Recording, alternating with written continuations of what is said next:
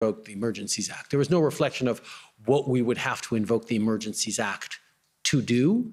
It was just understanding that if this situation continues and is unable to get under control by anything else, the federal government might have to give the provinces more powers, give police more powers, do something to put an end to this. So whenever we said, yeah, we're looking at all options, it would have been in the back of our minds, particularly because I think we're probably the first government that had ever actually leaned in carefully to maybe using the Emergencies Act as we did in the beginning of the pandemic.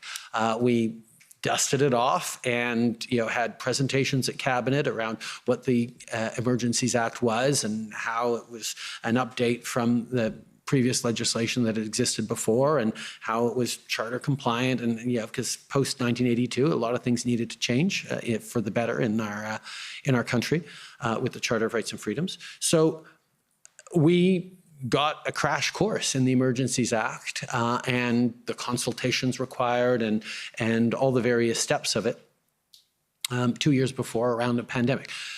As I had said during the consultations at that time with the premiers, I didn't think we needed to use it. I didn't think it was appropriate for us to declare a public welfare emergency. I believe the section is within the Emergencies Act that we would have invoked around the pandemic. But there were a lot of people calling for us to do it because it was obviously a national emergency, this pandemic, particularly in the early days of spring 2020. So we were somewhat versed in this legislation that had never been used. Seeing this particular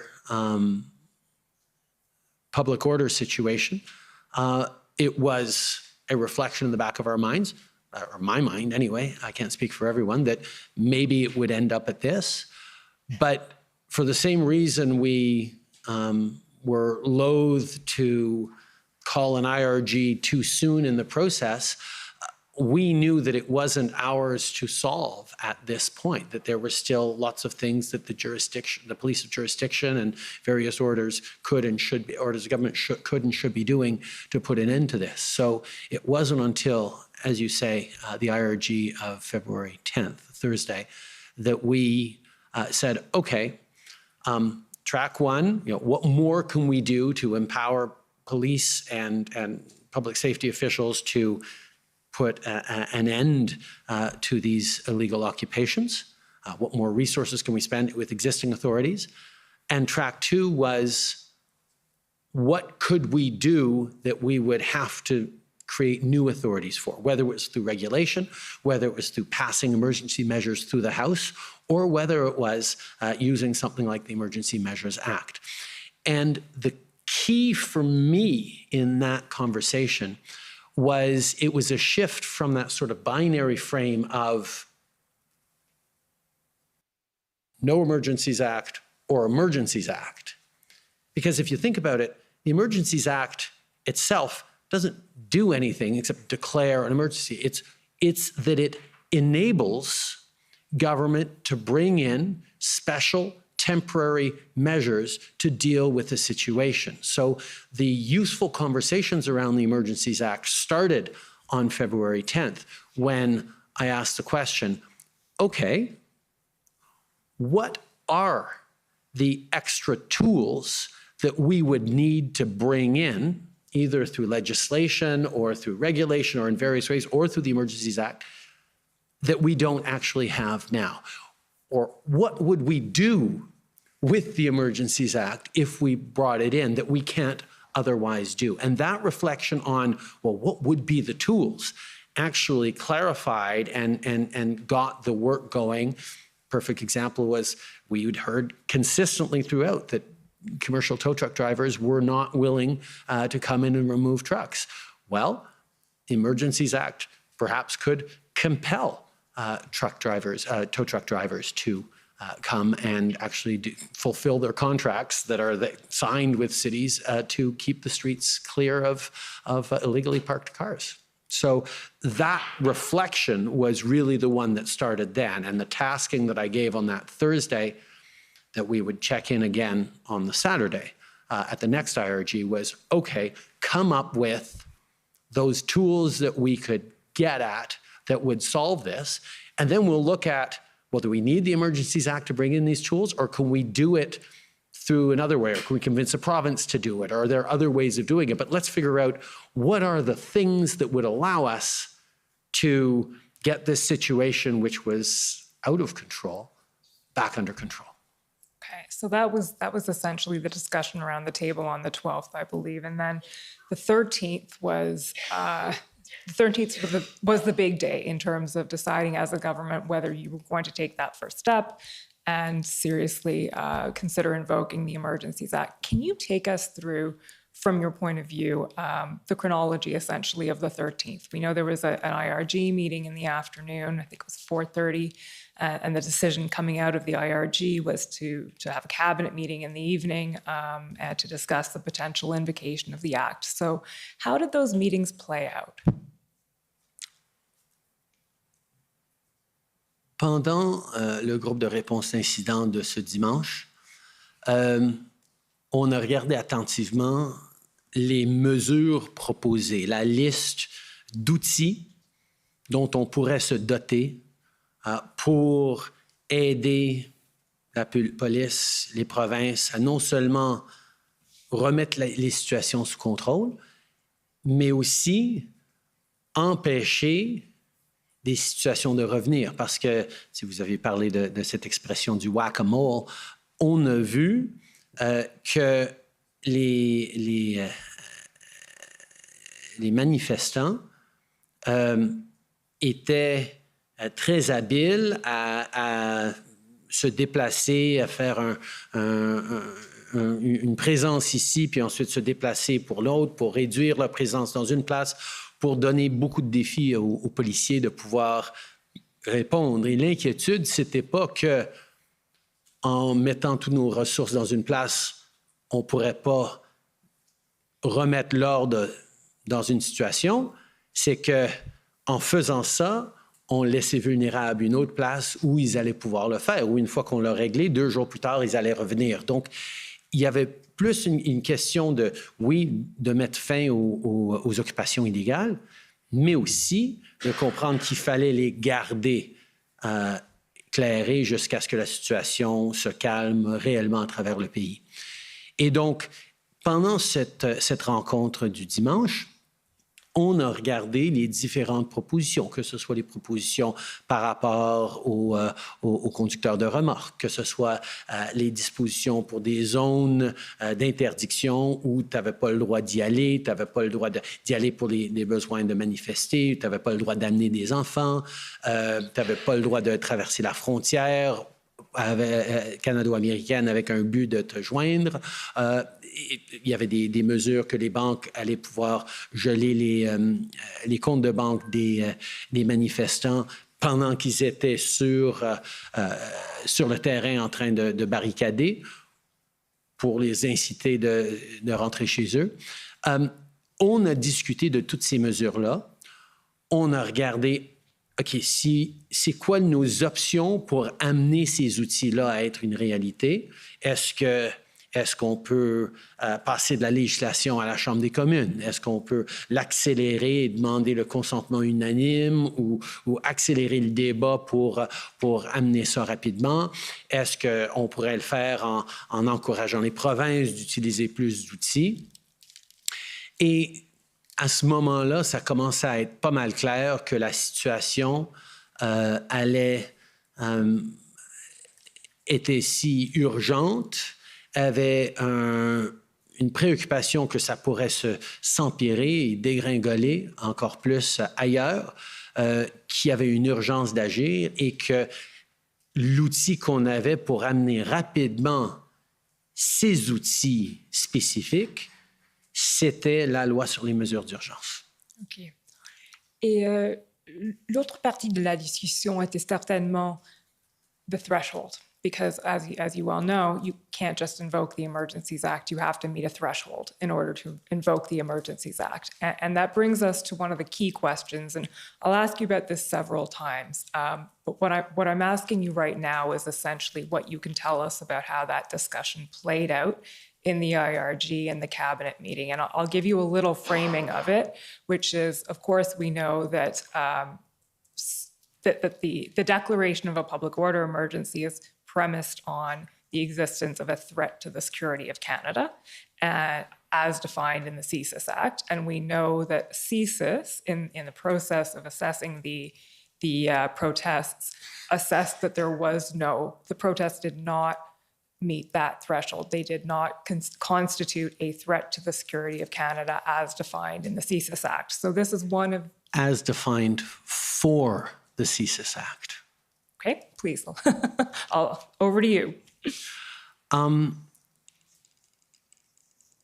The legislation in the 80s that was built brought in a definition of a threat to national security, imported the words of the CSIS definition. That was a handy definition that was already existing, and that's how we can define what a national threats to the security of Canadians would be.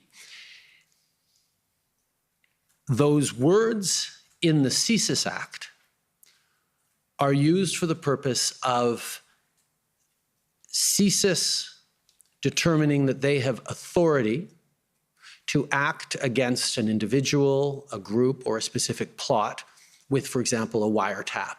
That in order for them to take action in a particular situation, that threshold needs to be met of threats to national security. And actually it'd be useful if we could pull up Part C of Sure. You know what? We have that. In 1 second. I will get you document number. Okay. Sorry, sure. Go ahead. do you want it or do you not? Yes, I do. Sorry. Okay. com.500954, please.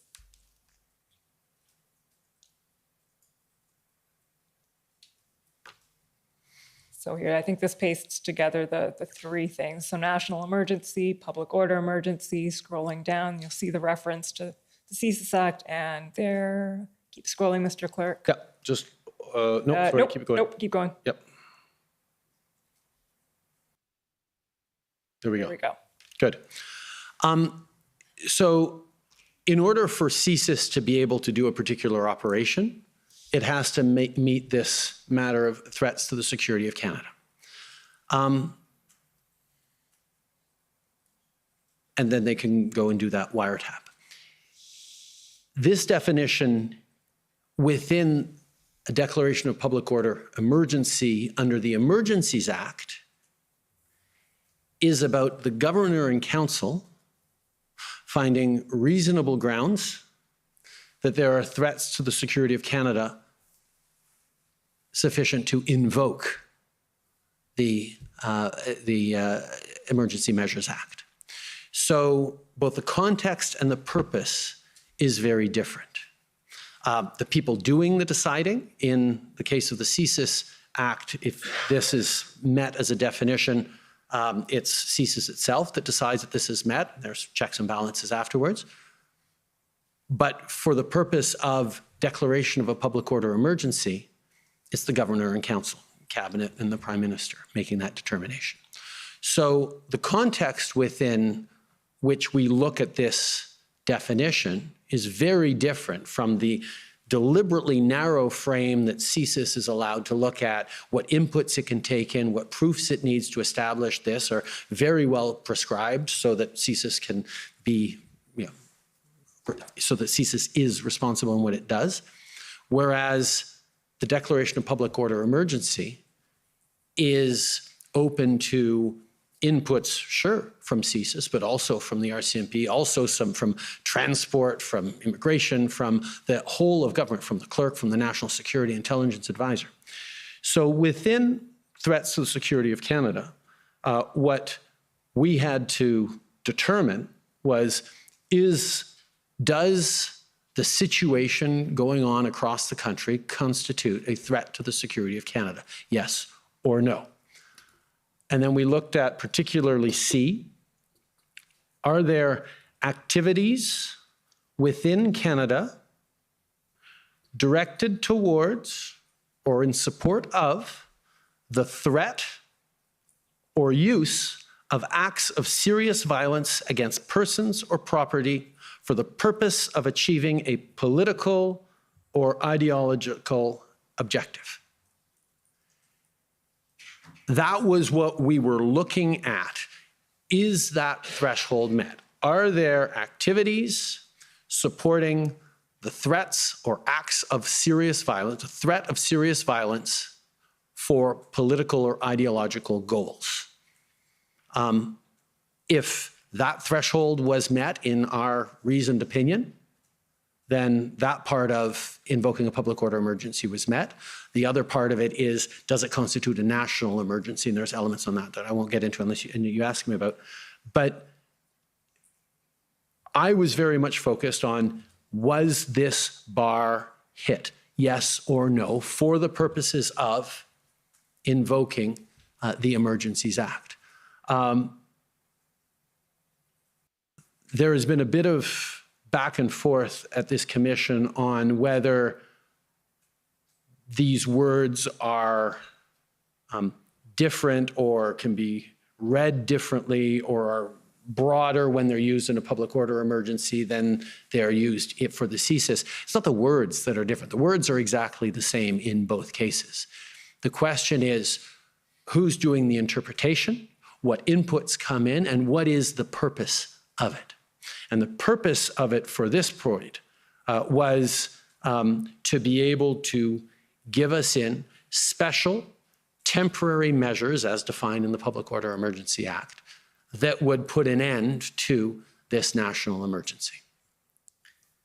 Okay, so essentially you're saying that around the table that day, Yes. you were looking at the inputs that were given to you by officials and by the ministers and concluded that there was activities within Canada. Threats of serious violence Okay. was the key ones. And can you elaborate on what those threats were? What led to that conclusion? Yes. And again, we went around the table with officials from all different agencies and heads of departments to talk about this.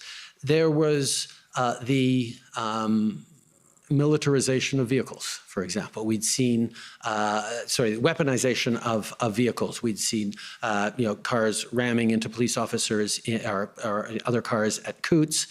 We saw an incident like that in Surrey, I believe.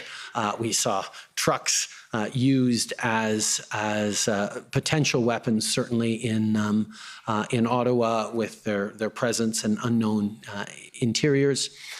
There was the use of children as human shields deliberately, which was a real concern both at the Ambassador Bridge and the fact that there were kids on Wellington Street, that people didn't know what was in the trucks, whether it was kids, whether it was weapons, whether it was both. Police had no way of knowing those. There was presence of weapons at Coots, as we saw.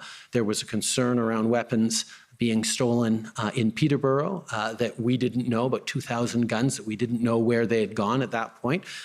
We later found out that they didn't go there, but that was a real concern that we had about what was happening to them. There were a number of others as well. There was the fact that police trying to enforce laws were met with active resistance, and a group of 30 police officers trying to interdict someone or arrest someone who was carrying a jerry can into the site in Ottawa got swarmed by 100 people, and they had to leave because there were threats to their safety, and they weren't able to arrest that individual. There were layers of danger that CSIS kept bringing up to us, that the presence of people promoting ideologically motivated violent extremism in the convoys had a danger of triggering not necessarily them to act, but lone wolf actors or people who could be radicalized to take actions that were violent. We saw increasingly counter-protests of people who were trying to take back their city, who were, for example, we all saw images of grandmothers standing in residential streets against massive trucks heading their ways to try and prevent them from coming to join the convoy. There were all these things that positioned or presented real threats of serious violence.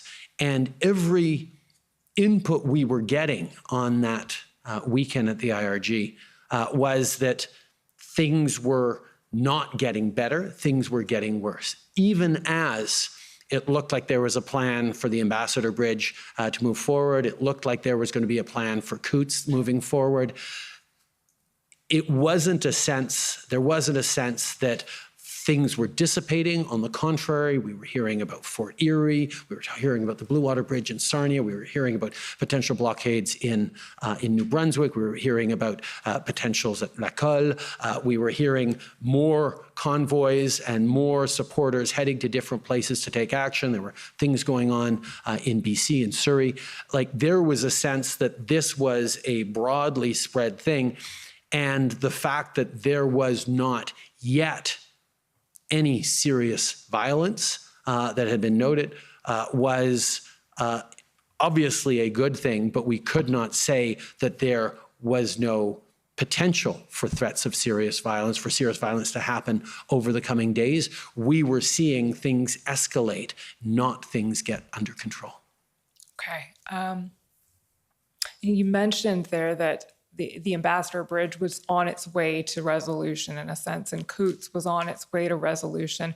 One of the things that's come up in the evidence is that at this juncture, Ottawa could also perhaps have been said to be on its way, perhaps at an earlier stage, to resolution, in the sense that a plan, an integrated plan for policing and was coming together at that point. And that may not have been something that was clearly expressed on the 13th to the IRG and or cabinet. So first, I wanted to ask you what your understanding of that situation was at the time. First of all, from the beginning, from the approach of the very first weekend, we heard from various authorities and police of jurisdiction, don't worry, we got this. There's a plan. There's a plan, and for the second weekend, there was a plan. And we have a plan for this, and it's not going to happen, and we've got this, we're getting more resources. No, there's a plan. We kept hearing there was a plan. And even, we heard in testimony here that there was a plan on the 13th that the Ottawa Police Services pulled together. I would recommend people take a look at that actual plan, which wasn't a plan at all. It was a talk about using liaison officers to try and shrink the perimeter a little bit. But as you look at the annex for how the troops are deployed, how the police officers are deployed, what resources are going to be need, every annex is to be determined later, to be determined later. It was not, even in the most generous of characterizations, a plan for how they were going to end the occupation in Ottawa. When the plan did come together, and if someone wants to compare the supposed plan on the 13th with the actual plan on the 17th that Ottawa Police Services pulled together, you see the crisp difference between these are the types of units we need, these are the resources we need, this is how we're going to do it, this is all the stagings of it on the 17th. It was not there on the 13th. But even beyond that, because I'm not fully aware how much of this is hindsight and how much of this was that general sense we got, that people continued to say, oh no, we're going to be able to get this under control. I think, and we're jumping ahead, but Jason Kenney was saying on the Monday morning in our First Minister's meeting, yeah, Coutts is well on its way to being under control. We had heard that before, and there were fluctuations going on in the various sites across the country. It was not enough just to have a plan to clear a couple of lanes. It was getting the situation under control so as to prevent a recurrence or a restaging of a protest elsewhere. And that was what was very clear from all the perspectives around the table, that there was not confidence that we were on a track to getting the national emergency under control in the coming days, that it was continuing to be a situation that was not being controlled by police, by officials. Okay, so we will get to the First Minister's meeting, but let's just finish off on this point with the 13th. In a lot of the evidence that has come out before the commission, we see hesitancy and reluctance to invoke the Emergencies Act. So officials advising that this may make things worse, this may inflame tension, this may embolden protesters, et cetera. And we also obviously heard from Mr. Vigneault saying, and the CSIS assessment, that there was no threat to the security of Canada under the CSIS Act. And then we heard Mr. Vigneault say, but I still thought that the act was necessary, and I conveyed that to the Prime Minister. So can you tell us, was there consensus on the use of the act? What did you hear about whether or not people agreed with this interpretation, whether you should invoke the act? Yes, there was consensus around the IRG table on Sunday the 13th. There is no question about it. And Director Vigneault's answer on that is absolutely consistent.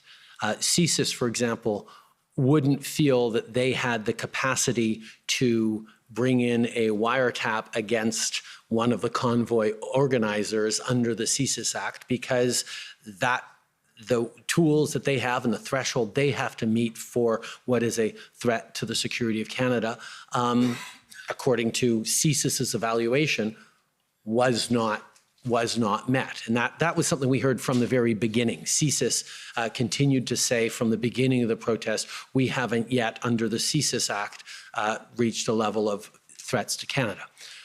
But the director of CSIS is also one of the national security advisors to me. And in looking at the frame and scope of the situation we were in, was very comfortable in saying, yeah, for the purposes of the CSIS Act, this is not met. But for the purposes of the Public Order Emergencies Act that the Governor and Council has to make a reasonable decision about, we feel that it is met. And that was the consensus from officials around the table. And again,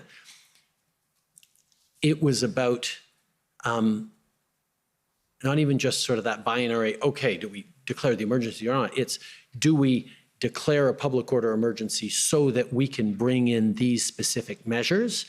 And as we went around the table on that, and my expectation is, and that was a virtual table, I believe, but my expectation is always, if you have significant disagreements, this is the time to speak up. There was no voice saying, hold it, we don't think you should do this, or I don't think you should do this, which does happen from time to time in cabinet meetings and in IRGs. And if someone had come up and said, okay, we don't think, us at Transport Canada, we don't think that we should invoke a public order emergency, I would have said, thank you. I would have taken that into account. But I didn't need unanimity or full consensus in order to make the determination in Governor of Council according to that we were moving forward. Obviously, it helped. And in this case, there was consensus around that table that invoking the Emergencies Act was what we needed to do. And when you say that, are you speaking of the IRG in the afternoon or the eventual cabinet meeting in the evening? I'm speaking of the IRG right now, with where we went around the table with officials, but okay, we did a similar thing that that evening with the cabinet meeting. But I can talk about that if you... Yeah, that's the segue. So please do. Tell us about the cabinet meeting. Alors, à la rencontre du cabinet de ce soir-là, on a présenté les conditions qu'il fallait rencontrer pour l'invocation de la loi sur les mesures d'urgence. Et on a parlé longuement des outils que ça nous permettrait d'amener, des 6, je crois, provisions qui allaient pouvoir, on l'espérait, mettre fin à cette situation.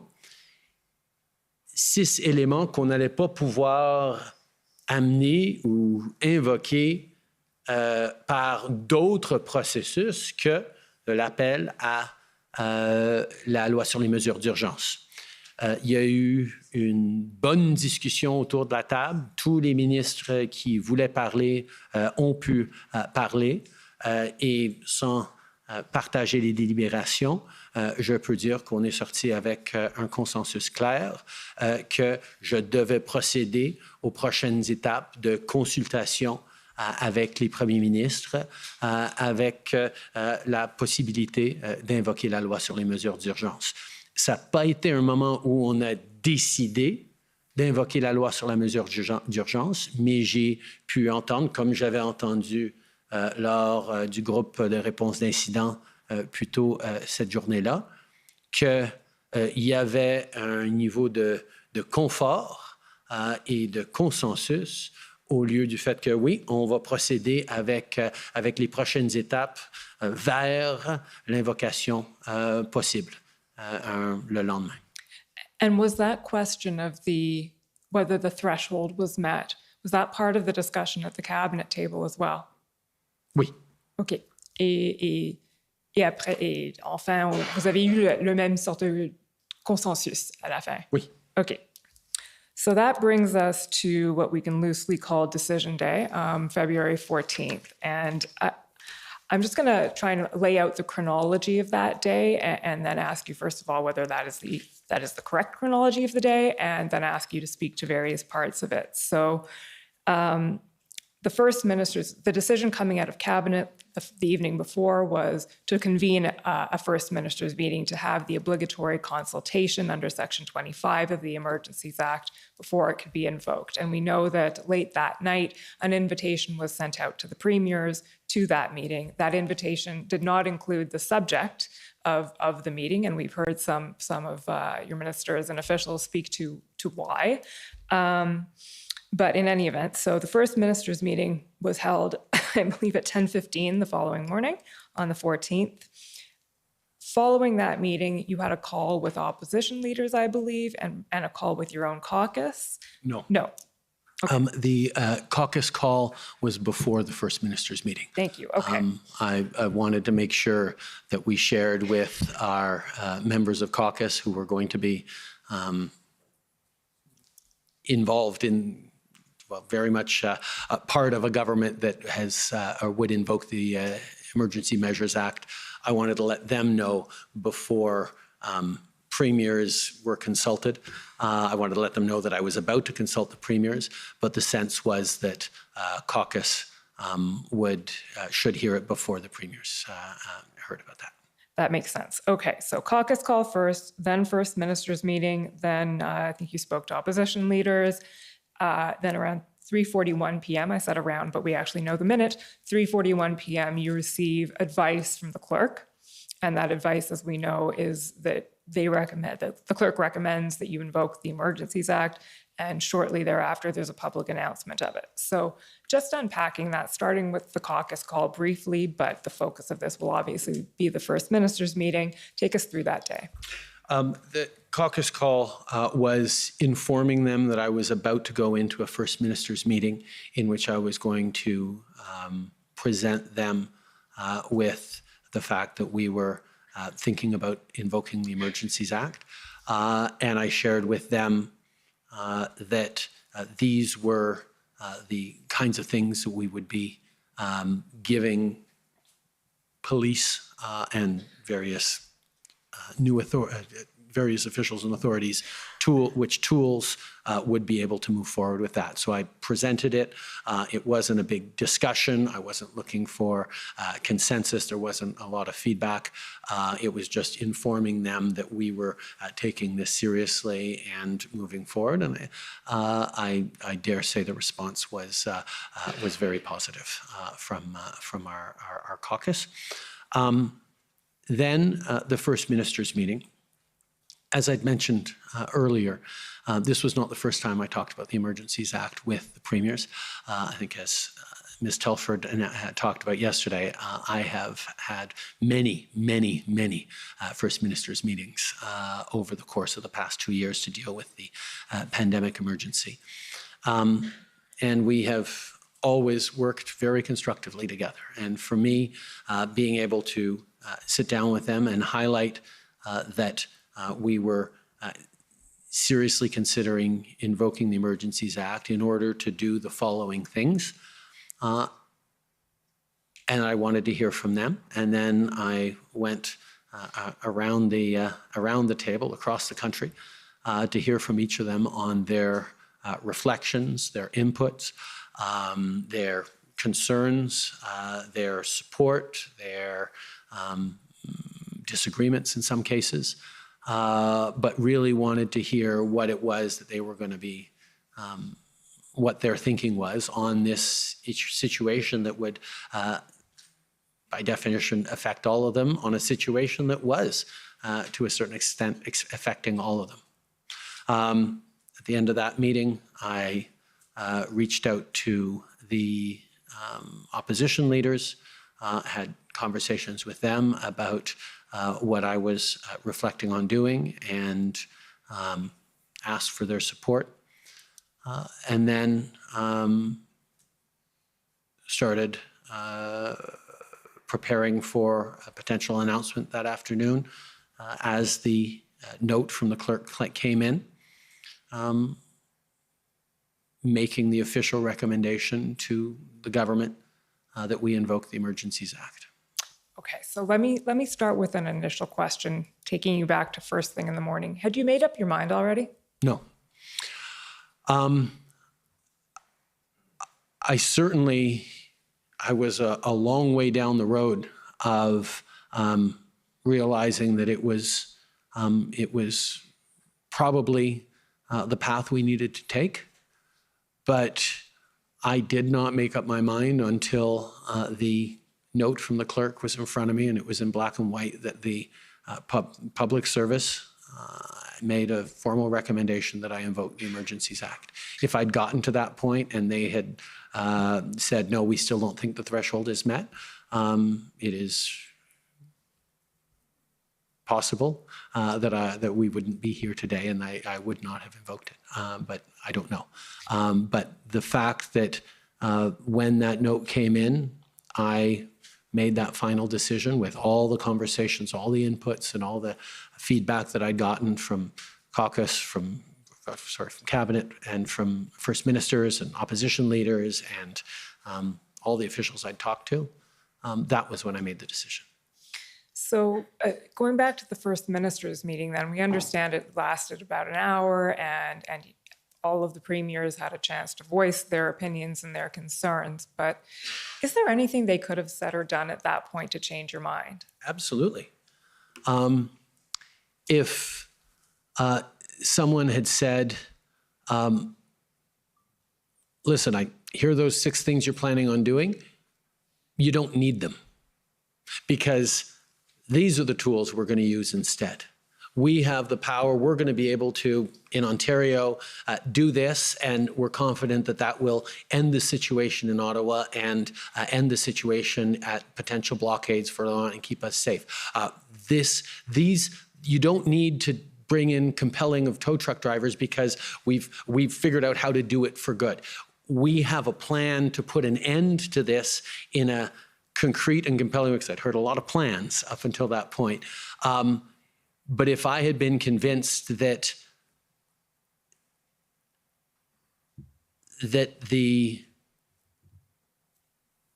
other orders of government or any other law in Canada was sufficient to deal with this emergency, then we wouldn't have met the threshold, because part of the threshold for the Emergencies Act is and is unable to be dealt with under any other measures or laws in Canada.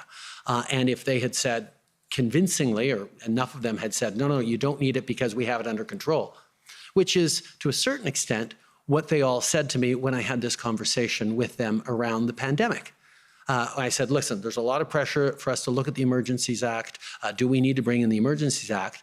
And they all said, no, don't bring in the Emergencies Act. We've got it under control. We're able to do this in our own jurisdictions, in our healthcare systems. We don't need to do it. Public order emergency is different than public welfare emergency, but that principle was there, and we didn't invoke the act back in the spring of 2020. So yes, they could have said things that prevented me, that would have said, okay, let's give it a few more days, or let's not do this at all. They said lots of things, but that threshold that I had personally wasn't met. And you mentioned, I mean, some of them did express opinions around the lines of, well, we got it under control here. This problem isn't really cropping up here, or it's cropping up here in a way that our law enforcement can deal with. So are you drawing a distinction there between, okay, the premiers may say it's under control here, but that doesn't mean it's under control everywhere. So they would have had to come to you with something that would have solved the big problem as you saw it? Is that? I think there just would have been a sense that the measures I was proposing weren't going to be useful or effective.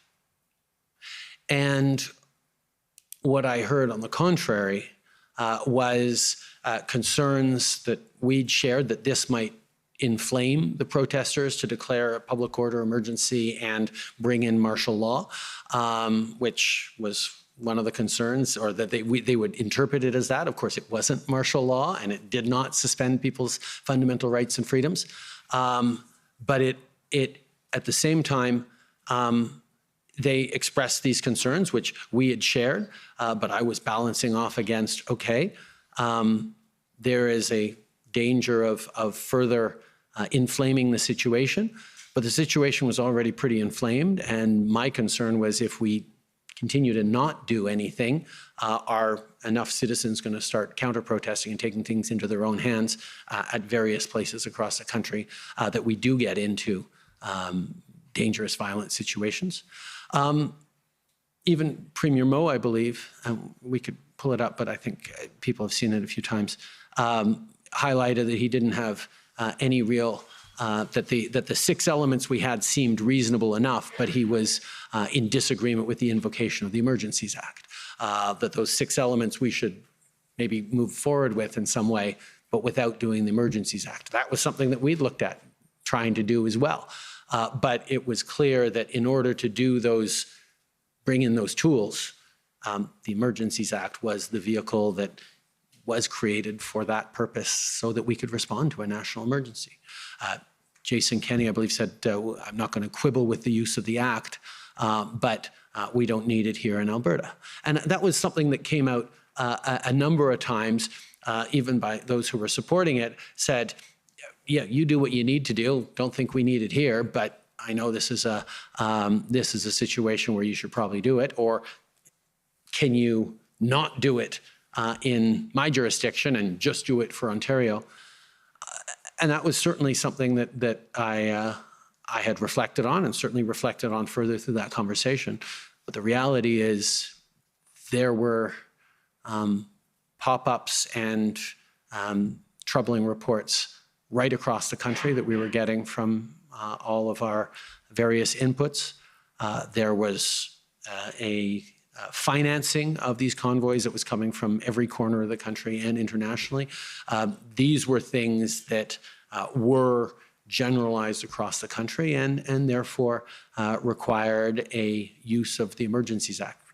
Par exemple, le Premier ministre Legault a exprimé une préoccupation que il ne voulait pas que tout à coup, la GRC vienne prendre contrôle de toutes les actions policières au Québec quand il trouvait qu'il n'y en avait pas de besoin. Puis j'ai pu le rassurer. Et c'est d'ailleurs quelque chose que j'ai intégré dans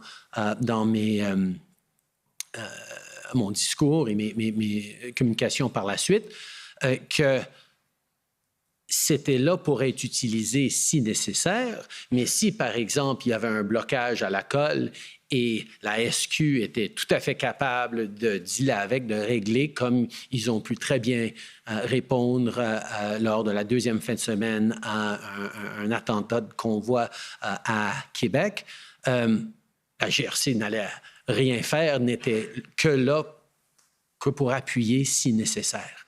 et que c'était ça l'encadrement qu'on allait faire à ce niveau-là. Alors, ça a été une conversation très utile et j'ai entendu bien des perspectives là-dessus et ça a été bien pour moi de pouvoir les entendre, même avec les différences d'opinion, pour être rassuré dans ce que je faisais. This is a good time for the break. One very quick question, then we're Okay. done this entire part. It's the last Okay. last question I want to ask you about that day, Prime Minister. So at 3:41, you received the decision note from the clerk. We call it the invocation memo. Technically, it's a decision note. And presumably you read it. Yes. Okay. And was there anything in it that surprised you? Was that the advice you were expecting to get from the clerk, or was it? It was the advice that was consistent with the consensus around the table the day before at the IRG. The clerk and the National Security and Intelligence Advisor and the deputy clerk and all the heads of departments and agencies had a chance to weigh in on the various measures and on the invocation. And there was a clear consensus coming out of there that this is what we should do. But it was a big thing, not a small thing, to have the head of the public service formally recommend the invocation of the Emergencies Act and the declaration of a public order emergency. It's not something that had ever been done in Canada before. It was certainly not something that we undertook to do lightly. And as a Prime Minister, I get to sign off and agree with these notes, or in some cases disagree with them. And that was a moment that I took with the weight of the decision I was about to take. And I reflected briefly on, first of all, the reassurance that it gave me that the entire system, all the inputs in the system had come up to the clerk of the Privy Council, the top public servant in Canada, impartial, professional public service, making the recommendation to move forward on this was essential to me. But I also reflected on, okay, what if I don't sign it? What if I say, okay, we now have advice from the professional public service to invoke a public order emergency. And I decide, you know what? Let's give it a few days. Where the professional public service had made a determination that the thresholds were met, that the use of it was appropriate and, responsible, and the measures were the right ones that we were going to put in it. And I said, no, you know what? Let's wait and see another few days, another week to see if we really need to do it. First of all, what if the worst had happened in those following days? What if someone had gotten hurt? What if a police officer had been put in a hospital? What if when I had an opportunity to do something, I had waited and we had the unthinkable happen over the coming days, even though there was all this warning that it was possibly coming? I would have warned that in a way that we would certainly be talking about in a forum such as this. But more than that,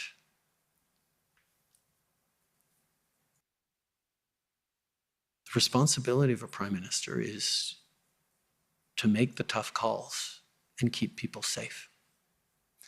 And this was a moment where the collective advice of Cabinet, of the public service, and my own inclination was that this was a moment to do something that we needed to do to keep Canadians safe.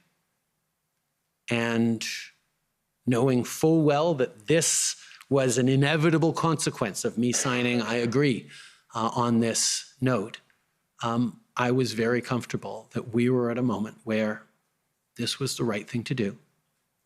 And we did it. And it is a certain amount of comfort that, first of all, the system is working as it should, that people who are defending civil liberties are able to say, you really should be careful about doing this, maybe you shouldn't have done it, that we have a system pushing back on this, because it's a big thing, not a small thing to do this. But that also we were able to solve the situation with it, that there was no loss of life, there was no serious violence, that we were able to get neighborhoods back under control, border services opened, and there haven't been a recurrence of these kinds of illegal occupations since then. I'm not going to pretend that it's the only thing that could have done it, but it did do it. And that colors the conversations we're having now with the fact that these could be very different conversations. And I am absolutely, absolutely serene and confident that I made the right choice in agreeing with the invocation. Mr. Commissioner, definitely a good time for a break.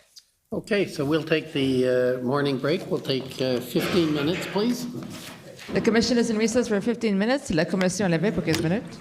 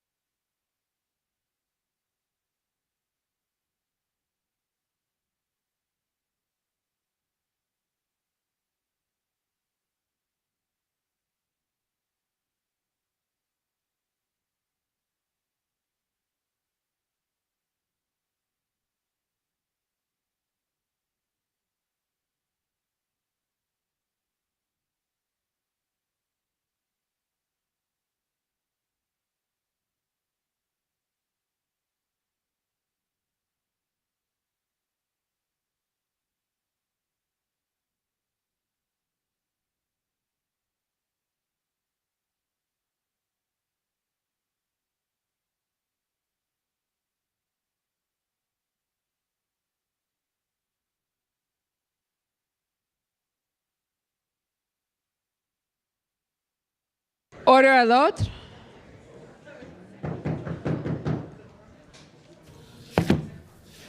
The commission is reconvened. La commission reprend. Bon. Alors, on reprend. Allez-y. Merci, Monsieur. Prime Minister, you mentioned before the break that you thought it was a good thing that commissions like this one are here to challenge your decision to invoke the Emergencies Act. I'm about to put that to the test because, as you can imagine, that decision has come under a lot of criticism, and we've heard a lot of that criticism over the last 6 weeks of these hearings. So I'm going to put to you some of the criticisms that we've heard, and I'd like to hear your answers on them. The first one is, well, actually, the first one was that the threshold wasn't met, but I think we've covered that. We don't need to go over that one again. The second one is that invoking the Emergencies Act was executive overreach. It's an anti-democratic act.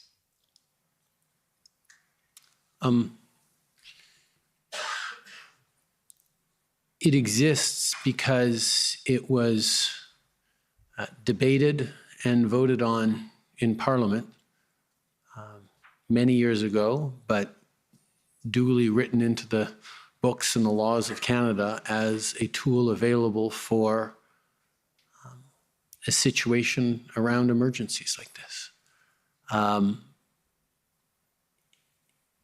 It requires, they're written for situations where the emergency or the urgency requires a government to have tools to put into place in unforeseen circumstances that can't be anticipated years or decades in advance. But that's why it was an important debate when it was brought in. And that's why there are mechanisms afterwards to ensure that it was not used erroneously or lightly. First mechanisms, votes, a vote in the House. Next one, a parliamentary committee designed to look into it. Third one, and most importantly, this process itself, which is a really important one that I knew from the moment I invoked that we were going to end up in a room such as this doing this work. And I would have to explain, and we as a government would have to explain and justify this decision to Canadians, because the use of special temporary emergency powers is something that Canadians need to be reassured is within the rules and the principles of our democracy. And that's exactly what this is. Do you think the accountability mechanisms work? Is this a proper check on that power, in your view, sitting in your chair right now? Sitting in this chair and having watched the questions posed of officials and ministers and now me, I can say that it's not something that any government would undertake lightly. This is a serious process where there is a serious challenge function being exercised, as it should be. As to whether it's the best way of doing things, this law was brought in almost 30 years ago. There's always ways of reflecting on doing it differently or better. But that'll be the will of the House, and that'll be based on perhaps recommendations by the Commission. But I think this process works. Okay. The second, or another criticism that's been leveled or challenge that's been made is that it wasn't really necessary. The situation would have resolved itself. And in the end, the way things played out, the declaration was made the 14th, the orders came in the 15th, and then by the 23rd, it was revoked and everything was solved, and many of the measures put in were never even used. So how do you respond to that? You didn't actually have to do it. It wasn't a necessary measure at the time. It's hard to prove a hypothetical that if we hadn't done it, things could have been resolved, perhaps. Perhaps they would have gotten much worse. My role was to make what was the responsible call in keeping Canadians safe. The act was used in many different ways, and far from being, as you perhaps suggest, a proof point that it wasn't needed, that it was only in place for such a short period of time, I think that goes to the fact that it was needed and it was effective in actually doing, with as light a touch as we thought we could have, a resolution to this ongoing situation and emergency. Okay. There's also an argument made that this invocation, you were dealing with an act that has never been invoked before, and now it has been. And there's a possibility that this invocation of the act will then open the floodgates, in a sense, to the act being used again and again and again, in particular because, and we have your point on this, but you invoked it in a circumstance where the threat to the security of Canada had not been found by CSIS. So does this, in effect, open the floodgates to the Emergencies Act being used by a decision by the executive in all kinds of circumstances? But CSIS isn't the decision maker in a matter of public order emergencies. The use of the definition in the CSIS Act, as I said before, has two very different contexts from the use of it by CSIS and the use of it in invocation of a public order emergency. The context is different, the purpose is different, the decision maker is different. The requirements around it, the inputs are different. And the fact that the director of CSIS, while consistently saying it doesn't yet meet the CSIS threshold for CSIS to act in wiretapping people or whatever it is still something that is necessary for a public order emergency. But do you worry about the floodgates aspect of this, that having done this, you've now maybe unleashed the Kraken? I think, first of all, the excellent work this commission and all the cross-examiners have been doing over the past number of weeks highlights that it's not something to be undertaken lightly. And I didn't need to have seen this commission to consider this very much to be a measure of last resort. This wasn't something we were eager to do. And I dare say that future governments are likely to look at this experience and say, yeah, no, it's not really not something we want to go through lightly. But the law is on the books to assist in dealing with national emergencies. And the determination was made by the governor and council, by the professional public service, that the thresholds were met and that this was necessary. And regardless of any setting of precedents, I think it would be a worse thing for me to say, even though the thresholds have been met, even though it is needed and necessary, we're not going to do it because someone might abuse it or overuse it in the years to come. When there's a national emergency and serious threats of violence to Canadians, and you have a tool that you should use, how would I explain it to the family of a police officer who was killed, or a grandmother who got run over trying to stop a truck, or a protester who was killed? If I hadn't used the tools, if one of the protesters, one of the occupiers had been killed in a violent clash with someone else, getting this situation under control and protecting the safety of all Canadians is a priority. On the same theme, but slightly different, the The act was invoked here in response to a protest, and protest is a very important part of functioning democracy. And you touched on this on one of your answers before the break, but does this open the door then to the Emergencies Act being regularly used as a tool to quell protest? Because protest is not necessarily clean.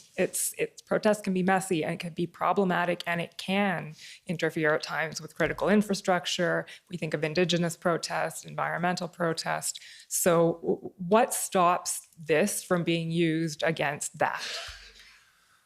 Again, the checks and balances we have and the need to demonstrate and meet a high threshold.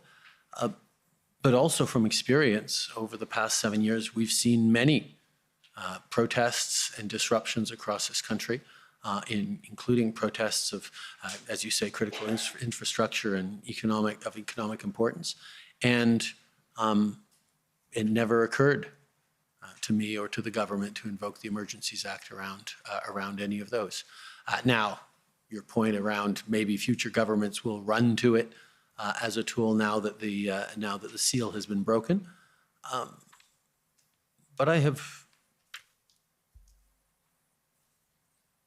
greater faith in Canadians and in our institutions than the fact that we might sort of shrug as our fundamental rights are casually brushed aside in the name of political expediency or a national emergency that actually wouldn't be one.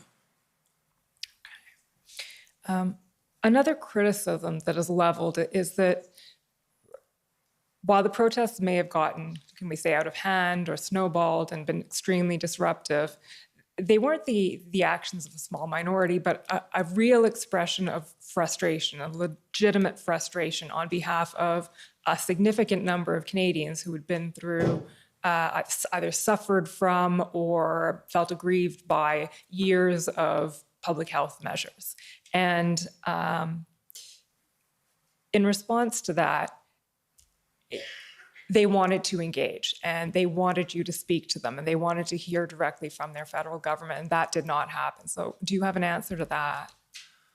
I think first of all, we heard them. We knew exactly what they were asking for. They were very, very clear that they wanted an end to mandates. The convoy protesters were expressing their disagreement with very specific public policies, that they were very vocal, both in mainstream communications and through social media on what they wanted, and they were very much heard. They had political parties in the previous election very much carrying those messages and presenting them to Canadians as part of the options that Canadians had to choose in that previous election. So people were well aware of the opinions and concerns and perspective of those individuals. But it was clear that it wasn't that they just wanted to be heard. They wanted to be obeyed. They wanted us to change public policy, public health policy designed to help Canadians, and we're going to occupy locations across this country and interfere with the lives of Canadians until such a decision was taken.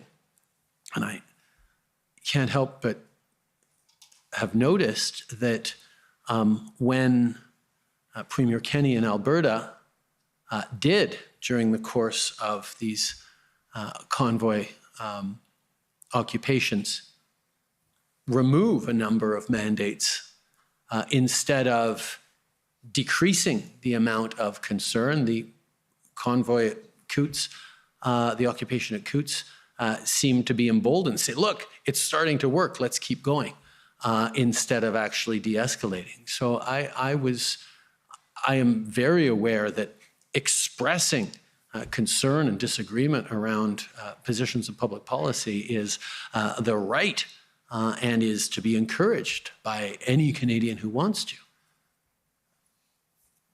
But the occupation and destabilization of and disruption of the lives of so many Canadians, and refusal to maintain a lawful protest is not all right. One thing we haven't talked about yet is, I assume you're familiar with the Section 58 report to Parliament explaining the reasons for invoking the Emergencies Act. And if we look at that report, much of it focuses on the economic consequences of the protests and the economic disruptions and the threats to economic security. And you've spoken this morning about how the threshold for invoking the emergencies was met because there were threats of serious violence. But we haven't really addressed where economic security fits into this picture. So I'd like to hear you on that. I think it's a piece of it, obviously. If people are facing losses of income, if we're seeing massive disruption in a country's economy, that will have and that could have real impacts on the stability and security of individuals within that country. But it was an additional concern on the situation. It wasn't the primary or the foundational one. Our job in here was to make sure we were keeping Canadians safe and countering the threats of serious violence that the occupations represented, and that's what we focused on.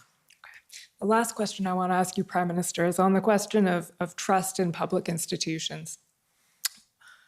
We know you've said that part of your rationale for invoking the Emergencies Act and for reacting to what you were seeing around you was you were seeing a loss of confidence or a loss of faith in Canada's public institutions, and that factored into your thinking.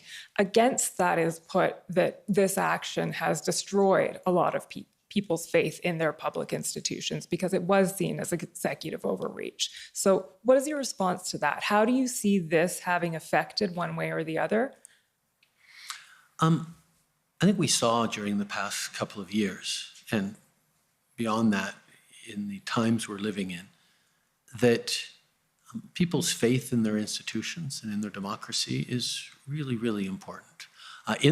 During the pandemic, one of the things we knew that was really important was if we wanted people to follow public health advice, if we wanted them to stay safe during the pandemic and stay home during those first weeks of pan-Canadian lockdown, we needed to be delivering income supports for small businesses, support so people could hang on and know that as they did the things that kept themselves and their families safe, their institutions were there to support them. And building up that confidence in institutions is really important. And when people across this country were noting that our police can't even maintain order in our capital city, that we cannot maintain the flow of essential goods and services over our most important border crossing, that armed protesters at Coots in Alberta were able to defy the police for so long. People's faith in our country's institutions able to do the basic things around keeping them safe gets eroded. And that is something that one has to take very seriously, that I took very, very seriously. Mr. Commissioner, those are my questions. Okay, thank you very much. We're going to now move into the cross-examinations. So I'd like to call on first the CCLA, please.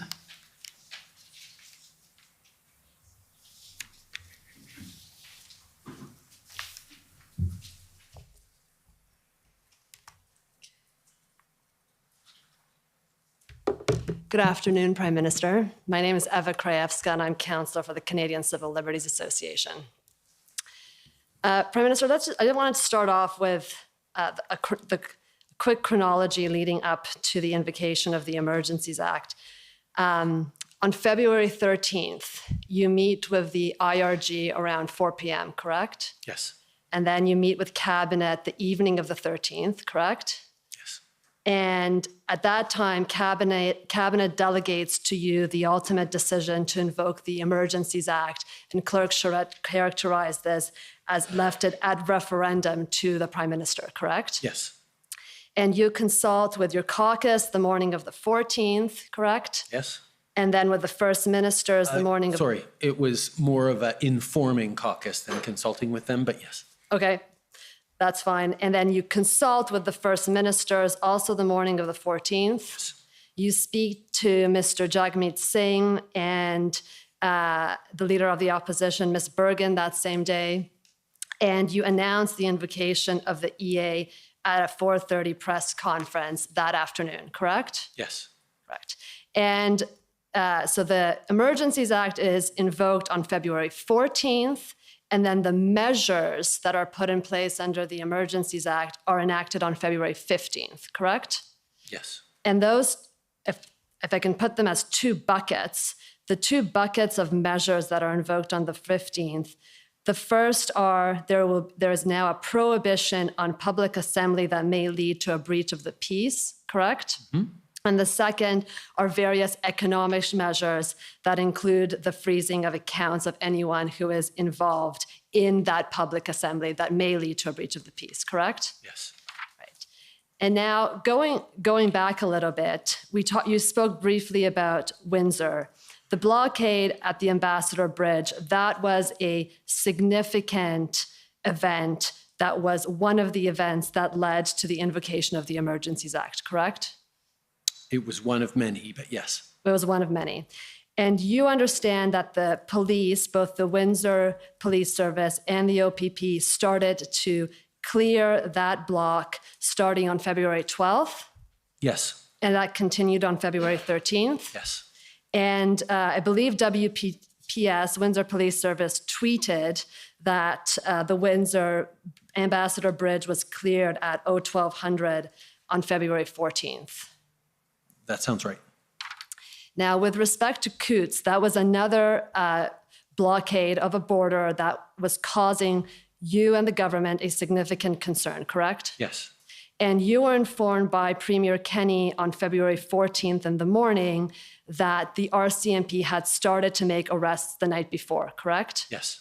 And that, in his words, the situation has been secured and they will now proceed with broader arrests and secure the border. You remember that? Yes.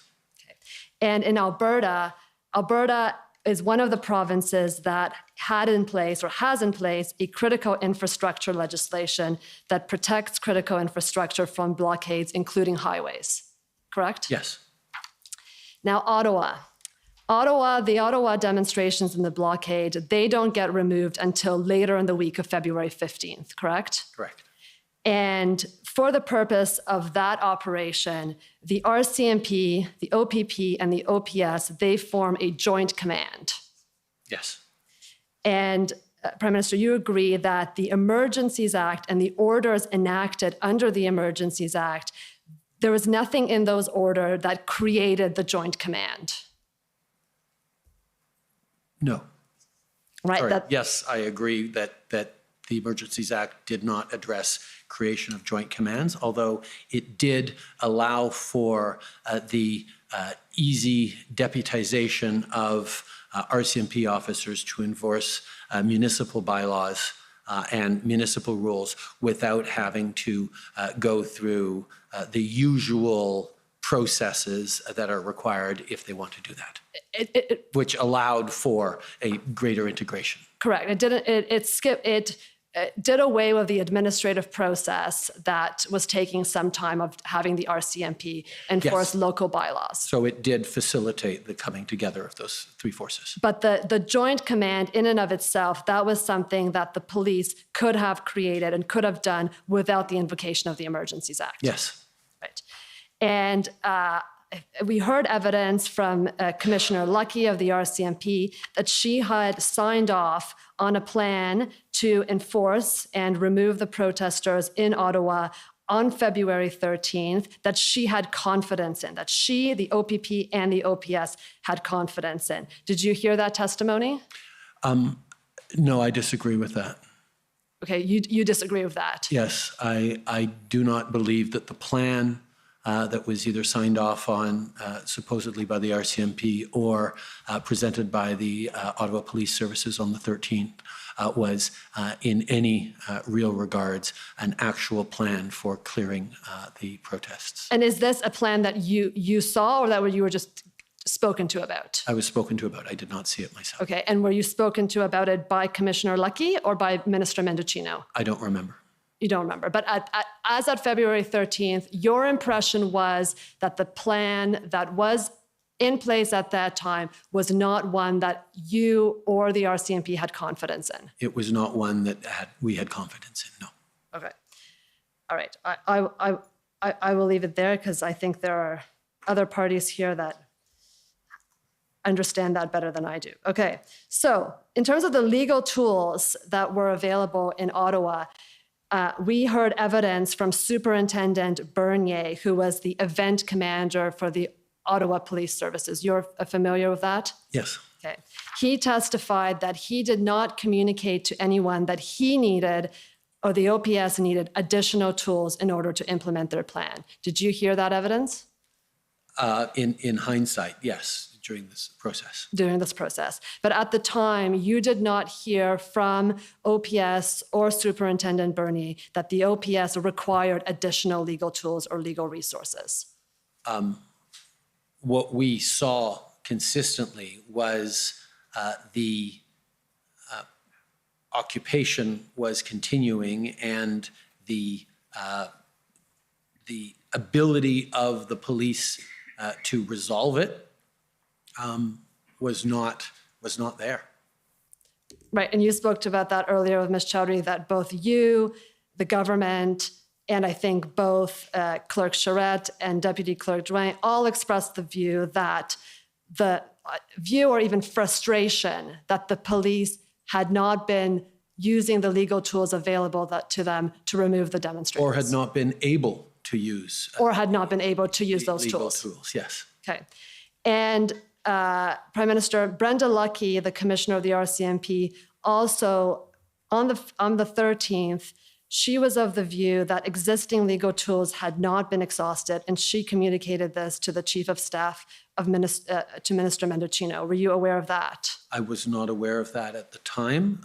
As we went around the virtual table at the IRG that day, the consensus from everyone, including the commissioner of the RCMP, was clear that we were advancing on these extra tools. And as I've said, I don't disagree with that assessment that not all tools had been used. That was part of the problem, that not all tools were being used to end this occupation. Right. And Prime Minister, we talked about the threshold for invoking a national emergency. You spoke about that briefly in your examination in chief.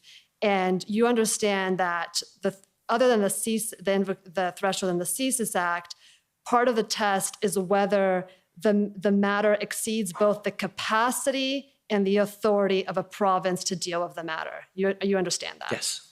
And Deputy Clerk Drouin said that authority refers to legal authority and capacity refers to operational capacity. And you would agree with that? Okay, yes.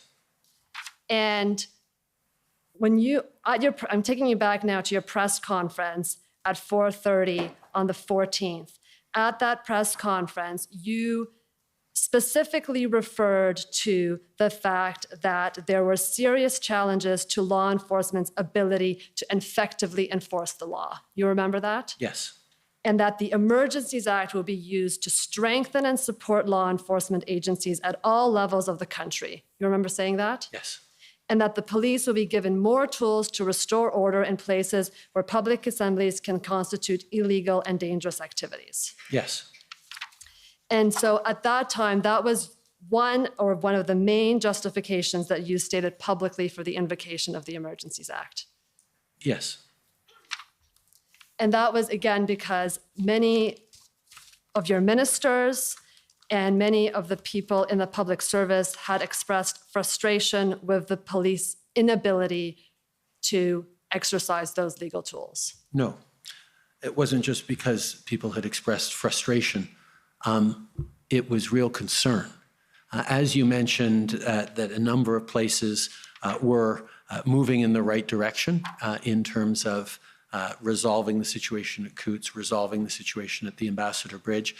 There was a very real and present concern that it is one thing to clear a lane or two, it is another thing to keep a border location or otherwise open. And what we had seen was intentions for the convoy to pop up again at the Blue Water Bridge in Sarnia, at Fort Erie. There was discussion of Lacall. There were more activities starting in Surrey and BC at other border crossings.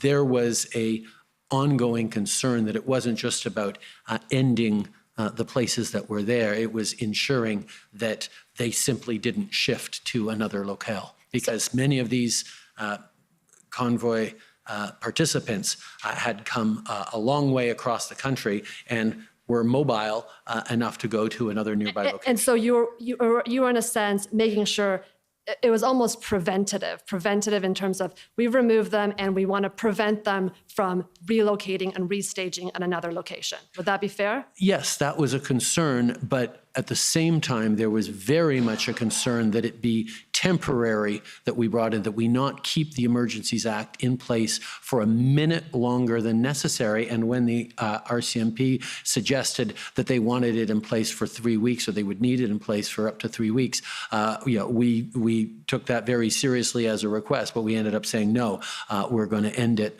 as quickly as we can, and we did. And Prime Minister, you spoke about how you were advised that it would be impermissible for the government to direct the police. And that was a line that you and your staff and your ministers understood very clearly, correct? Yes, we were very careful about that. You're very I'm careful aware of about that. Yes. But you'd agree that when you invoke the Emergencies Act and you very publicly say to the police, these are tools that you now have, that you are publicly signaling, this is the road we want you to walk down now and use these tools in order to deal with these demonstrators. Do you agree with that? We were very clearly saying that we need to restore enforcement of the law and we need to restore public order. But as I said clearly a little earlier, in the situation of a theoretical blockade at Lacall, I was very clear with the Premier of Quebec and indeed in communications that if the public order emergency tools weren't necessary, they didn't need to use them. And Quebec did not invoke their own Emergencies Act, correct? They did not. I'm not sure, but I'll take your word for it. Well, I don't think Quebec invoked their Emergencies Act for the purpose of the thing, for the convoy. Now, my last area of question, Prime Minister, is with respect to the CSIS Act and its integration into the Emergencies Act. So you've stated under the CSIS Act, when CSIS determines that they are going to use surveillance on a person, they need to meet the threshold at Section 2, correct? Yes. And that's because the surveillance of one person without other legal authority is something that is very serious and that requires a high legal threshold, correct? Now, I understand your evidence that for the purpose of the Emergencies Act, we are dealing with a different context, yes? Yes. A different purpose, Yes. and we're dealing with a different decision maker, correct? But I would put to you that when invoking the Emergencies Act, that threshold, the level of threshold of the security threat that must be met cannot be any lower than it is when CSIS is proposing to surveil one person, that the threshold is no different. Do you agree with that? Yes, I do. Thank you, Prime Minister. Those are my questions.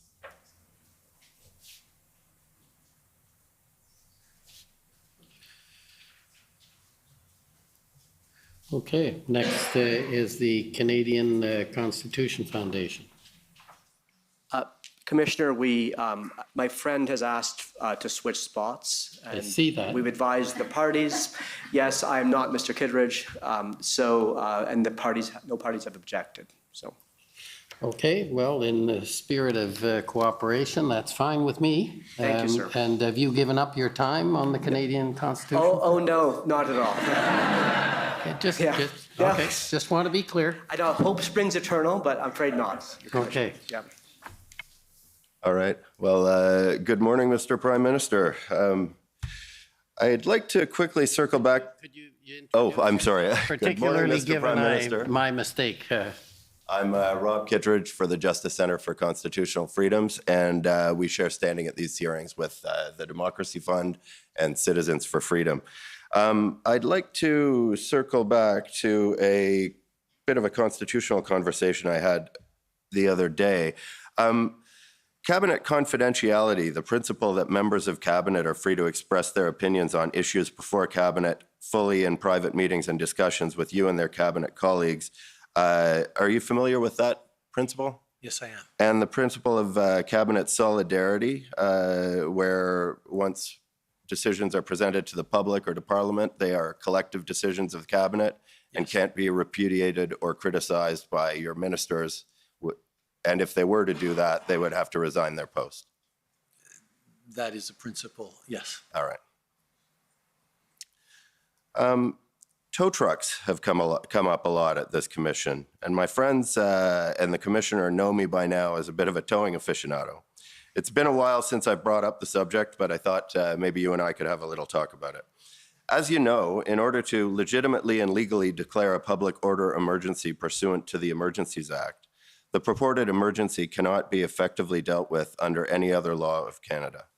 You're taking the position that the emergency declaration was justified in part because towing services were required and could not be procured. Is that accurate? That's a bit of a leap.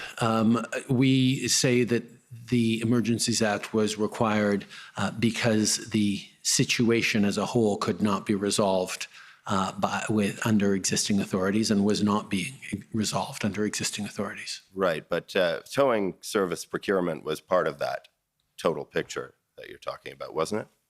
One of the barriers that we heard regularly from police of jurisdiction to removing the trucks occupying various locations was the difficulty in securing towing services. Yes, that was one of the barriers they were facing in being able to restore public order.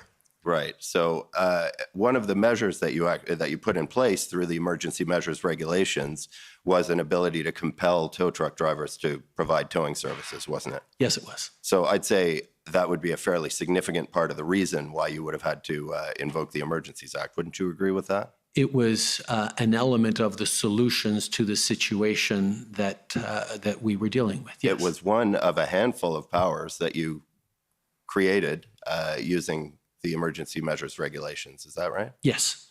So I would say it's relatively important. Would you agree with that? It was important in yes, solving the emergency situation. Yes. Certainly relevant to the invocation of the Emergencies Act? The invocation of the Emergencies Act wasn't because people couldn't find tow trucks. The invocation was because there was a public order emergency that posed serious threats to Canadians, and the inability to solve this public order emergency that posed a serious threat to the safety of Canadians was compounded by the inability to actually move those trucks, for example. And that would be one of the ways that the emergency couldn't have been effectively dealt with under any other law of Canada, wouldn't you say? Municipalities and provinces have contracts with tow truck companies to keep the highways clear, to keep the roads clear, and tow parked cars that are illegally parked all the time.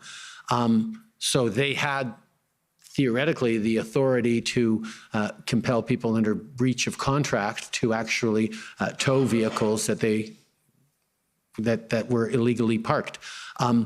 For various reasons, they were unable or unwilling to use the civil powers they have under contract, or perhaps it would just take too long for them to be able to do it. But in feedback with everyone from Alberta to Ontario to elsewhere, was that they needed to be able to compel those tow trucks to actually do the job of clearing those streets. And you, in fact, put that power into the emergency measures regulation. Yes, we did. And so a discussion of that, of tow trucks, is relevant to this discussion we're having right now. Yes. We talked about cabinet solidarity earlier. There's been a waiver of cabinet confidence, the related partial waiver, I should say, of cabinet confidence, the related principle that would have allowed you to withhold documents from this commission. You've disclosed quite a few, and would you say you've been pretty transparent with the commission? There have been hundreds of public inquiries over the course of our country's history, and only 4 times were there waivers of cabinet confidence. For this situation, it was extremely important to me that all the inputs, or as many inputs as possible, that cabinet received in making the determinations that we did, are visible to Canadians. So yes, we waived cabinet confidence in terms of the inputs that cabinet heard to make the decision, but the actual deliberations, as you point out, remain secret. Great. So you wanted to make sure that the relevant matters were visible to Canadians. Can I pull up POE JCF 2, please? So this is a document as it's coming up. We've been having a bit of an argument over the last little while about some redactions that were made in the documents disclosed by my friends for Canada. And there were some disputes about parliamentary privilege and irrelevance. But in this particular document, I'd like you to take a look at this. This first document was what was originally disclosed. And this document, the second one, had some redactions removed and those documents were ordered disclosed last night, Canada took the position last night that there was reason to insist on this redaction, or that this document not be produced unredacted. But I wonder if maybe you could, and at the end of the day, this was produced at 10:26 a.m. this morning, so I'm a little more unprepared for this cross than I normally am. But I wonder if you could look at that first redaction on the original disclosure and see if you can see the reason for the redaction that's highlighted in the black box there. It appears to say irrelevant and parliamentary privilege. Right. So I'm looking at the irrelevant one. Could you identify on the other side what information was blacked out as irrelevant by your government? Americans offering tow trucks. Yeah, and wouldn't you say that discussion of tow trucks was relevant to the discussion we're having here today? I'm not the one who made these redactions. It's the professional public service that made those redactions, so you'd have to ask them. Right, well, I think we will be. But in any event, I would put it to you that tow trucks weren't in fact required, that the power to compel tow trucks was not used for anything other than convenience, and that tow trucks had been secured at all important locations prior to the invocation of the Emergencies Act. And I got to say, it's interesting to close on this tow truck point. I hadn't expected that to happen. But would you agree with me that tow trucks weren't in fact needed at the time of the invocation of the Act? Mr. Commissioner, I do Brian Gover for the Government of Canada. And if my friend is going to put that to the witness, he ought to put the proposition correctly. I remind my friend that the evidence of Commissioner Carrique of the Ontario Provincial Police was that the powers under the Emergency Measures Regulation in relation to tow trucks were used.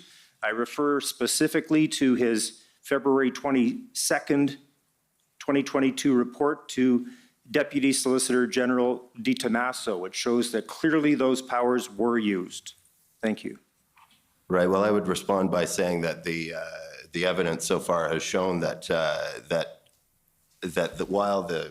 while strictly speaking there was an invocation of, or there was a use of that power under the Act by the OPP, it was basically used as a method to ensure that the payment was made. It's It's In any supposed to event. come to me, and I think those happen to be areas that I'm going to have to deal with, enough. what is in fact the case. But you can pose your question in a different way if you wish, but I think whether or not they were used, whether or not it was required is something I will rule on. I think we're burying the lead a little bit here, and I'll ask you again. You would agree that a discussion of tow trucks and information about tow trucks is relevant to the work of the commission and the discussion that we're having here today, wouldn't you? I know there was a lot of time spent on tow trucks during the past 6 weeks. Right. Well, thank you very much. Okay, thank you. Next is now the Canadian Constitution Foundation, or have I? It is? Okay, thank you. I don't want to get it wrong again. It's been a long 6 weeks, Commissioner. Good morning, Prime Minister. My name is Sujit Chaudhary. I'm counsel for the CCF. Prime Minister, I'd like to shift gears a bit and ask you some questions about your role as chair of the cabinet. And so it's true, would you agree, that one of your chief responsibilities as Prime Minister is to chair the cabinet? Yes. And it's a serious responsibility. Yes. And so yesterday, there was a panel testifying from the Prime Minister's office, I'm sure you're aware. And your Chief of Staff, Katie Telford, answered questions about your role as chair of the cabinet. Are you aware of her testimony? Yes. Okay.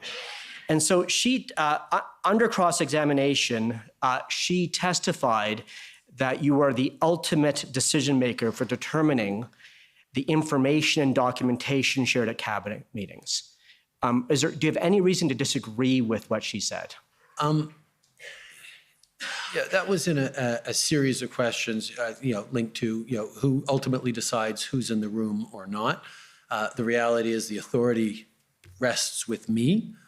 If I, in seeing what the public service has prepared for me as a list of subjects at cabinet or attendees at cabinet or documents to be provided at cabinet, if I have significant issue with any one of them, I can say, no, we're not going to present that to cabinet, and it won't go to cabinet. But as par for the course, I do not spend time going over in advance every possible document going to cabinet to say, yes, this can go, this shouldn't go, this can't go. It's in exceptional circumstances. So there's advice provided to you by the Privy Council office? Is that what you're saying on what documentation and information goes to cabinet?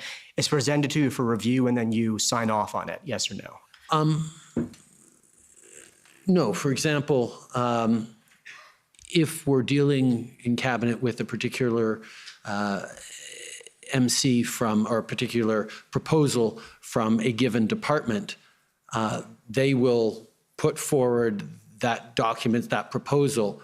I will, as par for the course as all cabinet members do, read through that documentation as part of our deliberations that we're about to have.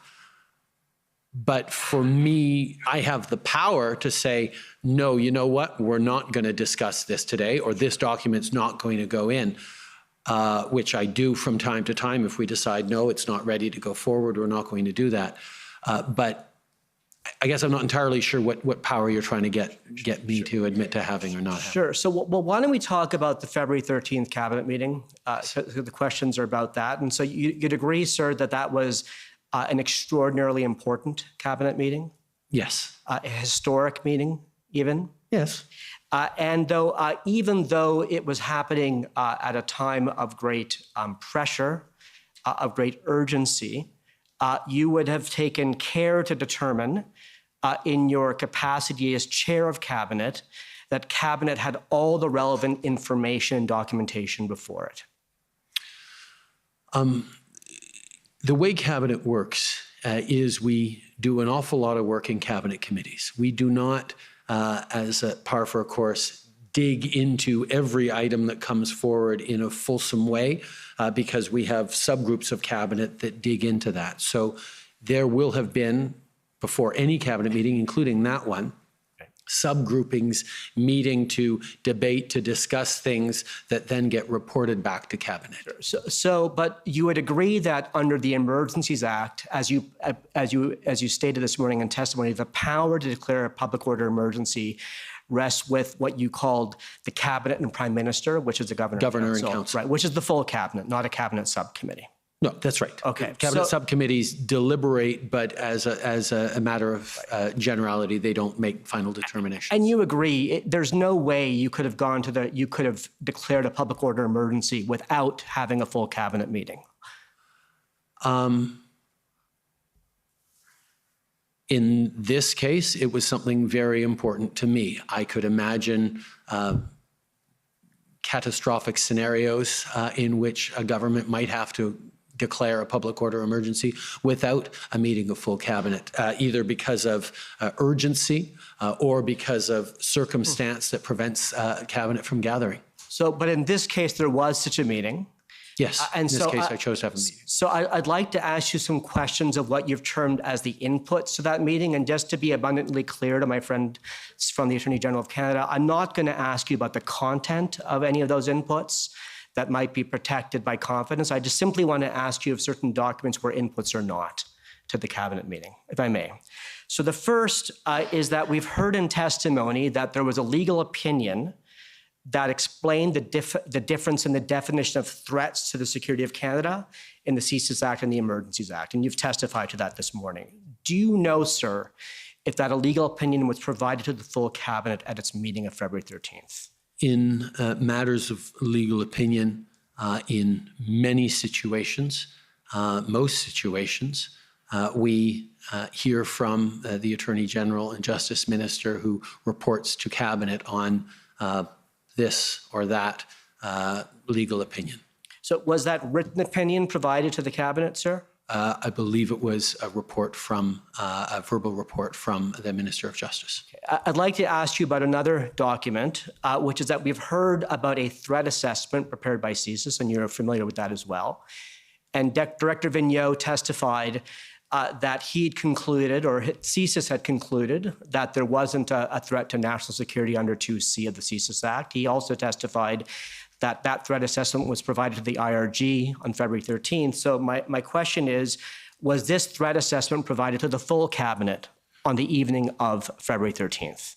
In our reporting to cabinet, there was a reporting on the consensus reached by the IRG, including the director of CSIS, who recommended and agreed with the invocation of a public order emergency. We were not at cabinet dealing with whether or not CSIS had the authority to move forward with a wiretap on one person or another. It was a discussion on the invocation of a public order emergency, which requires reasonable grounds for the governor and council to make a determination. So, sir, you'd agree that that document was not provided to the full cabinet on February 13th? You said a report. Which document is that? The CSIS threat assessment. And if I could rephrase what you said, you just said the IRG considered that report, it discussed it? No. Didn't. Throughout the IRGs, CSIS, as a par for the course, would mention that the threshold had not been met for CSIS operations within this of a particular type, according to their context and their mandate. But we were not looking as an IRG or a cabinet as to whether or not CSIS would be allowed to do this or that thing. We were looking at, certainly by this end, whether or not we had a threshold met for the invocation of a public order emergency. So Prime Minister, Director Vigneault testified that a written threat assessment was prepared by CSIS, and he testified that he provided that to the IRG. Yes. Are you saying that that document was not provided to the IRG? No, that would have been provided to the IRG. But would you agree that it wasn't provided to the full cabinet? Yes, I agree that it was, that the report was given, that that the narrow CSIS threshold was not met for a CSIS operation, but because that was not the issue at play in this cabinet discussion. The issue was the threat of serious violence threshold met in the context of a public order emergency, was the discussion at play. And Prime Minister, this morning in your testimony, you addressed the policing plan that was prepared by the OPS, and I believe you stated we should read it, we should look at it, because it wasn't much of a plan. Is that fair? That is my understanding of it. So, sir, I'd like to pull the plan up on the screen, please. And Mr. Registrar, it's PB NSC CAN 407734.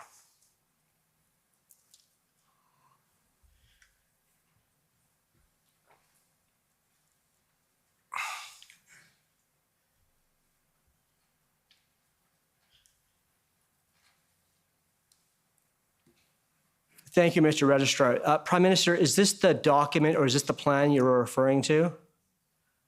I have not, I have heard about this. I haven't ever actually seen it. So, sir, what I'd like to do, so you've not read this? No, I have not. Okay, so I certainly had not read it on the 13th. Okay, and so I'd like to just, Mr. Registrar, I'd just like to walk the Prime Minister through the pages, not so he could read it because we don't have time, but just to point out that this is a heavily redacted document.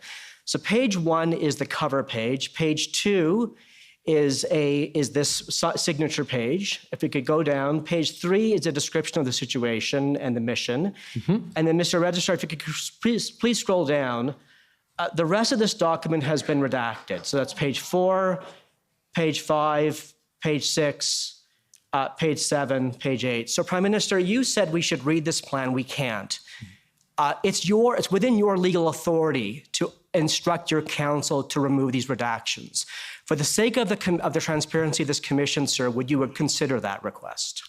I object to that. On behalf of the Government of Canada, it's Brian Gover once again. This is putting the Prime Minister in an odious position. We had no notice that they would attempt this in cross-examination. These things require careful consideration, do not lend themselves to decisions in the moment, and we maintain our objection. Commissioner, sorry, sir. This was in our document list that we circulated within time to counsel for the Attorney General. They had noticed that we would be putting this document. And the question is a fair one in response to the Prime Minister's testimony this morning that he said you should read it. I think it is fair in a sense, but I think what's being raised is it's a little more complicated than the federal government or the Prime Minister releasing these. This is a police operational plan of the OPS involving officers from the OPS and from OPP involving strategy, et cetera. And I would be very surprised if the federal government would order its release without consulting with the various police services. And I think that's the unfairness that's being referred to. And quite frankly, I agree. Now, having said that, he made reference to the plan, and there is an issue about reading it for sure, but I think the context is important here. So, Commissioner, with that, with your ruling there, and I thank Mr. Gover for his point, Prime Minister, can I put it to you this way? You said we should read the plan, but I think you would agree we can't.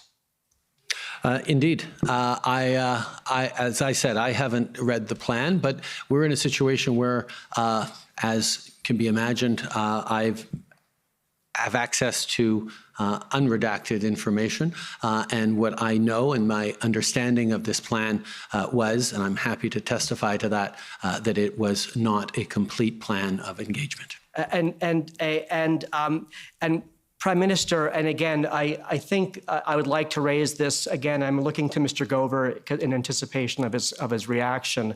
As you know, there's a legal opinion that over which solicitor-client privilege has been asserted. We asked Minister Lametti to release that opinion, and in a public statement this week, he said he couldn't because he lacked the authority to. That would be up to his client, and he then clarified that his client is the governor and council. So again, for the record, sir, and this has been an issue for all week, not just this morning, would you advise that opinion be released in the interest of transparency? Mr. Commissioner, it's Brian Gover once again for the Government of Canada.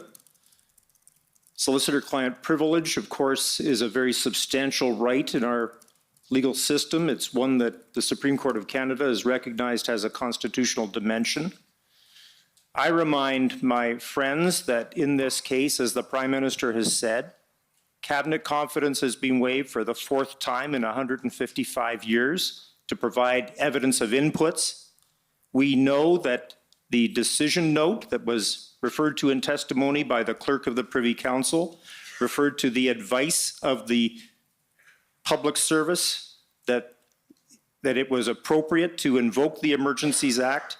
In my submission, we need not go further with the inquiry and pierce the veil of solicitor-client privilege, setting what in my submission could be a dangerous precedent going forward. And this is certainly an issue that requires careful consideration and not one to require a Prime Minister to respond to in the spur of the moment. Thank you. Okay, well, I think you have a refusal essentially by council, so I think you're going to have to move on. Okay, thank you, Commissioner. And so I have one final question, sir. So there has been a lot of discussion this week about legal thresholds and how they differ under the Emergencies Act on your government submission than they do under the CSIS Act. And you testified about this morning. I just want to ask you one question. The emergency was revoked on February 23rd, correct? Yes. We can take my word for it. And prior to that revocation, there was a great deal of public debate and public discussion about the case for the emergency made by the government. Is that right? Yes. And sir, I'd put it to you that not until this commission has the government of Canada ever publicly communicated that the threshold for determining a threat to national security is different under the Emergencies Act than under the CSIS Act. Not once. Why is that, sir?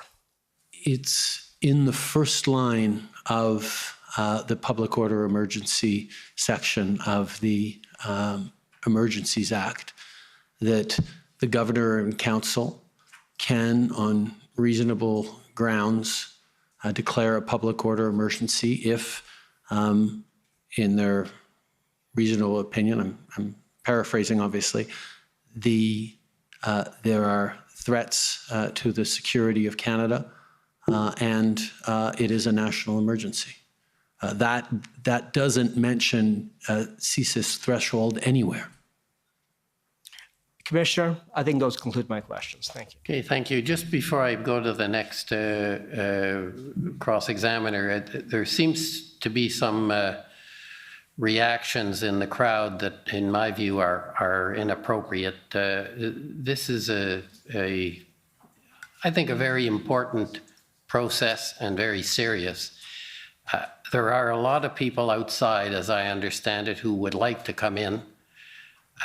I would ask you to please refrain from comments or laughing or whatever, and try and keep it serious. That would be appreciated.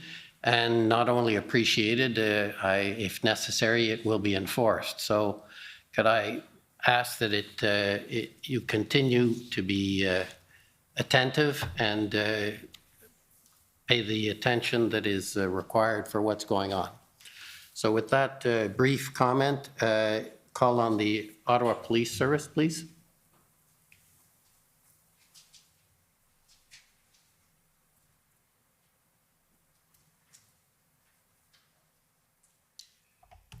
Good afternoon, Prime Minister. My name is Jessica Barrell, and I'm counsel for the Ottawa Police Service. Prime Minister, we've heard evidence from you about your understanding of intelligence information as well as operational planning at various points throughout the events in Ottawa. And I just want to clarify your role as it relates to that information.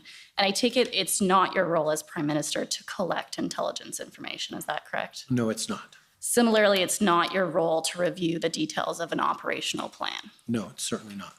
And that's because you rely on highly trained police officers to perform the work that they're best at, which is performing those functions, and then it gets briefed up to you. Is that fair? Yes. And I assume that you regularly rely in particular on the intelligence and operational planning expertise of the RCMP as they are the National Police Service, correct? Yes. And of course, you trust them to perform those functions effectively. Yes. Okay. So we've heard considerable evidence to date from the commission that an integrated planning cell arrived in Ottawa on February 8th. Were you aware of that? That sounds right. And we also heard that Superintendent Bernier from Ottawa Police Service took over as event commander on February 10th and established what he referred to as an integrated command structure, which we heard described from him as including experts from subject matter areas such as negotiations, public order, intelligence, et cetera. Were you aware of that? That sounds reasonable, yes. Okay. And the experts involved in both the integrated planning cell and the ultimate integrated command structure included senior and specially trained officers from OPS, RCMP, OPP, and other municipal police services. Would you agree with that? Yes, I was aware of that. And as you indicated, you would have, of course, leave it up to those experts to draft, review, and approve operational plans. Is that fair? Yes. Okay. And you certainly wouldn't have had the capacity in your role to engage in any kind of line-by-line review or assessment of the viability of those operational plans. No. Okay. And so I want to focus, because we've heard a fair bit of evidence about this morning, in relation to the timeframe of February 12th onwards and the operational plans that existed at that time. You participated in an IRG meeting on February 12th, is that correct? Yes. Okay. Yes. And so I'd like to pull up the minutes from that meeting if we can. It's SSM NSC CAN 214, please. And in particular, I'm looking for page 6, Mr. Clerk.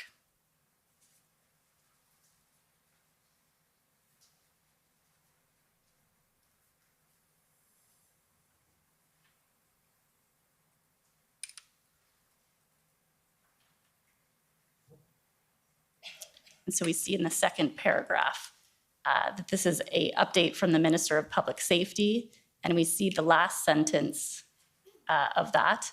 During the discussion, confirmation was obtained that the OPS Chief of Police accepted the plan and the Commissioner of the RCMP agreed to be able to provide additional details of that plan at the next call. Do you recall that? I'm looking at the sentence before where it says there appears to be a lack of a plan in Ottawa, with the Chief of Ottawa Police Services having yet to approve the plan developed with the RCMP and OPP. Right, and then subsequent to that, we see that in the middle of the meeting, there's confirmation that the OPS chief has agreed to the plan and that Commissioner Lucky agrees to provide additional details to this group subsequently in relation to the details. Is that fair? Fair. Okay. And so this was put to Commissioner Lucky in her testimony, and my understanding of her evidence is that she never did subsequently provide the details of that plan to this group on the 13th or otherwise. Would you disagree with that evidence? No, I agree, because what we heard was the plans were not adequate. They were not operational plans at that point. Okay, but you didn't ever hear the details of the plan. And she certainly doesn't say in this meeting that from her perspective, it was not an adequate plan. She's just saying, I'll provide you an update later. I can't speak to what she was knowing or not, but I can say that when we were briefed on the 13th as to the operational plan or readiness of enforcement in Ottawa, we were understanding that there was not a full operational plan at that point. Okay, so your understanding of what occurred on the 13th was that you were provided some level of information that led you to believe that there was no complete operational plan. Is that fair? That was consistent with everything we heard throughout the course of the 3 weeks, that there were not yet concrete plans to be able to actually do the work that Canadians were hoping to see. Right. So I understand that there are various planning timeframes, but I'm specifically talking about the 13th and whether you were provided details of a complete operational plan to end the protests in Ottawa.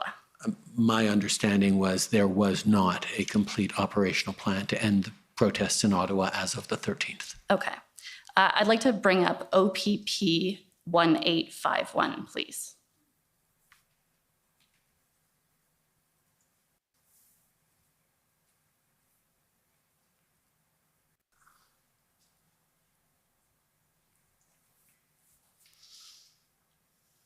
Okay, so let's just start with the title page. This is called Integrated Mobilization Operational Plan. And if we could scroll down to page 2, you can see at the top that the plan was written by the Integrated Planning Cell that has multiple services listed there.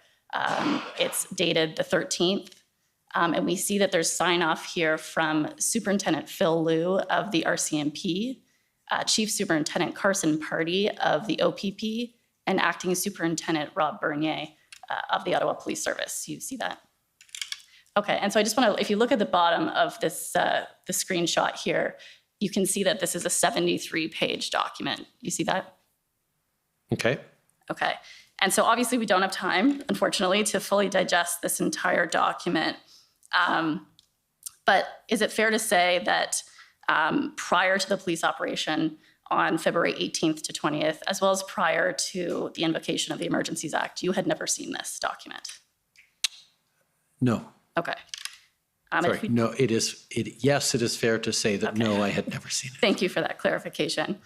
And so you suggested multiple times in your evidence this morning that to your knowledge, the operational plan that existed at the time of February 13th was by no means an actual plan to actually end the protests in Ottawa. Is that a fair representation of your evidence? That was my understanding, yes. Okay. And you also testified that it was not a plan that you or the RCMP had confidence in. Is that correct? At least that was your understanding. If there wasn't a plan, then we probably didn't have confidence in it. Fair enough. But as you can see here, there is a 73-page document dated February 13th that a senior member of the RCMP has signed off on. Yes. Okay. So if we just scroll down, as I said, we don't have time to review the entire document, but we do have a table of contents here. And so I just want to go through a few components of the parts, or component parts of the overall plan so that you understand kind of the general scope of it. And so if we scroll down a little bit, we see there's a deployment plan, right? A reference to a deployment plan. Sorry, the entire deployment plan is on page 13. Yes, so I'm just trying to understand the scope of the plan. Since I only have 10 minutes, we can't actually digest the entirety of the plan. So you can see that there's some content in relation to deployment plan. Sorry, is this a table of contents? Yes. So the entire deployment plan fits onto one page? Well, a description of the deployment plan is, okay. And then we see a reference to investigative plan. Correct. I can't speak to whether this is a good plan or a complete plan or not. I haven't read this, obviously. Right, and so you hadn't read it, obviously, No, then. I rely on the inputs of the experts around me to reassure me or not that there is a capacity to move forward. Okay, so let's turn to page 8. And we see the objectives listed, if we could scroll down. And it says to facilitate a resolution through de-escalation, graduated, measurable, and multi-phased response while ensuring the safety of participants, citizen, and members of participating agencies, and return the city of Ottawa to a state of normality. And so you referenced earlier in relation to the plan that from your understanding, all it was to continue the negotiations essentially that were already taking place, correct? Listen, I am hesitant to speak to fragments, but I don't know that objective 1 looks like the enforcement action that actually happened later that week. Okay, well, I can If they tell you. talk about a de-escalation, graduated, measurable, and multi-phased response, sounds like something that would take longer than the 24 to 48 hours that the enforcement action actually took on Friday and Saturday. But I'm no expert on this, so my lawyers are enough. probably glaring at me for opining on this too much. Fair enough. Well, I can tell you that the experts on the plan have testified, and they have testified that this was the plan that they were acting on the weekend of February 18th when they completed the POU operation. Would you have any reason to disagree with that? I think evaluating various testimonies is the job of the commissioner. Fair enough. Okay. And I just want to pull up. You're pretty close, well, not pretty close, you're over the end, so if you can try and wrap it up, please. Thank you. And so to circle back to the comments you provided in relation to the readiness of police plans as of the 13th, I take it you would agree with me that perhaps there was a little bit more substance to the plans than you were aware of on the 13th. I am unable to speak to that. Okay. And we've heard evidence that the Ottawa Police were required to acquire approximately 2,200 additional police officers from across the country to support this plan and to successfully complete the POU operation that occurred on the weekend of February 18th. Would you have any reason to disagree with that? I wasn't I wasn't following that presentation of evidence, so I can't comment on that. Fair enough. And you may have heard or not, that this was the largest POU operation in Canadian history. Were you aware of That I was aware of. Okay, thank you very much for your time. Those are my questions. Okay, well, thank you. This is a little early, 2 minutes early. We don't normally give an hour and 2 minutes for lunch, but I think today we will as a special occasion. Thank you for your generosity. So we'll come back at 2 o'clock. The commission is in recess until 2 o'clock. La commission est levée jusqu'à 14 heures.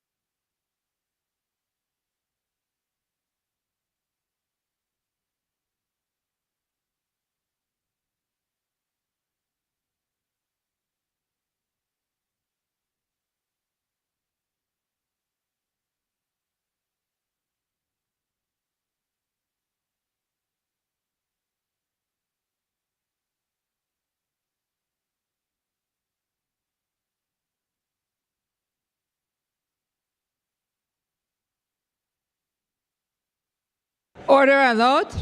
Order à l'autre.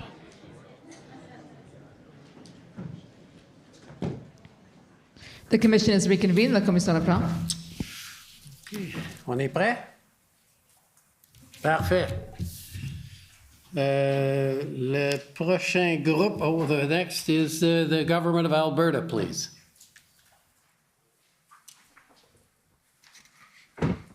Good afternoon, Prime Minister. My name is Stephanie Bose. I'm counsel for the province of Alberta.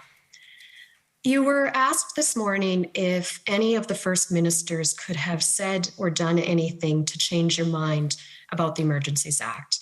And I understood your evidence to be yes, if one of them had said they had alternate tools and they thought it would end the situation, if they had figured out how to obtain towing services, and if they had convinced you that the laws in Canada were sufficient to deal with the protests. Is that a correct understanding? It would have had to have been more than one of them, but yes, this was a national emergency we were facing. But if there was compelling reasons why the Emergencies Act wasn't necessary, it certainly would have given me pause. Thank you. You would agree that this is the very reason why proper and adequate consultation is so important and, in fact, required under the Emergencies Act. Yes, that makes sense. Okay. Don't you agree then that giving the first ministers advance notice and time to prepare would have allowed the first ministers to share with you the details and the input that you indicated to the commission would be important to your decision making? Throughout the 2 weeks, 3 weekends leading up to those conversations, we had many engagements with the provinces, the officials, ministers, and indeed there was a letter from the province of Alberta asking for exactly that, help with tow truck resources. So they felt very strongly that the federal government needed to step up with extra tools and extra support so that they could get those vehicles towed from Coots. So there was engagement with the provinces throughout, and we were certainly all talking about what would be needed to put an end to these occupations and blockades. And certainly there's been a lot of evidence before this commission about how Alberta solved the tow truck problem, so I won't get into that. But you would agree that none of the engagement you had with the provinces discussed at all the use of the Emergencies Act and whether it was necessary in the provinces. The consultation on the use of the Emergencies Act needed to center around what we'd actually do with the act. If I had consulted with the premiers early on without saying, these are the 6 things we would do with the Emergencies Act, their first question would be, okay, you might want to do this Emergencies Act, but what are you going to do with it? What powers will you be giving yourself or the federal government or our officials and police services? So there was ongoing conversations about tools, and the consultation on the Emergencies Act was done when we had a very clear list of the things we would actually be bringing in with the Emergencies Act. I will put to you that the way the First Minister's meeting was arranged, which was a short notice invitation with no indication of the topic of discussion, meant that the discussions you did have with the First Ministers could not possibly provide you with the details that you needed to consider. I disagree. In your evidence today, you said that at the First Minister's meeting, you heard Premier Kenney say there was a plan for Coots, but that you had heard that before and you were not convinced that morning that it would be put to use. Is that correct? No, I had no reason to doubt Premier Kenney's goodwill and hopes that Coots would be resolved soon. But I also knew that Coots had been in place for, at that point, 3 weeks. There had been an ebb and a flow. There were moments where traffic was let through, moments where people showed up more intensely. And it goes to the preoccupation we had that even if, as he indicated, there were good chances that it would be cleared in the coming moments, there was going to be a continued challenge to hold open that area given the current context. Minister Mendicino said at the IRG the afternoon previous, which you were present at, that there was going to be enforcement action at Coutts, correct? Yes, it was something that we had been monitoring for a while. It would turn out that the RCMP, who had intended to do enforcement action as the provincial police force many days, if not a week before, had to suspend it because of genuine concerns around officer safety and the presence of significant numbers of weapons and problematic individuals in that. So it was something we were anticipating and hoping was going to happen, certainly hoping was going to happen peacefully, but it was something that we had been hoping would happen for a while. Yes, certainly, because what we saw was that the actions at Coutts changed from public order policing activity into a criminal investigation.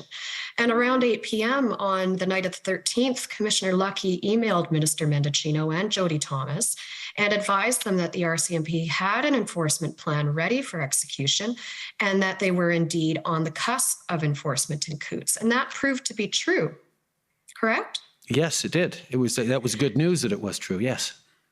So then why were you doubtful when Premier Kenney told you that he believed the situation had been secured and the RCMP would now proceed with broader arrests and secure the border, when exactly what you had been told the night before about RCMP enforcement did in fact happen? We had been told throughout the process, throughout these weeks, that things were about to happen. Sometimes they happened, sometimes they didn't, and not just at Coutts, but elsewhere. So there was an understanding that inevitably things were more difficult than reality is always more difficult than plans. It was good news that the province was able to clear, but I will also say, or that the situation was able to be cleared in the province at that point. I will also say that it was done in part with resources drawn from British Columbia. And one of the things that Premier Horgan attested to or said in that meeting was he understands it's a national emergency. He understands and agreed with our use of things, but he was very concerned that even as he was worried about what was happening at the Surrey border crossings, as he was worried about convoy activity in the interior, in other parts of BC, he had to give up a number of police officers to help with enforcement in Alberta. And while, yes, it was good news that Alberta looked like it was going to be resolved, there was a constant challenge that the whack-a-mole challenge that was brought up in other contexts, that things kept coming back. And we had a level of concern that even if one place was resolved, the threat environment, the concerns we had were going to replicate themselves elsewhere. And you understood that the police, the extra RCMP officers that were brought into Alberta were, of course, brought in under the Provincial Police Service Agreement, Yes. not under any powers created under the Emergencies Act. No, because they were brought in well before the Emergencies Act. But it did go to the challenge facing being a national emergency when we see police. Well, when we saw the police action in Ottawa at the end of that week, it drew on police members from forces spread across Ontario and beyond. The Emergencies Act didn't change that, though. It facilitated that. It facilitated that. It didn't create police officers.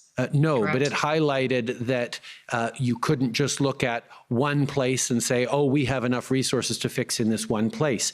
It was a broad challenge across the country at the same time. So Alberta being on a hopeful track at that moment was obviously good news, but it wasn't sufficient to say, oh, great, there's no more national emergency.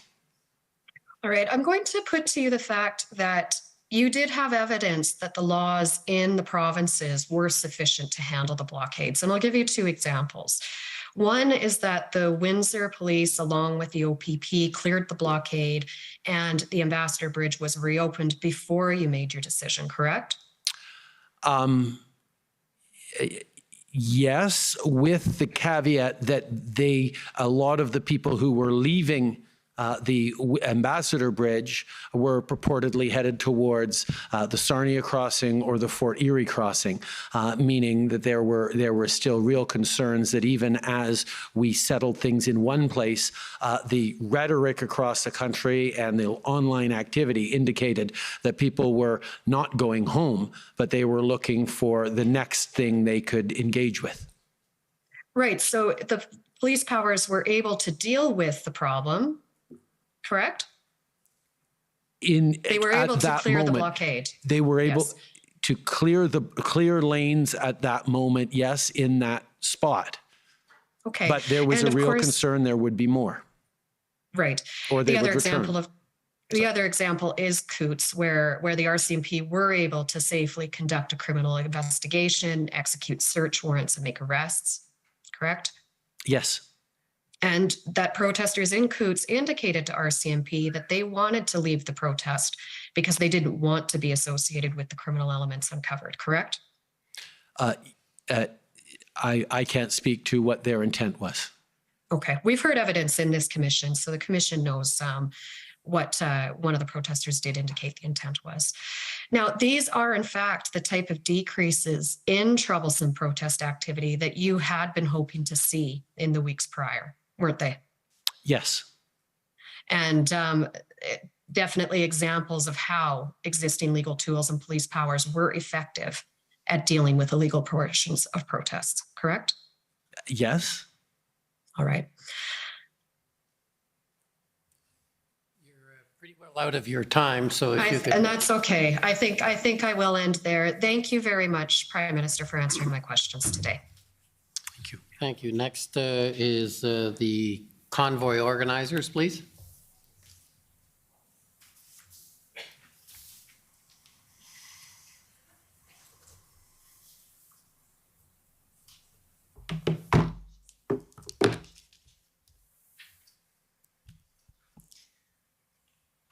Bonjour, Mr. Prime Minister. My name is Eva Chipiak. I'm one of the lawyers representing Freedom Corp and the protesters who were here in Ottawa in January and February of 2022. I want to first talk to you about the events that led up to the invocation of the Emergencies Act. You would agree with me that the Emergencies Act was invoked on Valentine's Day, Monday, February 14th, correct? Yes.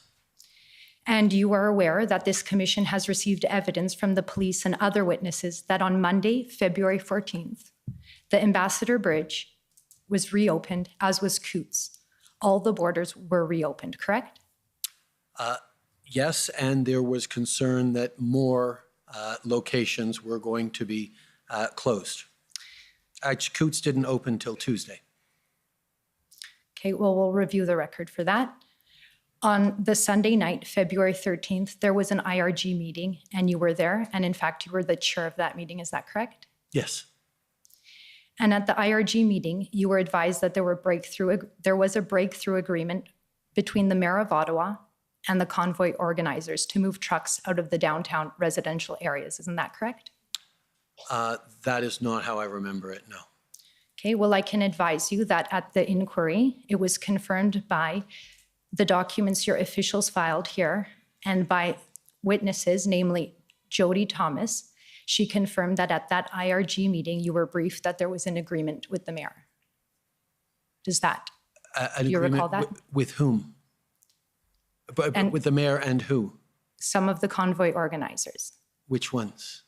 Well, Tamara Leach, who's present here in this room, signed a letter. It was made publicly available on the news on Sunday, February 13th, and you were advised of that agreement at the IRG meeting. And we were also advised that that agreement wasn't holding and that many of the convoy had decried it as fake news and not actually an agreement that they would abide by. And you learned that on Twitter, is that correct? No, we learned that at the IRG By whom? by our elected officials. Thanks. And now you should be aware that this commission has also received evidence from city officials and others that the next day, on Monday the 14th, over 100 protest vehicles had moved out of the downtown residential areas under the mayor's agreement prior to your 4:30 p.m. announcement invoking the Emergencies Act. Is that right? I can't speak to that, but I'm sure others have or will. They have.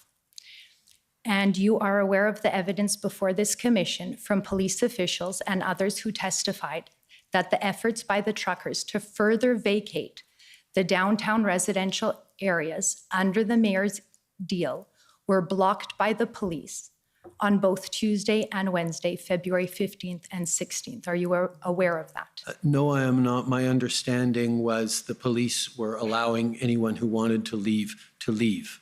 Okay.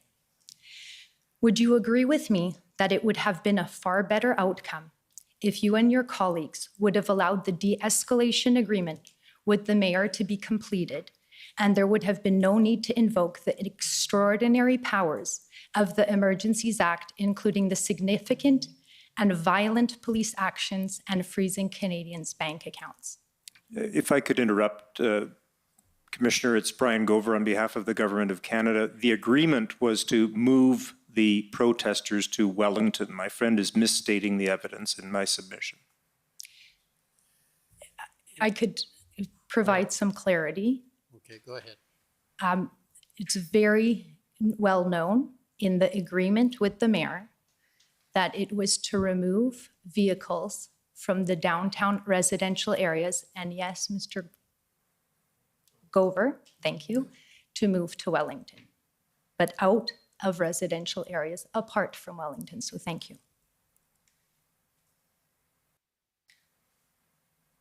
Can you now, are you able to answer the question? I believe the answer was no, but you can repeat the question if you like. Sure. If you had allowed the de-escalation agreement, in other words, moving trucks outside and other protest vehicles outside of the downtown area, there would be no need to invoke the Emergency Act. Mr. Commissioner, I object again because characterizing this as a de-escalation agreement in my submission is a misnomer. This was an agreement that didn't hold, but it was to move vehicles from residential areas to Wellington Street. Well, I'll let the question stand. I think it's a question of interpretation. Go ahead.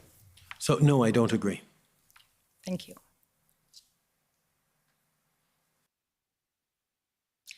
Your officials have testified that they were following the convoy as it began moving from regions of Canada towards Ottawa. And you are aware that thousands of Canadians lined the highways and overpasses to cheer the truckers. Is that right? I can't speak to the number, but yes, Thank you. there were many supporters, yes. Mr. Prime Minister, I would like to read to you an excerpt from 3 of the many statements that Canadians prepared for this commission. Canadians who supported the convoy and explained why. And I would ask the registrar to bring up document ID HRF 401660. If you could turn to page 274, please.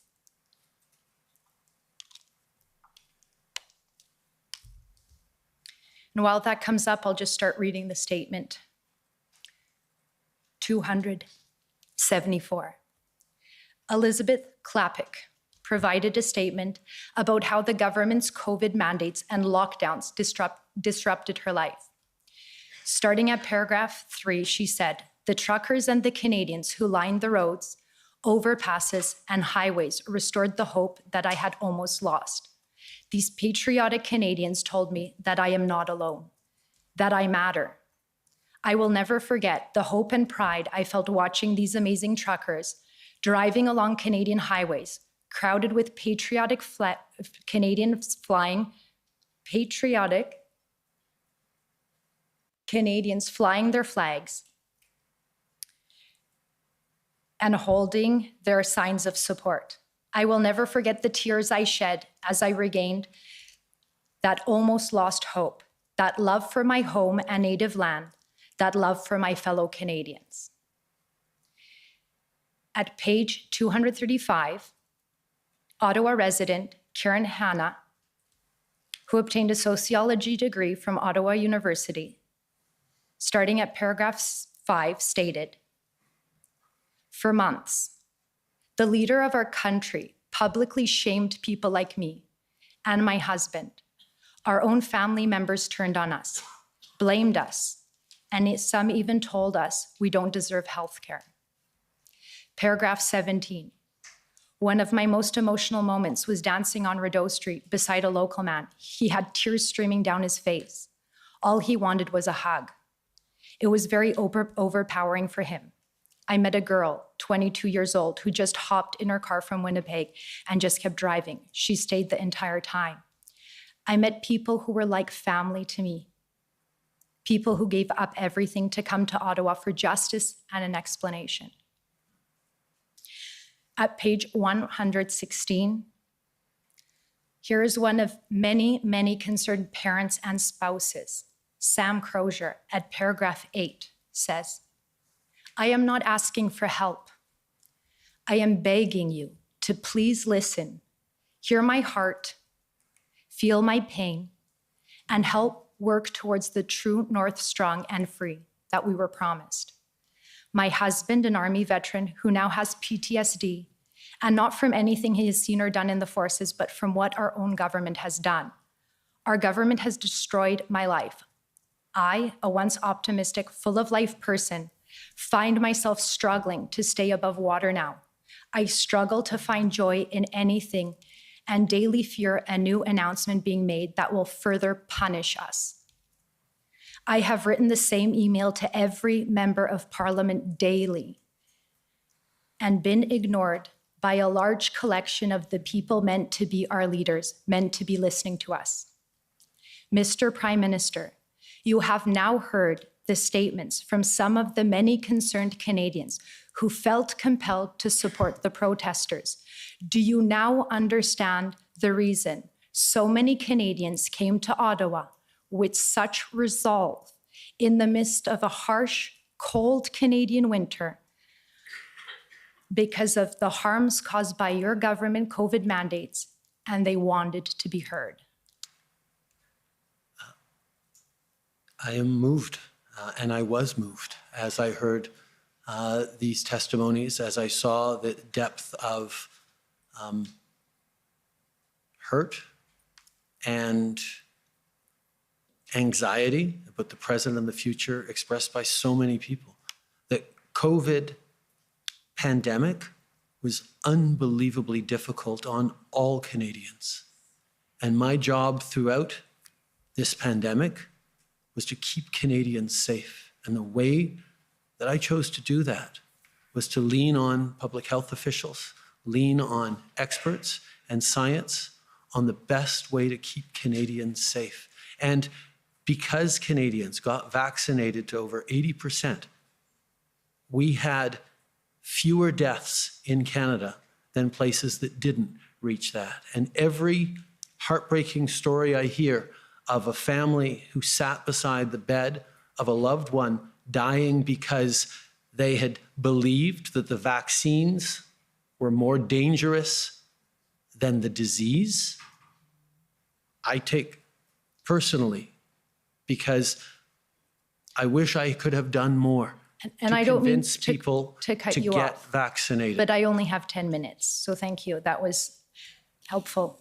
Mr. Prime, Just to interrupt you, you're going to have to shorten it because you're already over your time. okay, thank you. A number of people have testified in this inquiry referencing your widely published comments and calling the unvaccinated racists and misogynists. And we have heard testimony in this inquiry about how some of your officials wanted to label protesters as terrorists. Would you agree with me that one of the most important roles of a prime minister is to unite Canadians and not divide them by engaging in name calling? I did not call people who were unvaccinated names. I highlighted there is a difference between people who are hesitant to get vaccinated for any range of reasons and people who deliberately spread misinformation that puts at risk the life and health of their fellow Canadians. And well- my focus every step of the way, and the primary responsibility of a prime minister, is to keep Canadians safe and alive. Right. So in terms of safety, when you met with, I'll reframe, Minister Blair, Public Safety Minister, Minister Mendicino, National Security Intelligence Advisor Jody Thomas, and RCMP Commissioner Brenda Lucki, and today you testified that the federal government was committed to exhausting all alternatives to a resolution prior to making a decision to invoke the extraordinary powers of the Emergencies Act. Do you agree that that accurately describes your government's position? That the invocation of the Emergencies Act was a measure of last resort, was not something to be taken lightly. Thank you. And something to do when other options were not effective. And you are aware that the OPP, along with others, developed an engagement proposal, and you were advised of that proposal at the IRG meeting on February 12th, correct? It was a proposal, but we had, and it was presented to us, we had more questions about how it would actually work. It was not a complete proposal. My last question, Mr. Prime Minister, when did you and your government start to become so afraid of your own citizens? That's a very I am unfair. not, and we are not. Those are my questions. Thank you. If there's any more trouble, that side of the room is going to be expelled. Is that clear enough?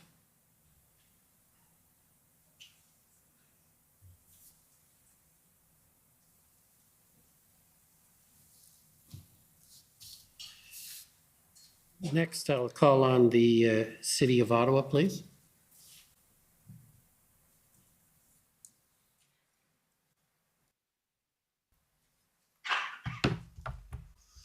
Good afternoon, Prime Minister. My name's Alyssa Tompkins. I am counsel for the City of Ottawa.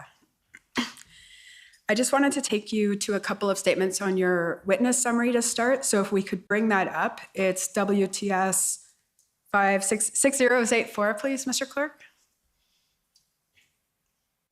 And we'll be going to page 4.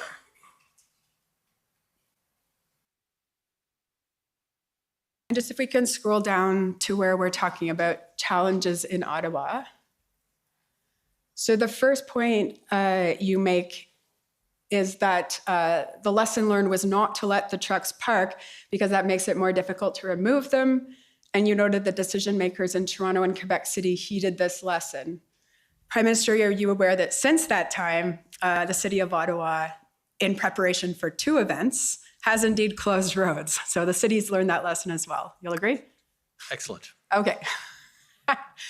The second, about the resources, you state that there appeared to be a breakdown of communication between OPS and the city. And you state it was unclear, for instance, whether the mayor's request for additional police officers was made with the support of the OPS or the Ottawa Police Services Board. Now, are you talking about the letter that you received from Mayor Watson? I'm talking about the fact that we were regularly briefed throughout that there were different requests coming from the police, then from the mayor, then from other elements within the Ottawa's orbit. Okay.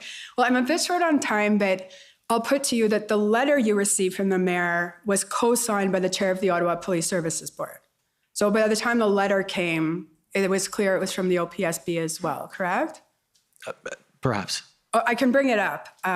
Okay. I don't know that it serves us. I'll put to the record, and given my short time, we'll deal with it after.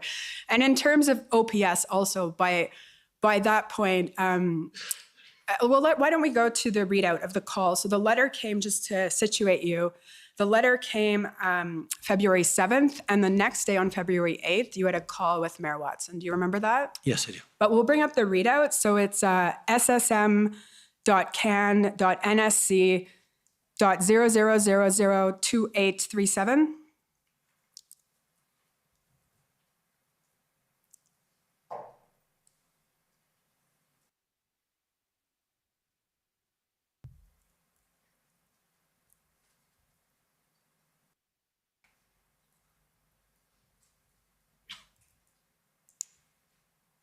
Okay, and so there's nothing in here. Let's scroll down to page 2. But if we go through it, there's no concern expressed by you during this call that there's any uncertainty about whether OPS or the OPSB are aware of the resource request. So by this point, is that clear in your mind? I'm sorry, that it is clear that Mayor Watson is asking for 1,800 officers? Yes. Yes, Mayor Watson was regularly clear in wanting many more officers. It wasn't always clear what the plan for those officers would be. Those we turned to the OPS for that, and the OPS tended to give us different numbers than the City of Ottawa was giving us. That was how I was briefed through it. Okay, no, and there was other evidence on that. I'm not going to take you to it, but I think you're saying that you were briefed on that, but we can rely on the evidence of those individuals here. Okay, but in a contemporary way, as I was watching things unfolded, the briefings I received and what was consistent was there was confusion or misalignment between different sectors of the City of Ottawa and the Ottawa Police Forces in terms of what they needed, how they were being delivered, and that was one of the realities we were dealing with. Okay, but that concern was not expressed in this call to Mayor Watson, you'll agree? Sorry, scroll down a bit further.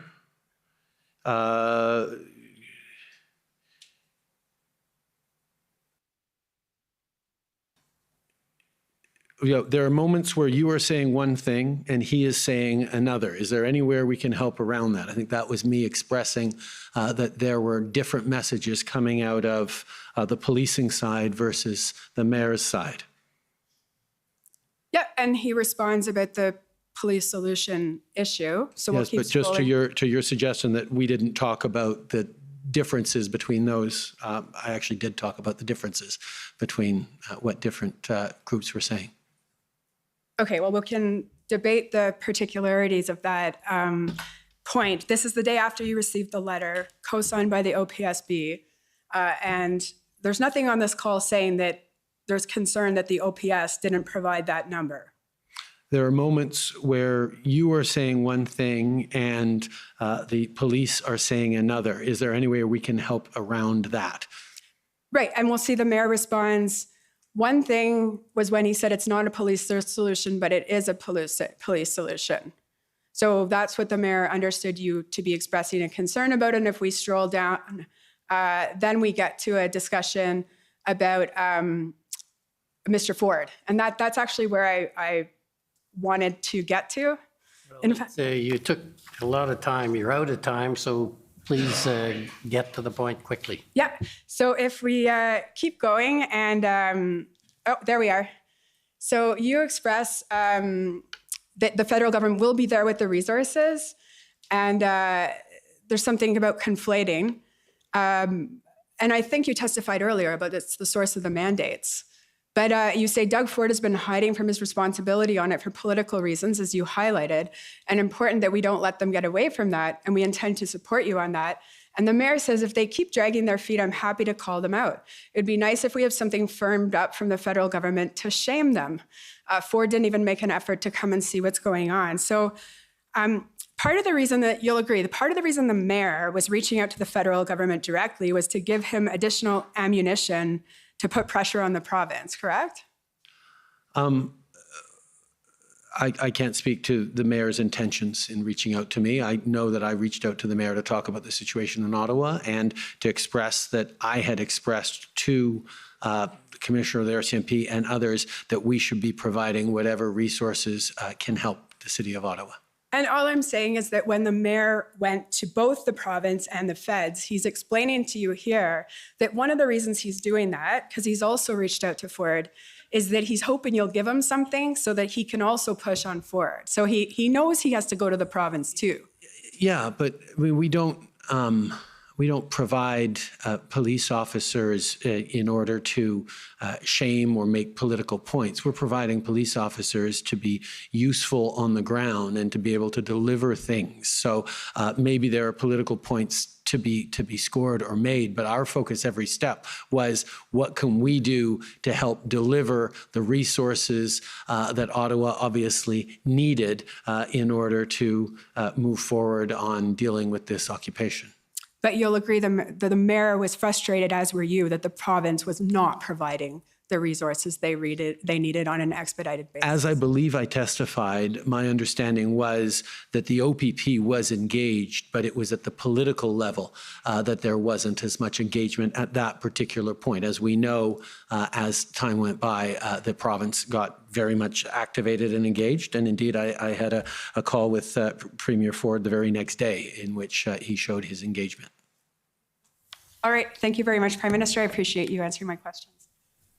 Okay, next is the Ottawa Coalition, please.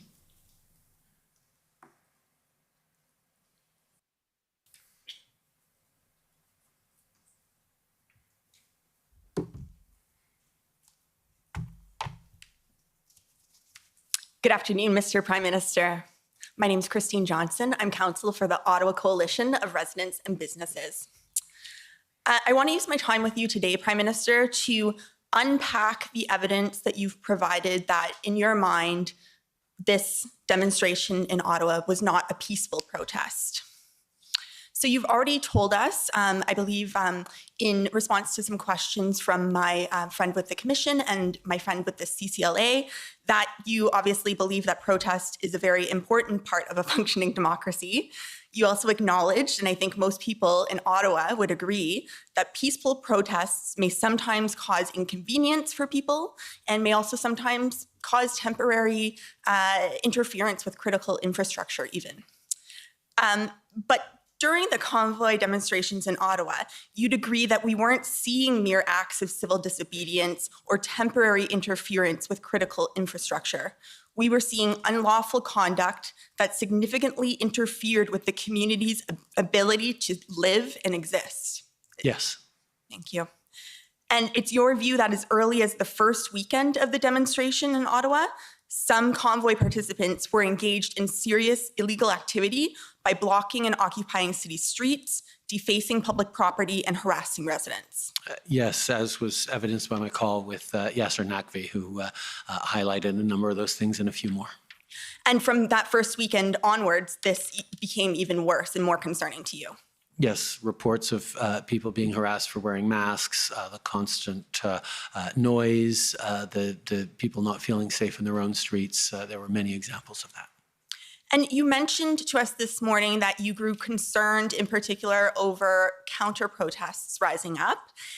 Were you aware in particular of the counter-protest that has now been coined as the Battle of Billings Bridge on February 13th?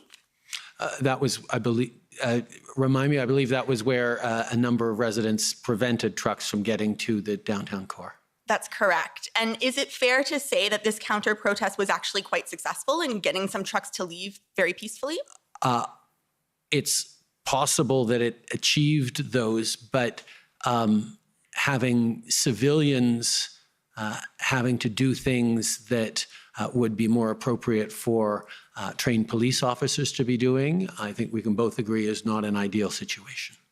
Right. And so was the government worried that, given the success even of this counter-protest, they might become more frequent if there was no government action? And you were worried that that was what might ultimately lead to a violent conflict? Yes. When I talked about threats of serious violence, the increase of counter-protests and citizens taking issues into their own hands increases the possibility of conflict and violence. Right. And we've seen one document that I want to ask you about. I won't pull it up, but a CSIS report that we've been taking to a number of times in this inquiry that described the situation in downtown Ottawa. And CSIS communicated, downtown Ottawa, mood was actually quite festive, not threatening to passers-by. I take it this was not your assessment based on what you were seeing and hearing for yourself. I think there were moments of festiveness and collegiality amongst people who were there. At the same time, CSIS also reported to me and to Cabinet that there were IMVE purveyors of extremist ideology within the protest, and one of the concerns was people could be inspired or convinced or amplified in their behaviors to actually lash out and take actions in ways that were threats to public safety. And in addition to that, you were hearing, in fact, that many Ottawa residents, business owners, and workers did in fact find the convoy quite threatening. So to those passersby, at least, there was threatening behavior. Yes. And you, in your witness statement, you also suggest that in your mind this was not a peaceful protest because of the threat of violence that existed towards law enforcement when they were trying to manage the demonstration. I think a protest in which law enforcement are prevented from being able to do their jobs because of threats of violence to themselves ceases to be a legal or peaceful protest. And my last question for you following from that is that when the government was ultimately considering the invocation of the Emergencies Act, CSIS advised Cabinet that invoking the Act could further inflame extreme anti-government rhetoric and even incite violence. To your mind, hearing that assessment, does that not in and of itself confirm to you the threat of serious violence that was ever present amongst these demonstrations? Yeah, if someone's telling me, oh, you should be careful about actually enforcing the law because that might make people more violent, that's not necessarily a good argument as to why we should sort of let it slide or not intervene. When people are emboldened or digging in to their illegal behaviors, and that enforcement of public order is actually a threat. And this is actually something that Jason Kenney brought up at the FMM, highlighting that these are not rational actors. They are conspiracy theories. And he was concerned, as we were, that the invocation of the Emergencies Act could have people who are irrational overreact. But at the same time, we had to balance that risk against the risk that people who were already starting to get fed up and engage in counter protests would start taking more and more into their own hands, which was a greater risk, I think. Thank you very much, Prime Minister. Those are all of my questions for you. Thank you. Next, I'd like to call on the Ontario Provincial Police, please.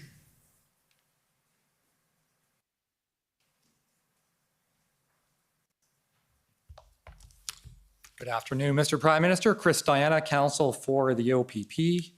Just bear with me for a moment while I set my timer. All right, perhaps, Mr. Clerk, if we can start by bringing up document ssm.nsc.can 50625.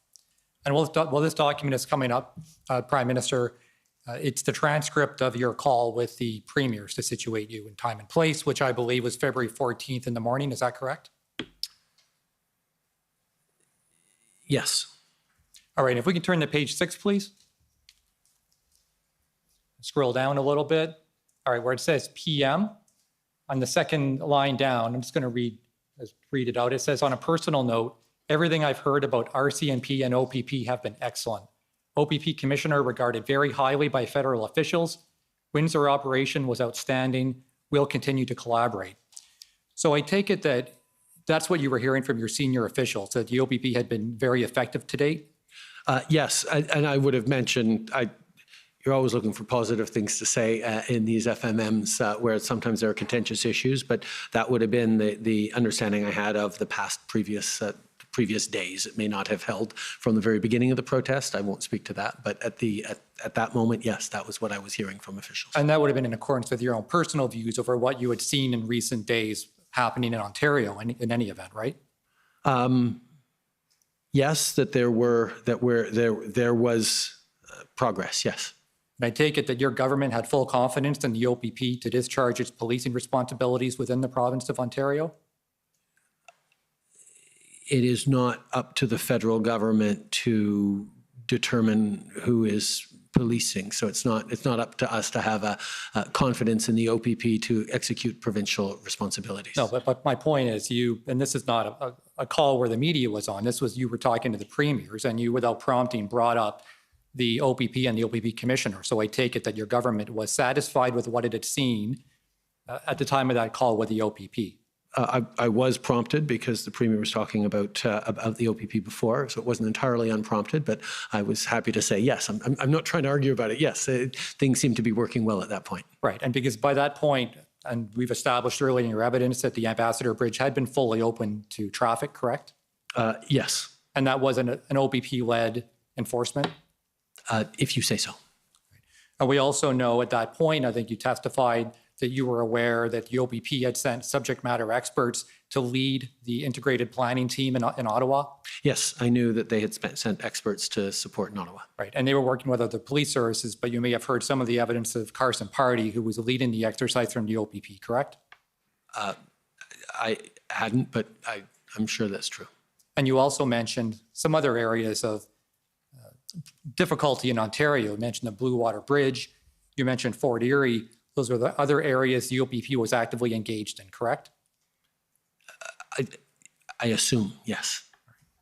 And to your knowledge, there was never an occupation or a blocking of either of those crossings. I believe there were slow rolls headed towards one or both of them at one point.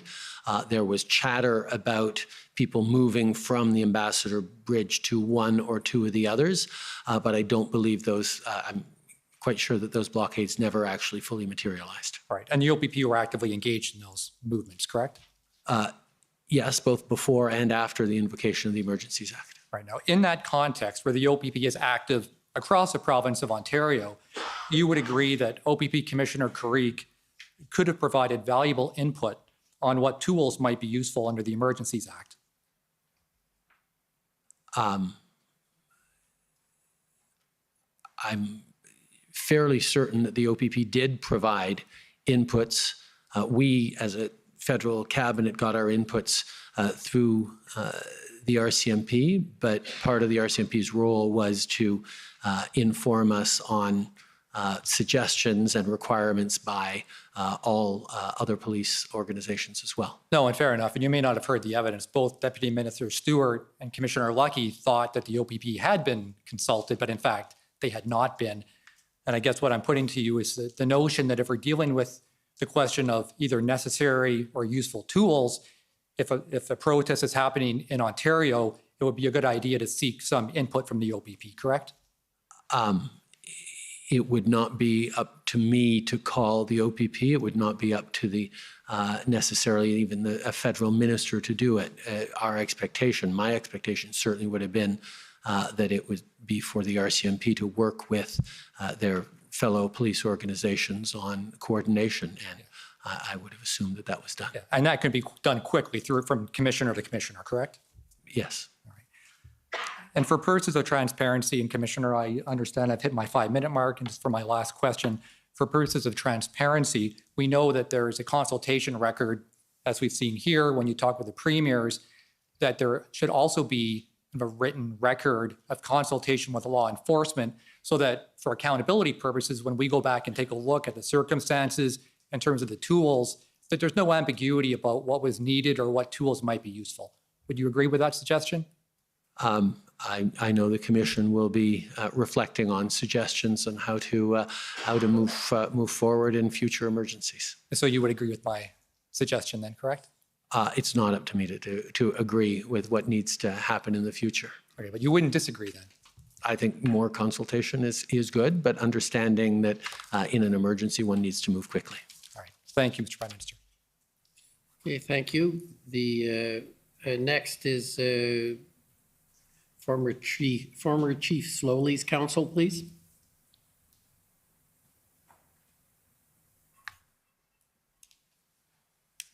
Mr. Prime Minister, I'm Rebecca Jones, counsel for former Chief Slowly. And you've testified today about the situation facing the country and the city of Ottawa in particular when the Emergencies Act was invoked, right? And this included threats of violence, trucks with weapons in Coots, trucks with unknown contents in Ottawa, and children in Ottawa at the site of the occupation, right? Yes. And Chief Slowly described the situation in Ottawa as a tinderbox, and I take it you'd agree with that. Yes, that was one of our concerns, that it could get worse very quickly. Right. There was always a risk of escalation. Yes. And you testified that it is the responsibility of the Prime Minister to make tough calls and keep people safe, right? Yes, and others as well, but yes, that is one of the roles of the Prime Minister. It's not your only responsibility. I take it that is also the role of a police chief. Yes. And the Prime Minister and a police chief don't take steps just because people are demanding them, right? We certainly need to take into account the perspective and concerns and expectations of citizens. That's an important input into leadership. But ultimately, we have to, getting the decision right is more important than making the popular decision. Right. And you testified that as of the date of the Emergencies Act, the fact that there had not yet been any serious violence was obviously a good thing, but that you couldn't say there was no threat of that, right? Indeed. And I'm going to suggest that the fact that there had been no serious violence was not only a good thing, but it was a credit to municipal police forces, all police forces, Chief Slowly, and all of his policing partners. Yes, and a credit to residents, and a credit to people who were there on the ground. There was no violence. It would have taken one person on any side to create situations of violence. So it is fortunate that there was no violence, no significant violence at that point, right, or at any point. And it is to the credit of the police, among others, that there was no serious violence, right? I'm not positioned to evaluate how much what the police did or didn't do in Ottawa was directly responsible for the lack of violence. Okay. Now, in 2021, then Chief Slowly was invited to the Prime Minister's listening circle to speak about policing reforms. You remember that? I do. And Mr. Prime Minister, you thanked him for his presentation and you thanked him for his leadership in leading police reform in Canada, right? Yes. And I take it you agree that it's important to have voices like Peter Slowly's at the table in Canadian policing. You mean diverse Canadians in positions of power? Yes. Yes. Okay. And the convoy-related events across Canada in late January and February of this year, I take it you'll agree with me, they were a trauma for the nation. They were certainly a very challenging time, and many Canadians experienced them as trauma, yes. Right. And this trauma landed more heavily on the shoulders of certain individuals, like Chief Slowly and his family, than on others. Is that fair? I think there was a lot of trauma to go around on all sides. Now, I want to return in the time I have left to the issue of the readiness of the operational plan as of February 13th. And you've been candid in acknowledging that you didn't read the operational plan on February 13th, which of course makes sense. That I wasn't given the operational plan of. And nor would you expect to be. That's right. Okay. And you can't comment on whether or not it was a good or complete plan, you testified. I can't comment from personal knowledge, but my understanding, both at the time and subsequently from people who are aware of the plan, was that it was not a complete plan. Okay, so we're going to have to put aside subsequently. It was the plan that cleared the occupation in Ottawa is the evidence here. But at the time, Sorry, that was a plan of the 17th that cleared the occupation, not the plan of the 13th. well, we'll put that aside. We will disagree on that issue, Mr. Prime Minister. But what I believe you're saying is that at the time, on February 13th, or as of February 13th, that was your view. Based on what you were being told, I take it, by the Commissioner of the RCMP. Sorry, what was my view? That the plan was The plan wasn't inadequate? ready. Yes. Okay. That was my view. And I just want to take you, please, to TRN 23, page 69, please. And Mr. Prime Minister, this is the testimony of Commissioner Lucky before this inquiry.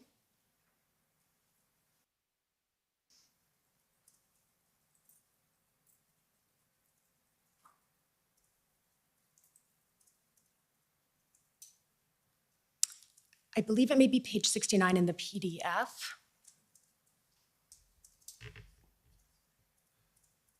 There we are. And so if you start scrolling down, you'll see that Commission Counsel is asking about the status of the plan, and please, of course, take your time to read it, as of February 13th.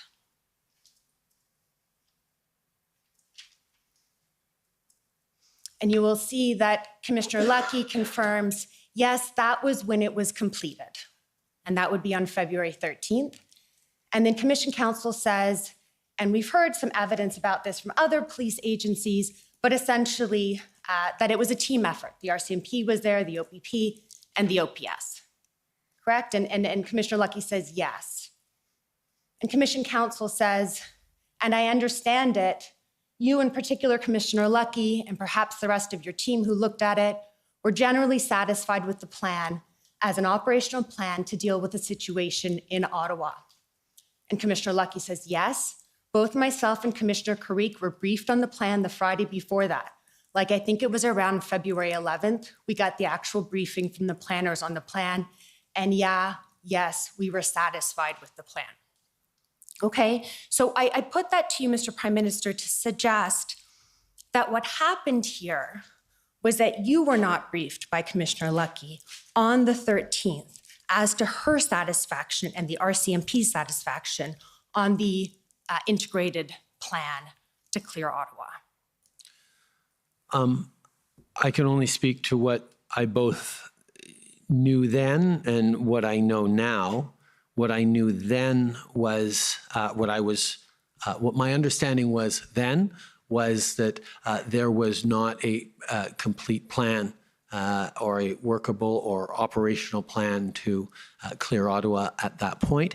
And I now know that indeed there was not a plan on that weekend. Mr. And I Prime can't Minister, speak to what people said. It's important that we stick with what you understood on February 13th. Yes. Okay? So what I understood then was that there was not an adequate plan. And I hear you on that. What I'm suggesting to you, based on what you've seen, was Commissioner Lucky's evidence that there's a disconnect here. And perhaps what happened, and I'm going to suggest what happened, is that Commissioner Lucky didn't brief you and your cabinet on the fact that there was a complete plan on the 13th.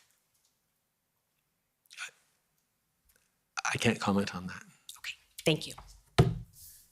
Thank you. Next, call on the City of Windsor, please.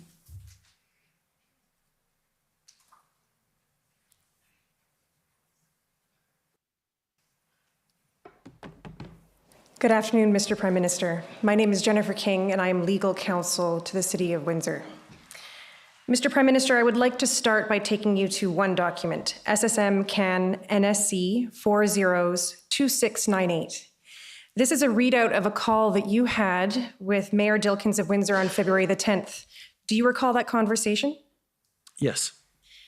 On the first page, there's some takeaways. I just wanted to read out the first one. The mayor appeared confident that a plan and resources are in place.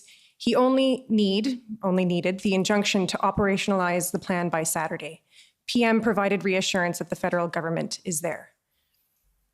If you could scroll to page 2 towards the bottom of the page, Mr. Clerk. And you'll see here, Mr. Prime Minister, that it indicates that you said, as I was speaking with police officers and various folks, no question on the ground operationally who has jurisdictions.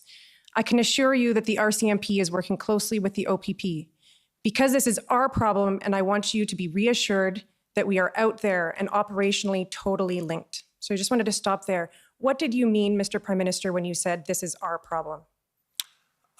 It is our problem together. It is our, as in different orders of government together, as I assume what I meant on this one, because the rest of the sentence is really showing that I knew and I'd been apprised that in regards to what was happening in Windsor, the OPP and the RCMP were working well together. Okay. And hopefully it continues on, and hopefully the politics will recede a little because some of that stuff coming out of QP is a little inconsistent. What does QP mean here? Probably question period on the federal side, because I think he was talking about the challenges he was facing in council chambers as well, and some of the debates that were happening at the municipal level. Right. Okay. You can take that down, Mr. Clerk. Thank you.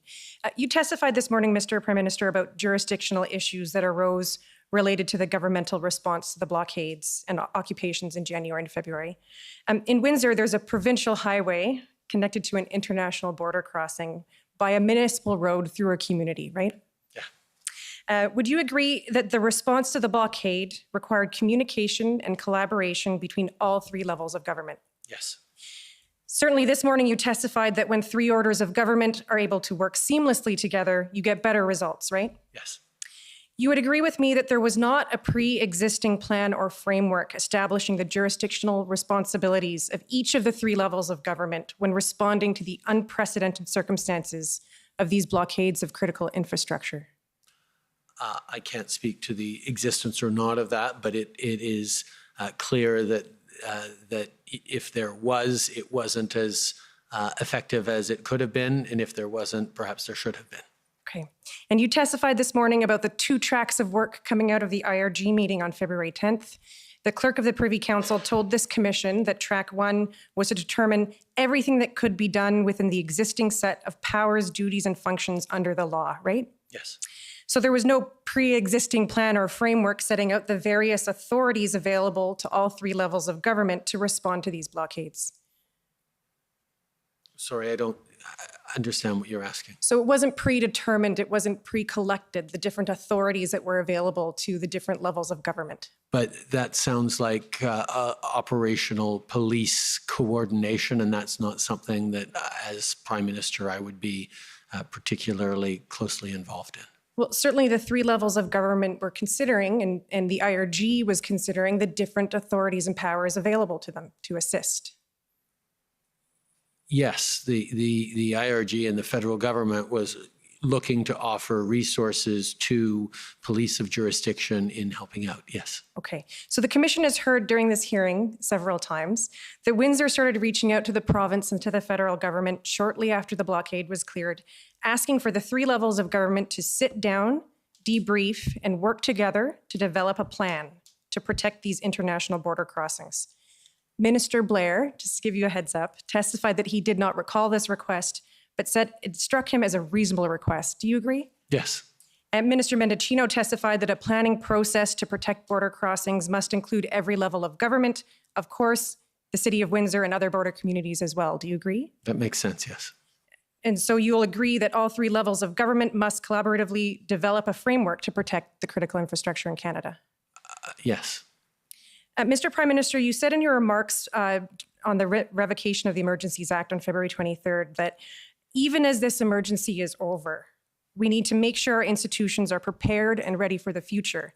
This issue won't just go away. And in fact, Mr. Prime Minister, the next threat may be different than the blockades that we experienced earlier this year. What are you doing, Mr. Prime Minister, to ensure that such a plan is developed on an urgent basis? I have made it clear to the appropriate ministers that working, in particularly Minister Blair, Minister of Emergency Preparedness, that preparing for emergencies of all types must be a priority for this government and must involve working with partners at all orders of government. Thank you. Okay, Next, I'd like to call on the Windsor Police Service, please. Claire Patterson, I'm counsel to the Windsor Police Service. Minister Blair testified earlier this week, and he agreed that the Windsor enforcement operation on February 12th and 13th was a success with no loss of life or serious injury to public, protesters, or police. Would you agree with Minister Blair's assessment? I have no reason to disagree. Yeah, no. Okay. And you're aware the Ambassador Bridge was reopened by police in the early hours of the morning of February 14th, correct? Yes. Okay, and my friend for the OPP took you to the First Minister's conference call on February 14th, 2022 at SSM NSC CAN 625, please. And I'll just put your comments back up. It's the same paragraph we're going to look at again on page 6.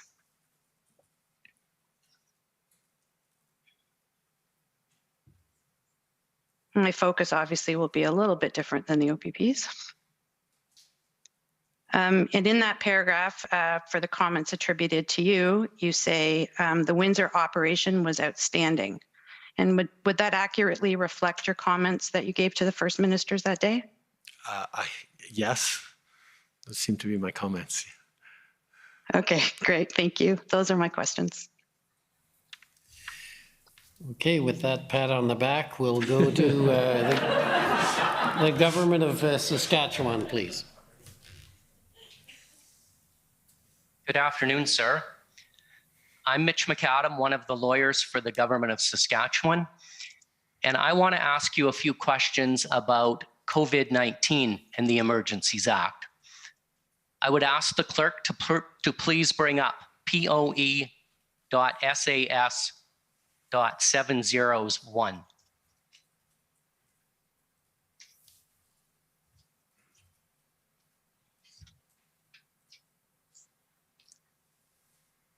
Sir, this is a letter that you sent to Premier Moe of Saskatchewan on April 8th, 2020, about COVID-19 and the Emergencies Act. And I think you talked this morning a little bit about considering invoking the Emergencies Act to deal with the pandemic back in March and April of 2020, didn't you? Yes. And I take it that similar letters would have been sent to all the premiers? Yes. And if we can go to the top of page 2 of this letter, at the end of the first paragraph, it refers to the fact that you are formally initiating a consultation process under the Emergencies Act. That's correct, isn't it? Yes. It was a formal process. Yes. And clerk, if we could go back to the first page and the bottom of the letter, it indicates that you had already discussed the Emergencies Act with the premiers during at least 2 telephone conferences, one on March 23rd and one on April 2nd. That's correct, isn't it? Yes. And also in that same paragraph, it refers to the fact that ministers from at least 4 different departments have spoken to their provincial counterparts about whether measures under the Emergencies Act could assist in the collective efforts to deal with the pandemic. That's correct too, isn't it? Mm-hmm. Yes. And if we can go back to page 2, please. In the 4th paragraph on that page, it refers to you asking the Minister of Public Safety and the Deputy Prime Minister to also reach out to their provincial counterparts to discuss this. That's correct as well. Yes. So I take it that back in 2020, there was an effort involving a number of different federal departments to reach out to their provincial counterparts to discuss the Emergencies Act in this context. Yes.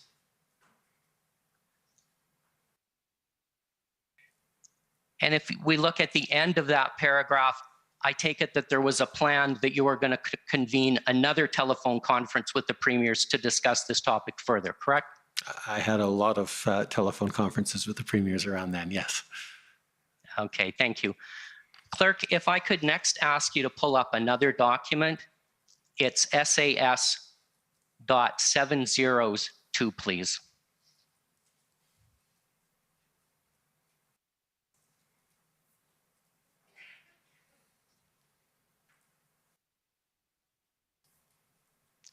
We'll just wait for a moment while the letter gets pulled up.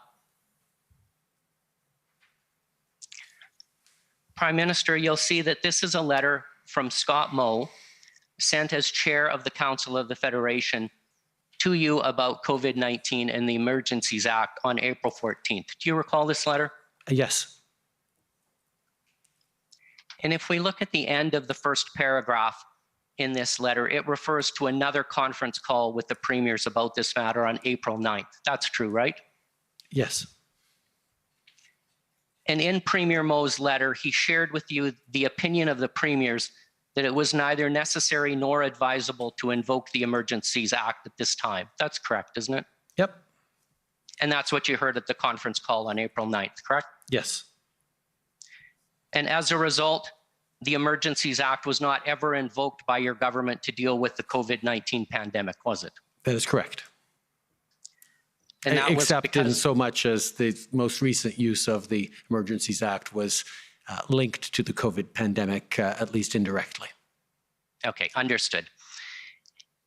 And sir, would you agree with me that the provinces had the capacity and the authority or the tools to deal with the pandemic back in 2020? Yes. 2020. Yes. And the provinces were dealing with it. I think your words this morning were they had it under control. They certainly had more appropriate tools and experience to deal with the public health emergency than the federal government did to do that, to take over the public health side of the public health emergency. Yes. Okay. And where Healthcare delivery federalists- is the provinces in this country, so that's the point. Understood. And where federal assistance was required, it could be provided without invoking the Emergencies Act, correct? Yes. Now, Prime Minister, we've already heard today a lot about the consultation with the provinces in February of this year, in particular on the morning of February 14th. So I won't go through that with you again, but I just ask you if you will agree with me that the consultation process that was followed in February of this year was very different from the process that was followed back in the spring of 2020. Yes, it was. Thank you, sir. Those are all of my questions. If I'm allowed to elaborate as to why they were different? Absolutely, Prime Minister. The Emergencies Act isn't a monolithic act. It actually has many different categories and types of emergencies within it. In the spring of 2020, what we were talking about was a public welfare, a public health emergency. I don't have the exact categorization, but one can imagine that a public health emergency like a pandemic would require a different set of tools than, or a different perspective, and certainly a longer term opportunity with more opportunities to write letters back and forth and consult with the whole Council of the Federation and draw up paperwork in response to the consultation. And we certainly took advantage of that because in the section of public order of the Emergencies Act that refers to public health emergency and invocation of the Emergencies Act, it says clearly you have to have that consultation done before.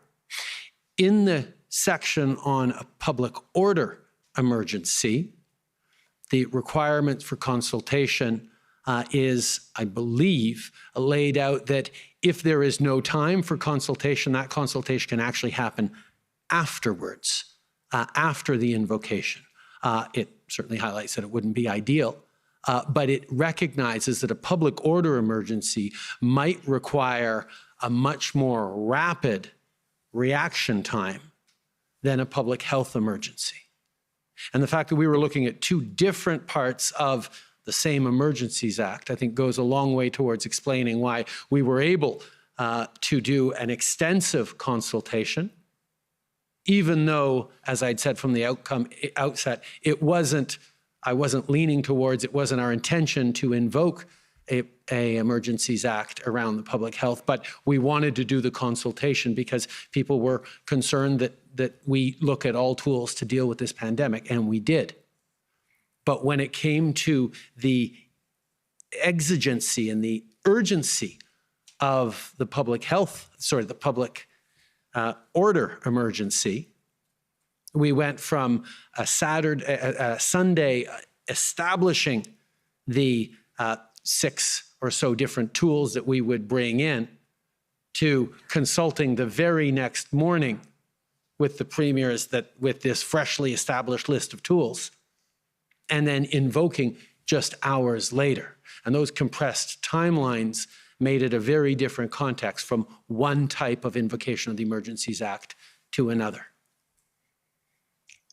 Prime Minister, you'll understand that we as lawyers are always looking for precedents, and this is the only other precedent where your government has considered invoking the Emergencies Act. Isn't that true? Yes. Thank you. Those are all of my questions. Next, I'd like to call on the Criminal Lawyers Association, please.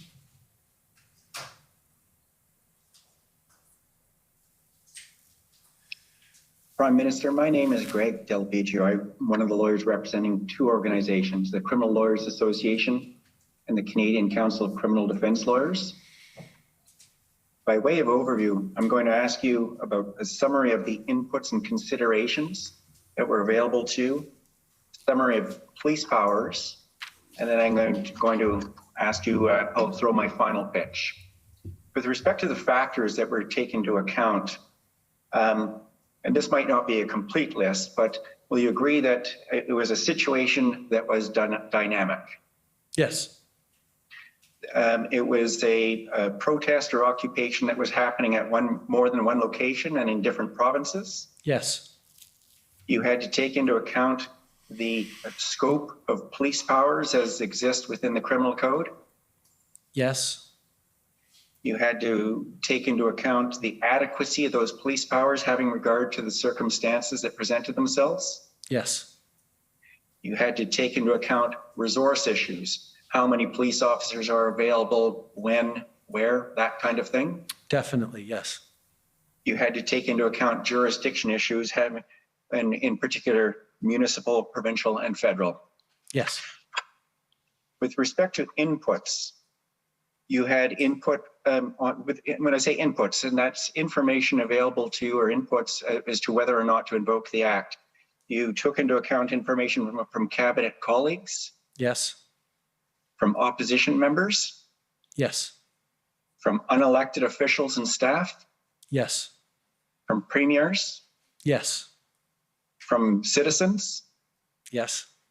From police from different agencies? Yes, not me directly, but yes, as a cabinet, we did, yes. You spoke to at least one U.S. official, President Biden, with respect to these issues? Yes.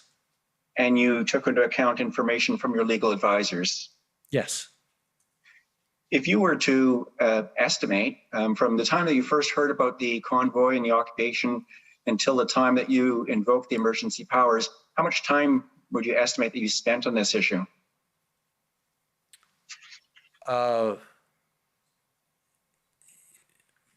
Most days in the thick of it, about an hour a day minimum.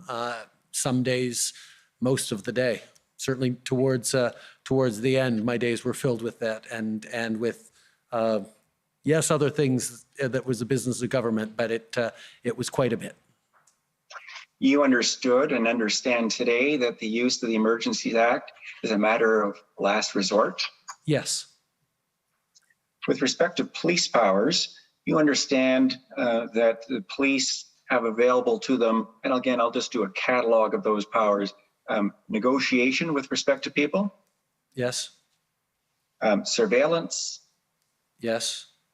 They can conduct undercover police operations? Yes. And again, whether or not these are available in this particular circumstance is a different question, but just in terms of a general catalog of police powers, police have available to them to apply for wiretaps? Yes. And to apply for search warrants or production orders? Yes. They can arrest and charge people with criminal offenses? Yes. And if people are arrested and charged, bail conditions can be placed upon them, such as that people not go to certain locations. But that's not a police power. good comment. Thank you. That I accept that distinction. Were you ever presented? There's been discussion about what information you have had with respect to an operational plan. Were you ever presented with a concrete and detailed plan showing how traditional police powers, such as those in the list that we just went through, would have worked having regard to all of the circumstances? No, and it wouldn't have been my role as Prime Minister to go through such a plan either. Finally, and I'm going to just give you a bit of overview to my final question. You understand that public confidence in the exercise of extraordinary powers is important to the maintenance of rule of law in Canada? Yes.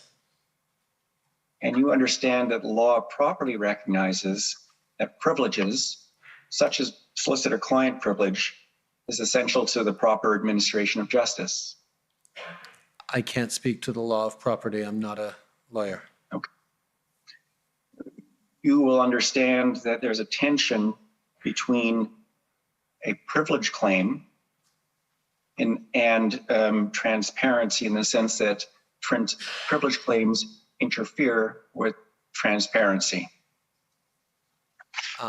Again, I'm not entirely sure what you mean by a privilege claim.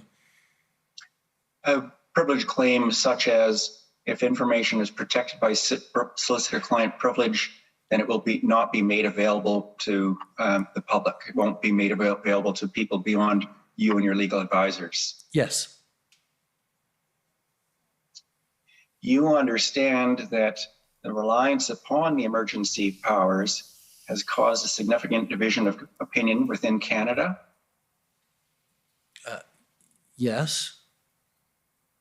And here's the final question. Okay, that's what I'm trying to get at, because you're over your time.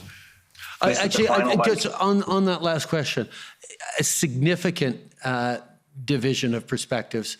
I think I don't know that it would be fair to describe it as significant, but there certainly are different perspectives on the use of the Emergencies Act. I know that there was an awful lot of consensus on one side of that. Fair enough. And here's the final question. In light of the fact that privilege claims have been made with respect to some of the information that was available to you, and I want to emphasize that I'm not challenging those or suggesting they should not have been made, but in light of them, and the result that there is certain information that is not available to the people who are listening to this commission, what do you say to assure people that the emergency powers were properly invoked, having regard to a full consideration of all options?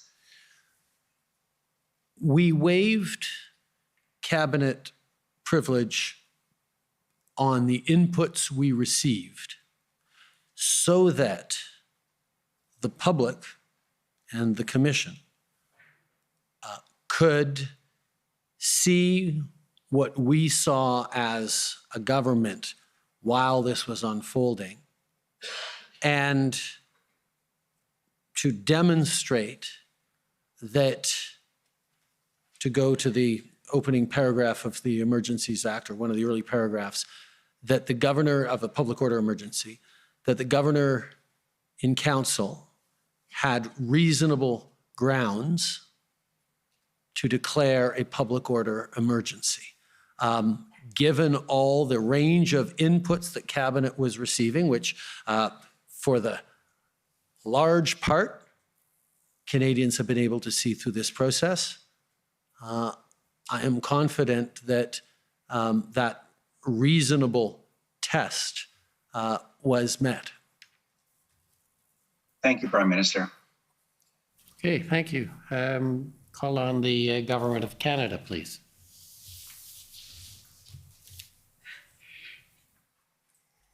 Thank you, Commissioner and Prime Minister. I'm Brian Gover. I'm appearing for the Government of Canada today. I have 4 areas to ask you about, Prime Minister, and the first one will involve asking our registrar, please, to display ssm.nsc.can 50216. And if I got the number right, Prime Minister, this is in relation to the cabinet meeting, which was held on the evening of Sunday, February 13th, 2022, beginning at 8:30 p.m. And of course, you've been asked questions about that meeting in the course of your testimony today. My question relates to the CSIS assessment that was provided at that cabinet meeting. And if we could please go to the second last page. And Prime Minister, it appears from this that the CSIS assessment was in relation to possible implications of the invocation of the Emergencies Act across the ideologically motivated violence extremism, or IMVE, space in Canada, with a particular focus on the Freedom Convoy 2022 and CSIS's subjects of investigation. Is that correct, sir? Yes. And to be clear, the assessment that you received on that occasion, to clarify, was not in relation to Section 2C of the CSIS Act. Is that right?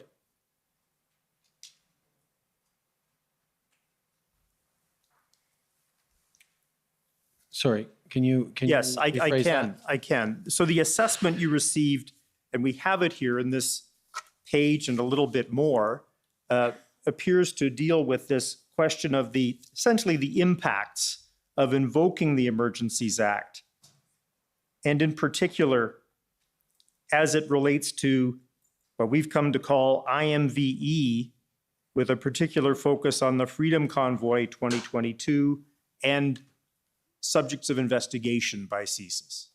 Yes. Commissioner, my friend's asking some leading questions here. Good. Subject to Section 58 of the Rules of Procedure. If you could ask more open-ended questions, that would be appreciated.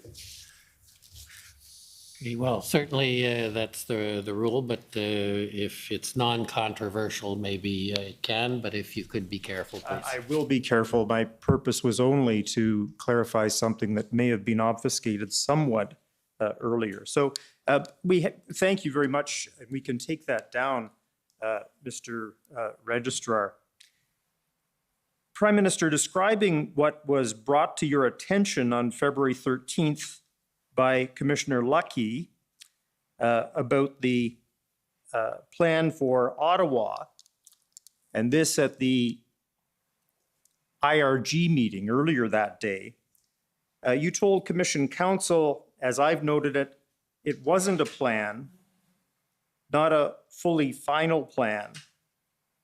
And first of all, have I noted your evidence correctly?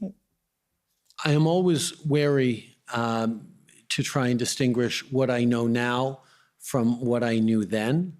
I'm comfortable in saying that what I knew then, whether it was from Commissioner Lucky or others, or what I was briefed on, was Ottawa did not yet have a firm and concrete and convincing plan that they were going to be able to take care of the occupation this time, as opposed to all the previous times where they had said they were going to do it and were unable to do it. That was certainly the sense that we had. Versus what I know now was that it turns out that what they say was a plan on the 13th was an engagement plan and not a ending the occupation plan. And what I'm going to do, Prime Minister, in the course of the next few questions is take you through what we now know to be the case and ask you how it accords with your recollection of what you knew then on February 13th. And in that respect, could we go to WTS 00000, so that's, as I have it, 5030. This is the witness summary of Superintendent Bernier. And we've heard, Prime Minister, that Superintendent Bernier was the incident commander in relation to the operation that ultimately cleared downtown Ottawa. And if we could go, please, to page 18 initially and the first sentence of the first paragraph.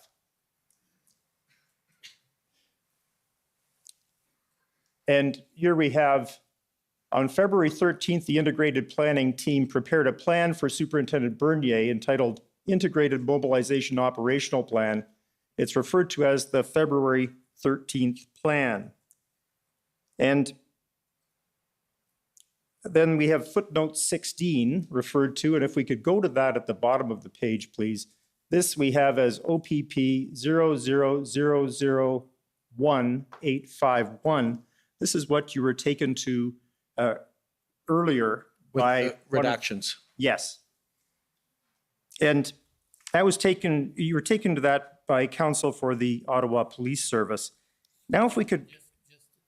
You said the one with the redactions. It wasn't the one with the redactions. No, It that was one. the long Oh, it was the one. 72-page one from the Yes, Ottawa Police yes. Services. Yes, sorry, thank you. Thank you. Thank you, Commissioner. And then if we could go to page 13 of that document. This is the one cited in the footnote.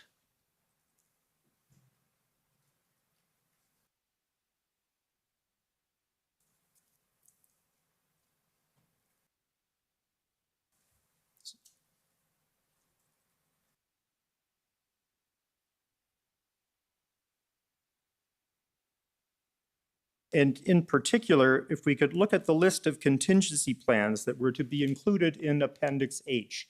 If you could scroll down a little bit here and maybe stop there if you would. The following plans will be provided by the respective specialized units: POU, which we know now to be Public Order Unit, deployment, traffic plans, I'm just reading some of them, hostile vehicle mitigation, and importantly, obstruction removal at the bottom, vehicle and persons.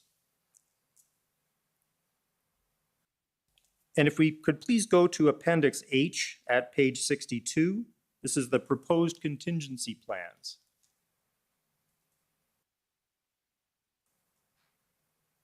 And as we scroll down, we see to obtain from specialized units is all we have there.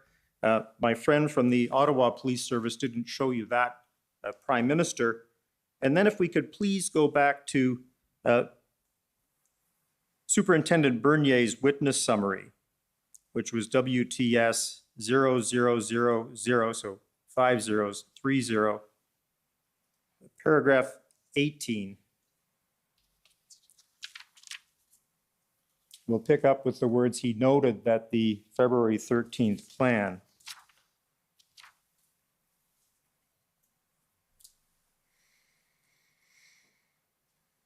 and we have it halfway down the first full paragraph we see here. He noted that the February 13 plan was not the overall operational plan and did not contain a plan to end the occupation of Ottawa.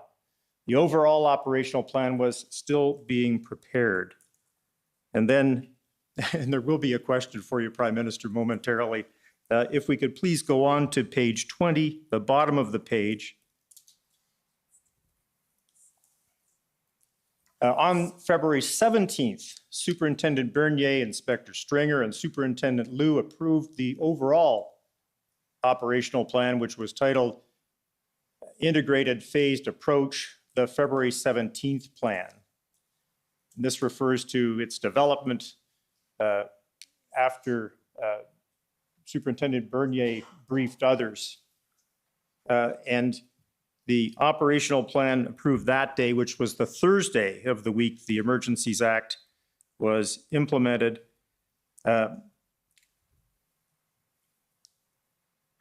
refers to supporting plans such as tactical, public order, towing, etc. Could we please now go to OPS 0000 13798? which, Commissioner David Mijakowski for the Ottawa Police. The rules do provide that my friend is limited to an examination in chief of the clients. We have listened to him go on. Sorry, you're speaking to the microphone, please. Sorry. The rules do provide that my friend is limited to an examination in chief, and this is not what we're seeing. This is my friend giving evidence, and I am sure that there is a question that will be coming, but so far we haven't heard it. It seems to me that's not what the rules contemplate. Commissioner, I have prefaced this by indicating that I would take the Prime Minister to certain elements of the evidence and then ask him how that accorded with what he was told on February 13th about a plan. And that's my intention to do that very shortly. I have to just finish this one point. Okay, well, if you could get to the question as soon as possible. I will, thank you. It's looking a bit like a presentation. It's explaining to the Prime Minister what the evidence has been at this inquiry, actually despite aspects of the cross-examination. So, Prime Minister,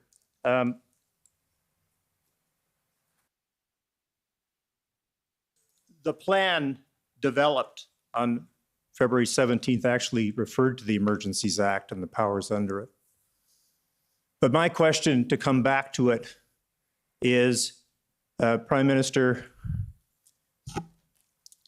how does the evidence to which I've just referred you, which has been heard in the course of this inquiry, compare with your understanding and recollection of what Commissioner Lucky told you about the plan for Ottawa at the IRG meeting on Sunday, February 13th?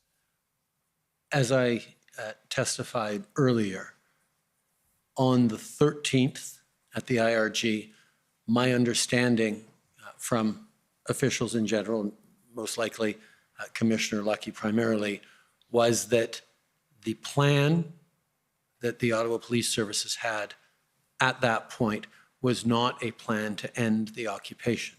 And as I would later testify or later find out, the plan of the 13th was not complete the way the plan of the 17th was, which was the actual plan that led to the clearing of the occupation in Ottawa. So this evidence is entirely consistent with my understanding of what was happening on the 13th, and of course, my understanding of it in hindsight as well.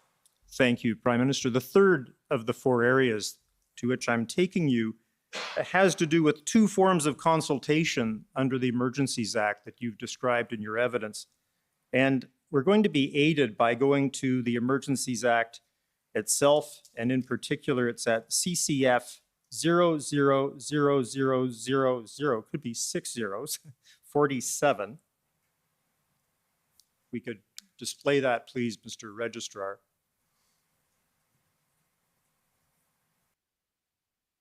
And you've referred to two provisions in the course of your testimony on this point already, Prime Minister. I'm going to ask that we turn initially to Section 4.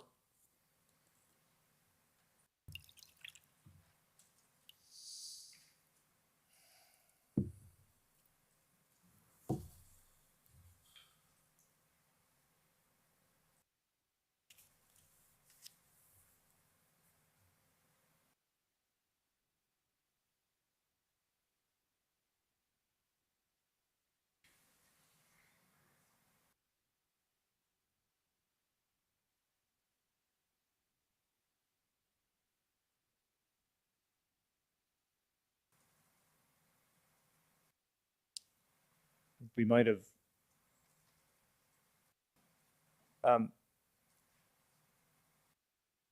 Section 14, please.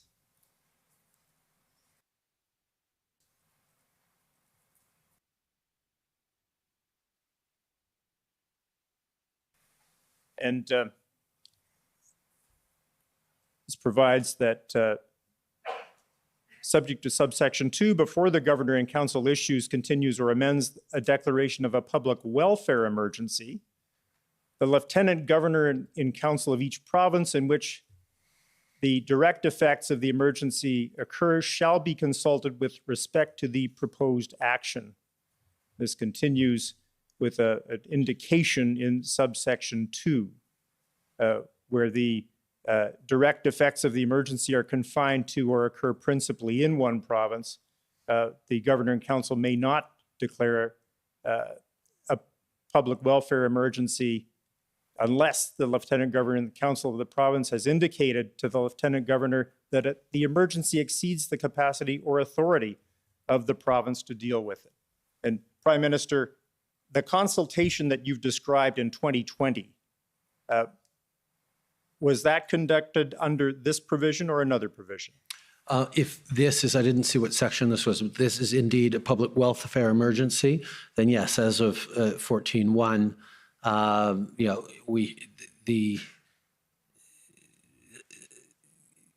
before the Governor and Council moves forward with the public welfare emergency, we have to consult with each province to the affected province in response to it. That lays it out clearly for that. And in the case of a public order emergency, consultation occurs under section 25, which I'll ask be turned up.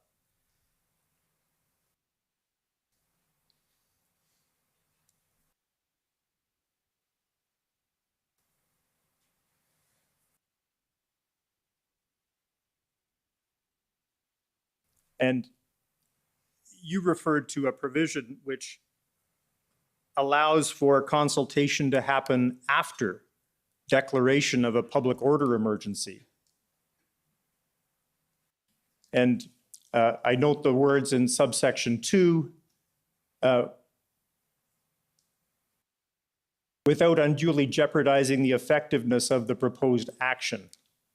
And Prime Minister, in relation to a public order emergency, was this the provision you had in mind? Yes, you can see there are conditions subject to subsections 2 and 3, which talk about the effects or the urgency or the negative impact that a consultation could have on the situation, which is a caveat when it comes to a public order emergency that was not present in the otherwise very similar paragraph applying to a public welfare emergency. That was what I was referring to earlier.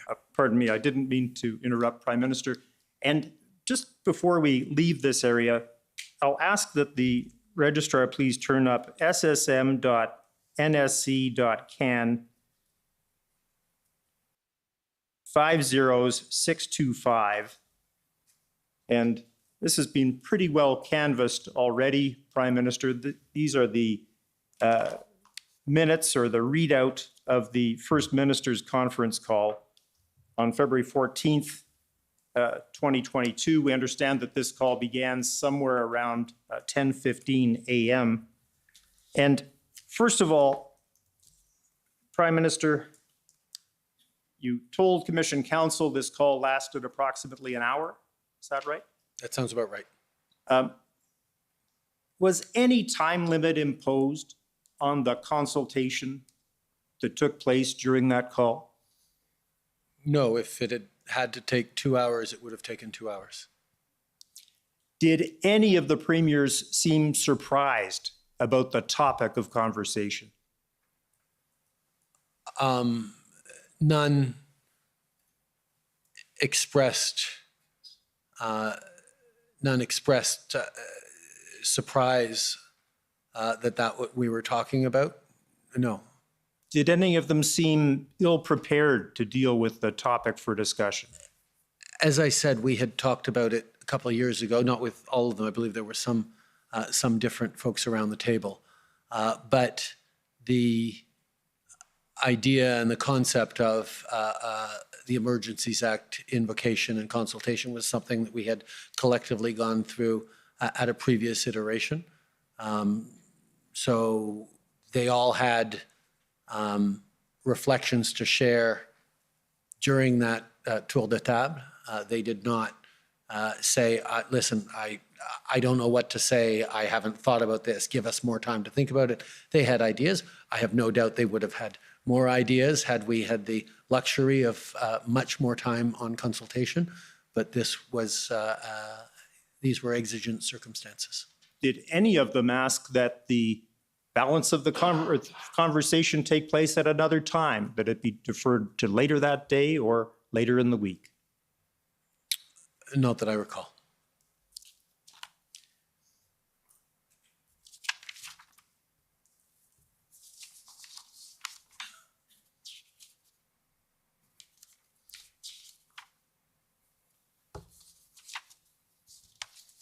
And if we could just please turn to what will be I don't know if they're paginated.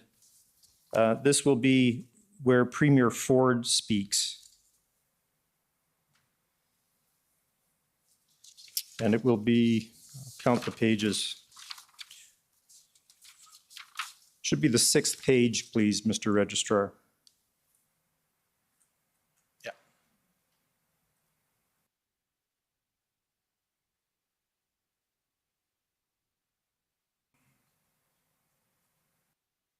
And we could go down to the next page, thank you. And in particular, if I could take you, Prime Minister, to the statement, and it's the third last bullet point. Province does not have tow trucks. That will change in the future. We'll ensure that OPP have tow trucks. Embarrassing that we can't get use of tow trucks. So is it fair to say that that was an issue on the morning of February 14th in the first minister's call? Yes, it was. And I note as well that on this subject of tools that you've referred to repeatedly in the course of your testimony, Prime Minister, Premier Ford concluded by saying, have to give tools to the police that are needed, support the PM 100%. Is that right, sir? Yes. Now, Prime Minister, my last area, and indeed my last question, is this. What do you say, sir, to the suggestion that the decision to invoke the Emergencies Act on February 14th of this year was politically motivated? My motivation was entirely about ensuring the safety of Canadians. My secondary motivation was making sure Canadians continue to have confidence in their institutions and in our society's ability to function and enforce the rule of law when it's not being respected. Politics was not a motivation at all in the invocation of the Emergencies Act. Thank you very much, Prime Minister, and thank you, Commissioner. Those are my questions. Thank you. Any re-examination? No re-examination, Commissioner. Bien, Monsieur le Premier ministre, ça me fait bien plaisir de vous dire que nous avons complété. Alors, on vous remercie sincèrement pour votre témoignage et d'avoir pris le temps de venir nous éclairer ici. Alors, et merci pour tout votre travail, Monsieur le Commissaire. Vous êtes libre. Profitez de votre fin de semaine. We will take a short break and then come back with the final submissions from the various parties and a brief closing statement by assuming there's still someone here by me. So, thank you. Merci. Thank you, Justin. Thank you. The commission is in recess. La commission est levée.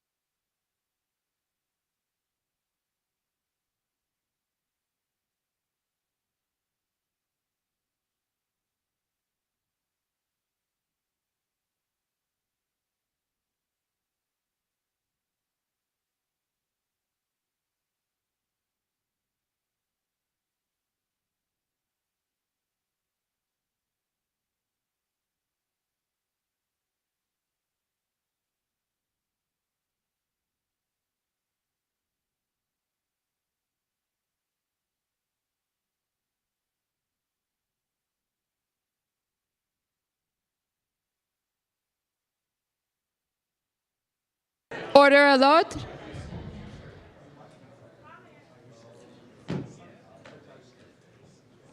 The commission is reconvened. La commission reprend.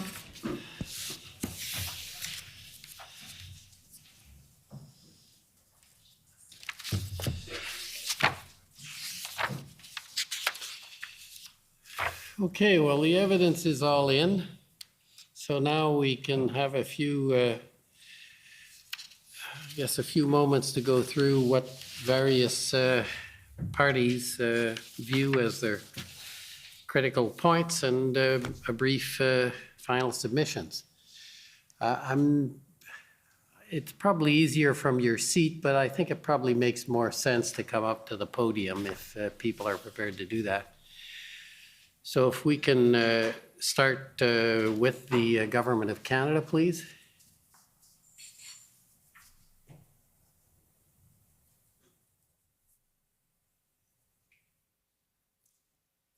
I must have drawn the short straw.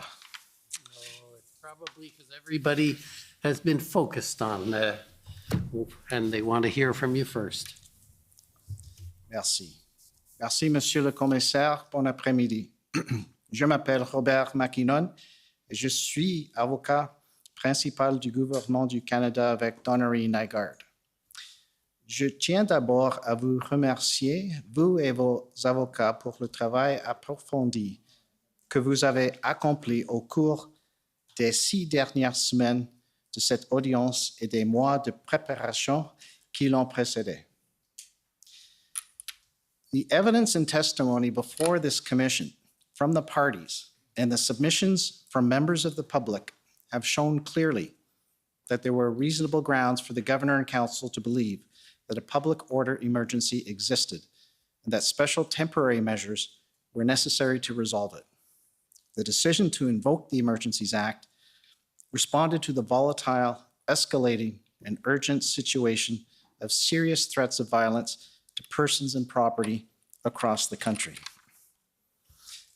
There were threats to the security of Canada in the form of illegal blockades at key border ports of entry, such as Windsor, Ontario, Coutts, Alberta, Emerson, Manitoba, and Surrey, BC, as well as protests in ports of entry right across the country.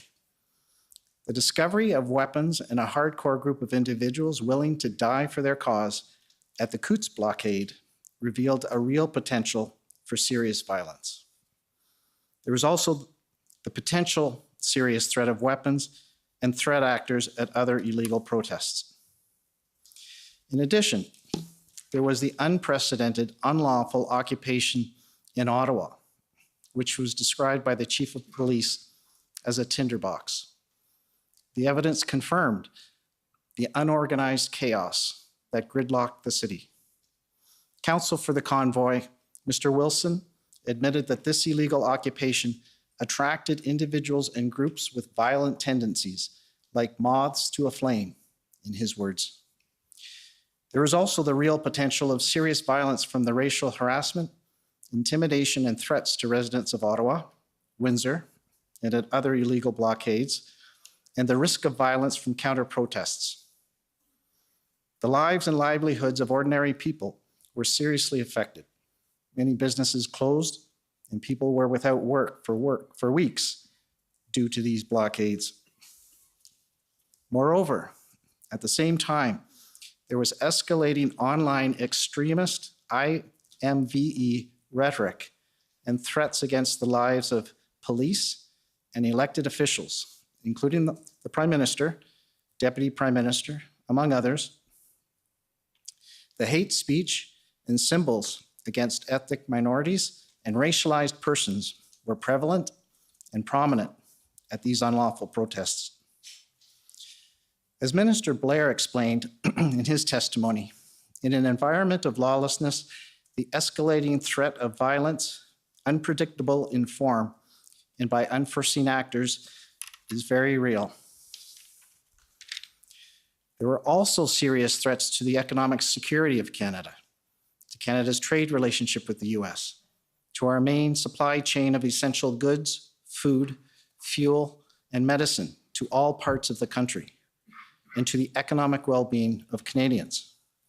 The security threats were real and escalating across the country, including to airports and railway lines.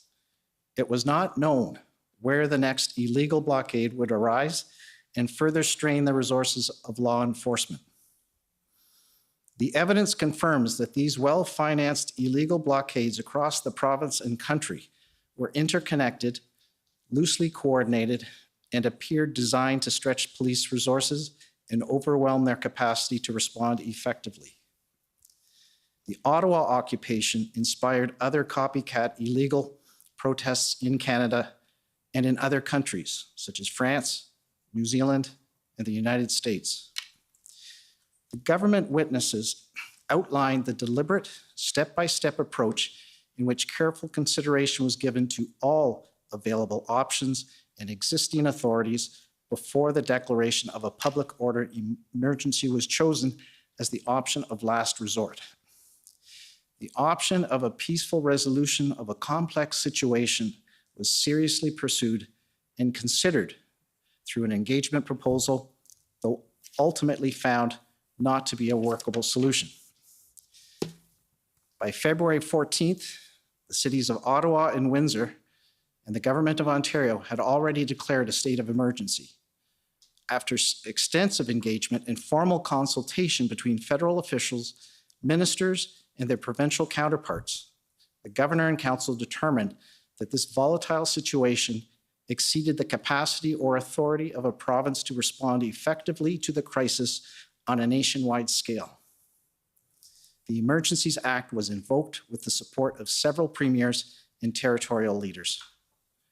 The measures taken for dealing with the emergency were proportional, effective, time-limited, and charter compliant. The measures were of significant benefit to law enforcement in deterring and dissipating the illegal protests in Ottawa, Windsor, and Winnipeg, and keeping the areas cleared. They allowed the police to bring the situation under control and to compel and indemnify the services of heavy tow truck operators in Ottawa and Surrey, BC. The Emergencies Act measures were revoked as soon as they were no longer required.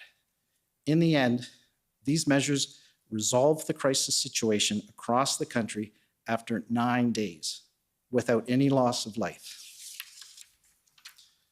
Le gouvernement du Canada attend avec impatience l'évaluation par la Commission des événements et des circonstances qui ont mené à la déclaration d'urgence ainsi que ses conclusions et ses recommandations en lien avec son important mandat. Merci. Merci. I just want to, for the public that's no doubt listening, to just make clear that these are summary positions expressed by the parties.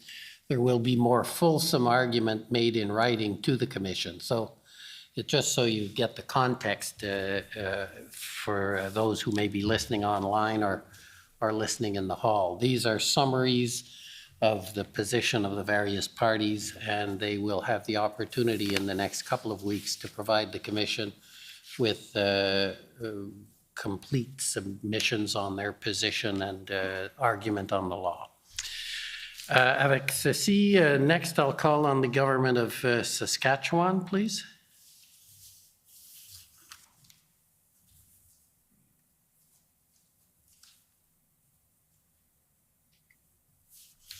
Good afternoon, Commissioner. I'm just having a little difficulty with my camera. It's now on. You're good. Am I good? There. Thank you, Commissioner. I'm Mitch McAdam, one of the lawyers for the government of Saskatchewan. Saskatchewan intervened in these proceedings for two reasons. First, because of concerns that the measures taken were overbroad in two senses. First, that they interfered with provincial powers, and second, that they infringed on the rights of citizens. Second, because of concerns that the statutory threshold for invoking a public order emergency was not met. First, Saskatchewan is very concerned about the impacts of invoking the Emergencies Act on federalism. The emergencies power flows out of the Peace, Order, and Good Government Clause in the Constitution Act 1867 and gives the federal government the power to temporarily assume provincial powers under the Constitution. In many ways, it is like the notwithstanding clause in the Charter. In this case, while the federal government has said that it was simply providing additional tools to police, the fact is that they assumed significant provincial powers. Policing is a matter that falls under provincial jurisdiction. The Emergency Economic Measures Order is not just about banking. It expressly deals with credit unions, insurance companies, trust companies, loan companies, securities dealers, and investment advisors, all matters that fall under exclusive provincial jurisdiction. While many of these powers were not relied upon by the police, the order itself caused confusion and represented a serious and, in our view, unnecessary intrusion into matters under provincial jurisdiction. Second, the province is also concerned that the measures adopted under the Emergency Economic Measures Order were overbroad and may have infringed on the charter rights of Canadian citizens. But we will leave the submissions on that point to the Civil Liberties Group. Next, I'll turn to the threshold in the Act. Again, there are two branches to Saskatchewan's argument. First, the threshold is a statutory test. It's a high threshold, and it's a high threshold for a very good reason. The threshold is not whether the Emergencies Act was necessary or whether it was helpful.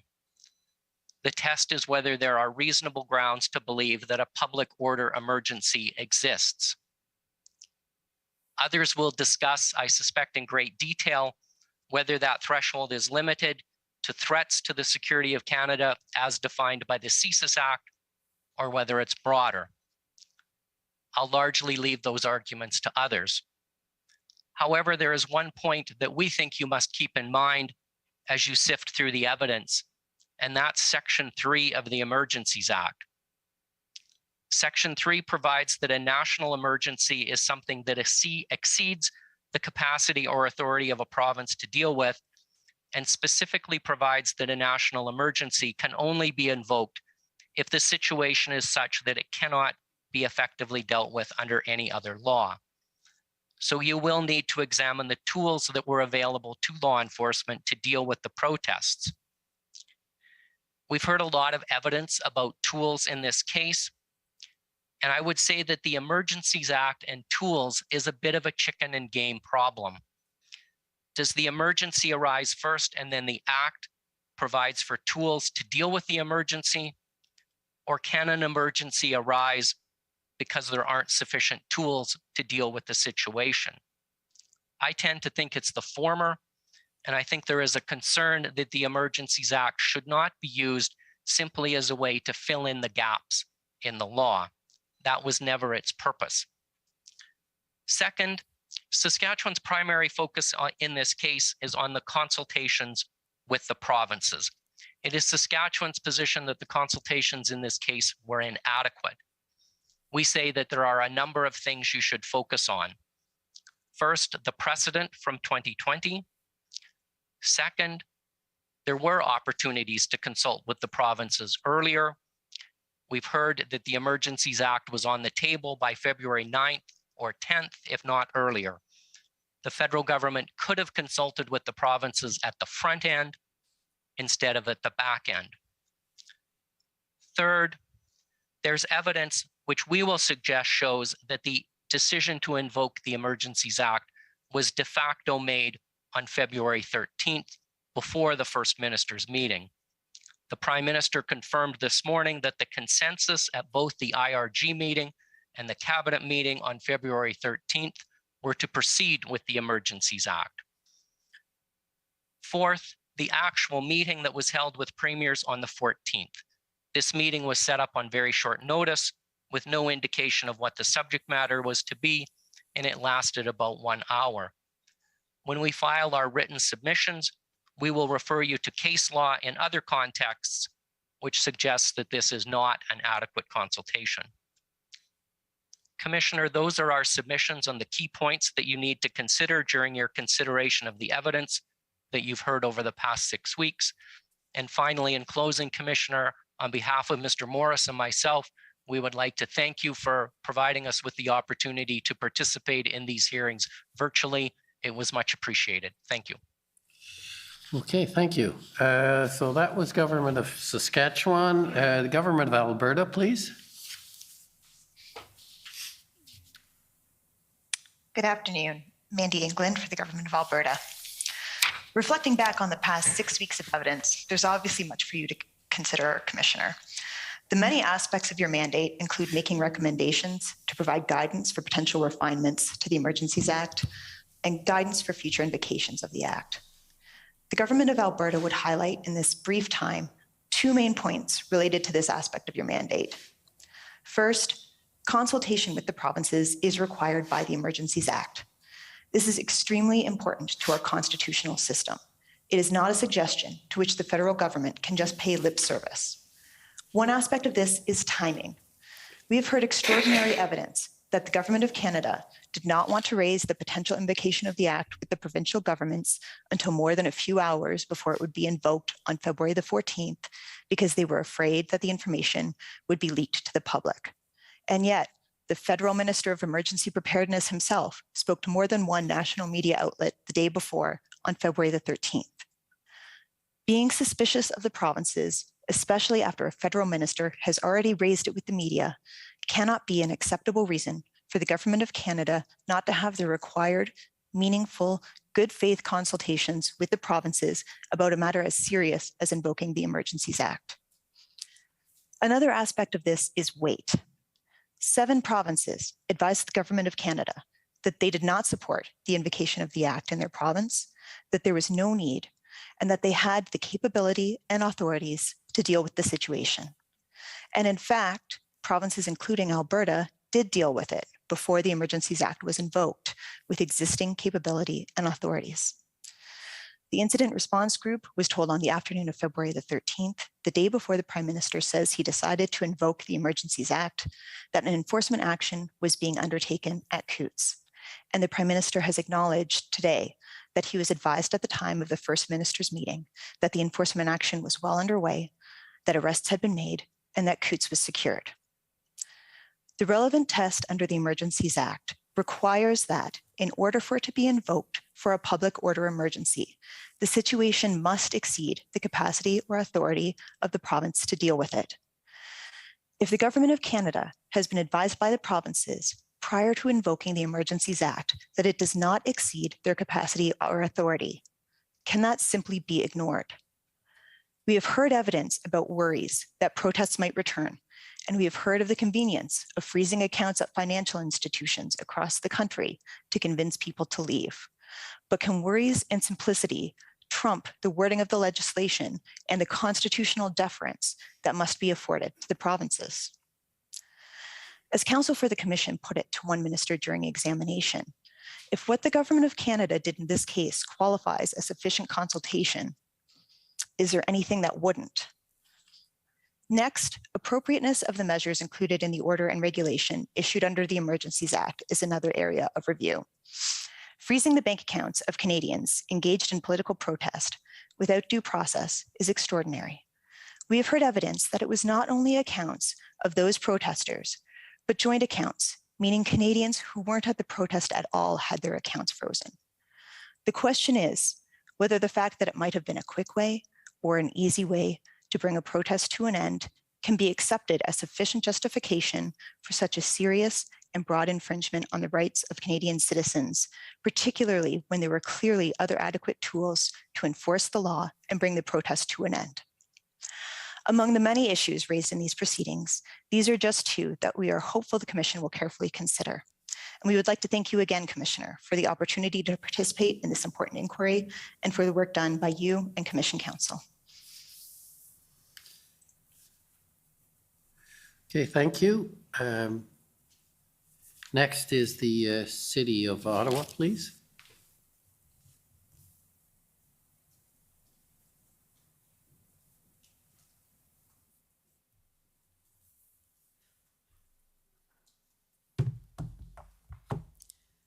Thank you, Commissioner. Alyssa Tompkins for the city. The City of Ottawa's role in responding to the Freedom Convoy was threefold. First, it sought to support the OPS as the lead agency in response to the protest. Second, maintain city services as much as possible, again in coordination with police. And third, it exercised a convening function in terms of bringing people together at other levels of government at both the political and official level. I'll remind the Commission what the City and Mayor cannot do, which is direct the police or the Police Services Board.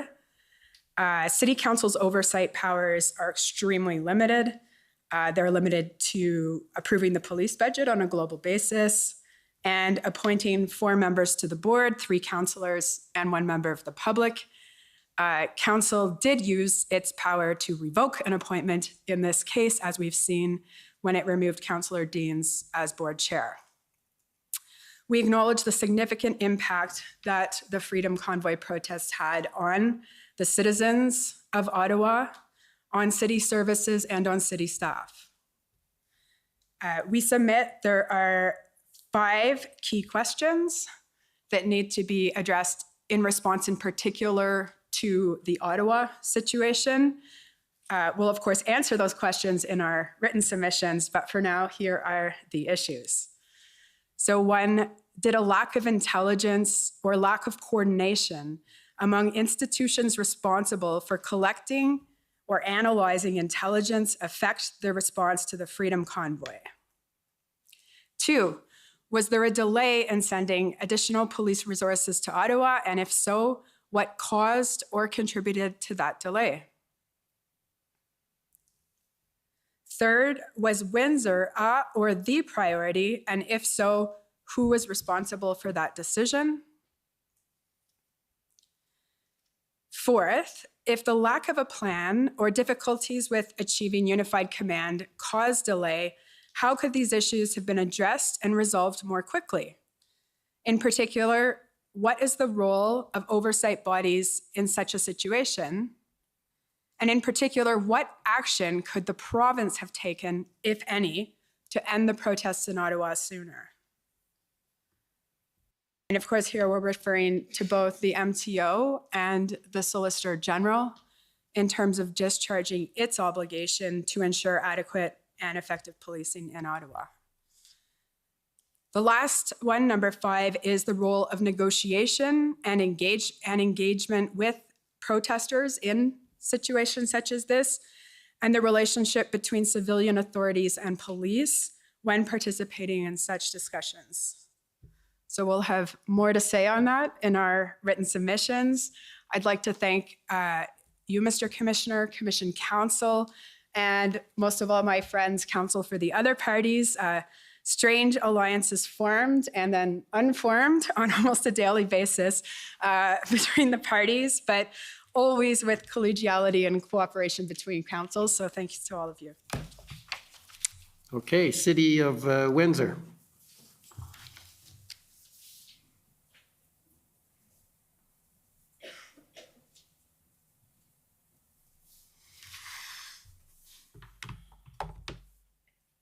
Good afternoon, Commissioner. Windsor understands that this commission has the mandate to examine and report on the circumstances that led to the declaration of a public order emergency and the use of the measures in February 2022. However, it may not be a surprise to the commission that I'm going to start my submissions on another part of the commission's mandate, the mandate to set out the lessons learned and make recommendations as it pertains to those matters. Windsor, we've heard many times, is not only the host to the Ambassador Bridge, there are multiple border crossings in its borders, and it serves as a vital trade corridor between Canada and the United States. The focus must be on learning lessons from the events of January and February. It is clear, Windsor submits, from the evidence before this commission that the issues facing Canada earlier this year, in the words of the Prime Minister, won't just go away. It is clear from the testimony that all 3 levels of government and policing must work urgently and collectively to find solutions to prevent unlawful protest activity from ever again threatening the safety and security not only of Windsorites, but of Canadians throughout our country and our national economy. We need a toolkit that sets out the division of responsibilities of all three levels of government, the available authorities at all three levels, and the resources required to implement those authorities, including who is responsible for costs. This toolkit to protect the infrastructure critical to Canada's economy must prioritize municipal and community interests.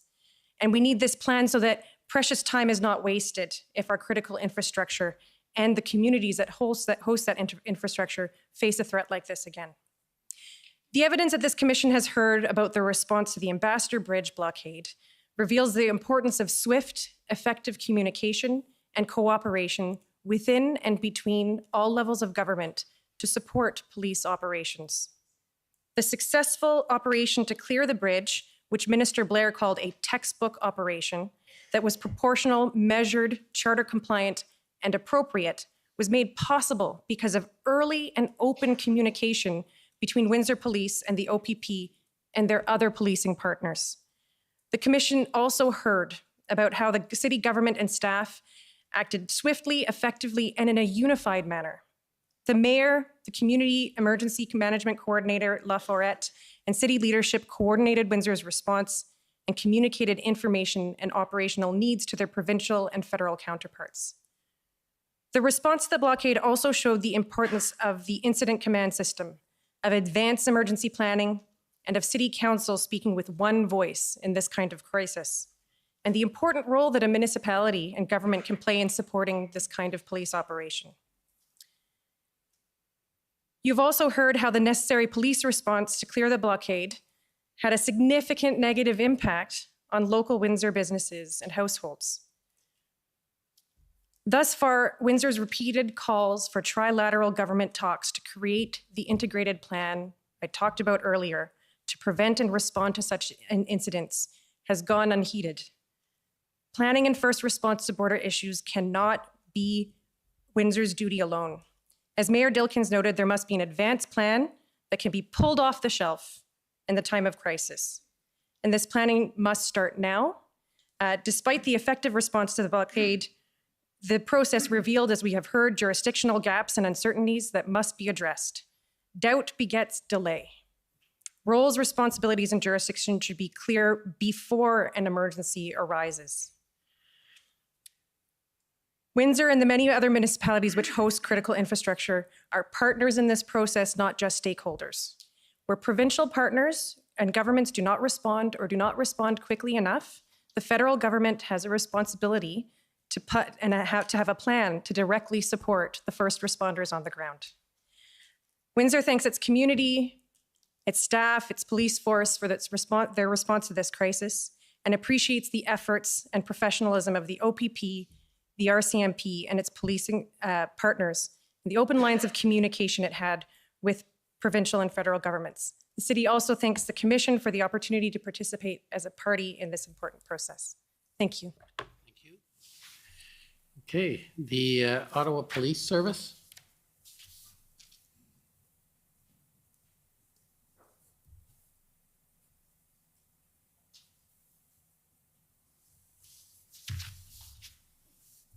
Good afternoon. David Mijakowski for the Ottawa Police Service. In approaching the evidence, Commissioner, the starting point, we say, is to look at what is not contentious. And there was a refrain of 3 words that we heard from almost all of the witnesses: unprecedented, fluid, and volatile. It is not in dispute that the protest, which became an illegal occupation, was unprecedented in this country. The fluidity and volatility of the situation was caused by the presence of large trucks spread throughout downtown, coupled with protesters whose numbers swelled to the thousands during weekends, and a crowd that included children. That too is not in dispute. Having heard the evidence, you can now understand, and the public can understand, the intractable problem faced by the police, which was how to safely end the occupation without injury or loss of life to the community, to the protesters, and to the police officers on the ground. Another matter on which the evidence is uncontroverted is that the entirety of the Ottawa Police Service were united in a singular desire to do the right thing. The objective was always to safely end the occupation and return the city to normalcy. While there may not always have been unanimity on what was the best approach to achieve the objective, everyone worked tirelessly, doing their very best under very challenging conditions. What is also not in dispute was the need for more resources. It was brought to the fore on January 31st, and the request for more resources was a refrain that started that day and ended when those resources arrived. Another matter upon which the evidence is uncontradicted is that the Ottawa Police Service and its partners came together to plan and execute an integrated operational plan. Minister Blair recognized that the plan was flawless and its execution was careful and methodical. In his words, it was a textbook example of how to safely carry out a police POU operation. Importantly, Minister Blair recognized that what happened in Ottawa was not a policing failure, and what was needed ultimately to resolve the occupation and what was finally delivered was a massive influx of resources. The second point we ask that you keep in mind when you assess the evidence is to be aware of hindsight bias. Hindsight bias is the not uncommon human tendency to look back at events after they have occurred and to assert that it was predictable. But as we all know, this event was not predictable. You heard a great deal of evidence about the intelligence that existed in the days before the arrival of the convoy, what it meant, and how law enforcement should have responded to it. We ask that you carefully review that evidence to determine whether the perceptions of some of the witnesses in that regard is as a result of hindsight bias. No one knew that a protest about vaccine mandates, which started off as peaceful and law-abiding, would become an occupation. The plans that the Ottawa Police Service had for managing the event were shared with all of its law enforcement partners, and everyone cooperated in assisting what was intended to be the facilitation of a peaceful process. And the classic example of hindsight bias came from those witnesses who said the trucks should have been turned away and not allowed in. You heard much evidence as to why that would not have worked and what the impact of doing so would have been. Trucks would have been stranded on the Queensway, and to turn them away would have required thousands of officers and would have angered and incited those who had traveled so far to get here. The evidence you heard demonstrates that the Ottawa Police Service learned from its experience. Changes have been implemented in many areas, including how intelligence is analyzed, in devoting resources to the analysis of social media, and how event planners now balance the right to peaceful protest with the impact of protest on the community. There has been a recognition of the need for greater clarity in the operation of the incident command system, and the Ottawa Police Service has strengthened their PLT program. The Ottawa Police Service looks forward to receiving this Commission's report so that it can take even further steps to improve the safety of this community and to continue to rebuild public trust. Thank you very much, Commissioner. Thank you.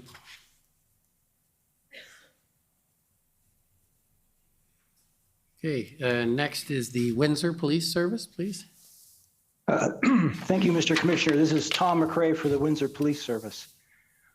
The Windsor Police Service is the police service of jurisdiction in the city of Windsor. It is their local police, as well as the area in the vicinity of the Ambassador Bridge. So unsurprisingly, throughout this commission, our focus in the evidence has been largely local and on policing. It's our view that Canadians can be proud of their professional police services. One of the very important elements, though, of being a professional police service is that these police services have operational independence. Every witness that this commission heard from affirmed the principle of independent operation by the police, even though one or two of them had to be reminded of it from time to time. And with respect to the clearing of the Ambassador Bridge blockade, and we acknowledge and we are grateful for the great assistance we received from the OPP and other municipal forces in this. The POU effort at the Ambassador Bridge worked. The charter rights of protest, to the extent possible, were respected. The efforts were reasonable and proportional. There was no loss of life. As the Deputy Prime Minister said, there was no blood on children's faces. There was no serious injury. And even the Prime Minister, as I think you characterized it, Mr. Commissioner, gave us a pat in the back for the efforts.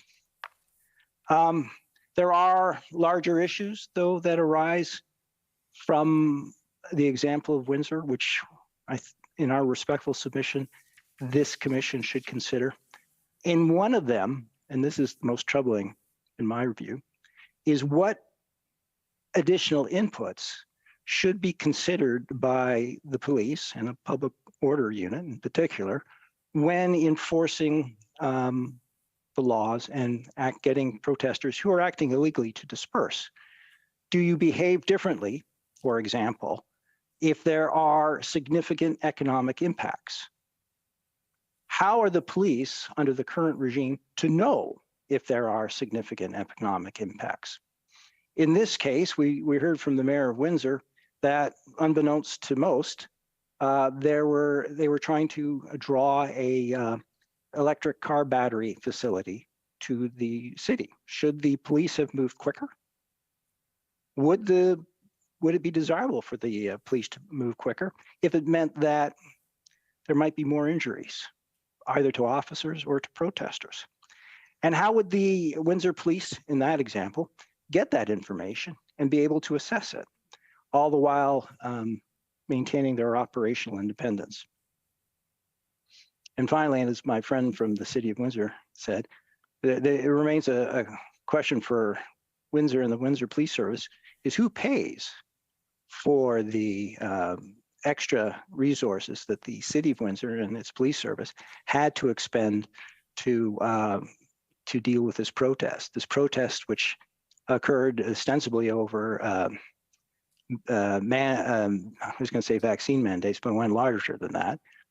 They were largely seen to come from the federal government, though, as the Prime Minister correctly pointed out, many of them were provincial or even local. And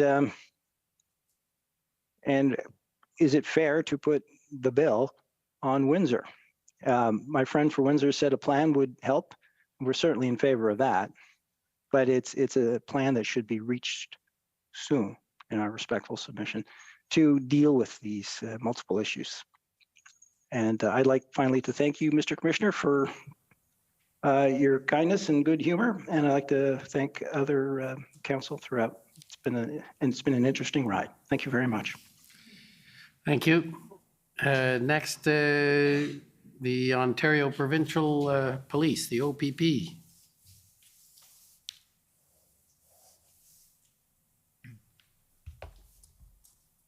Thank you, Commissioner.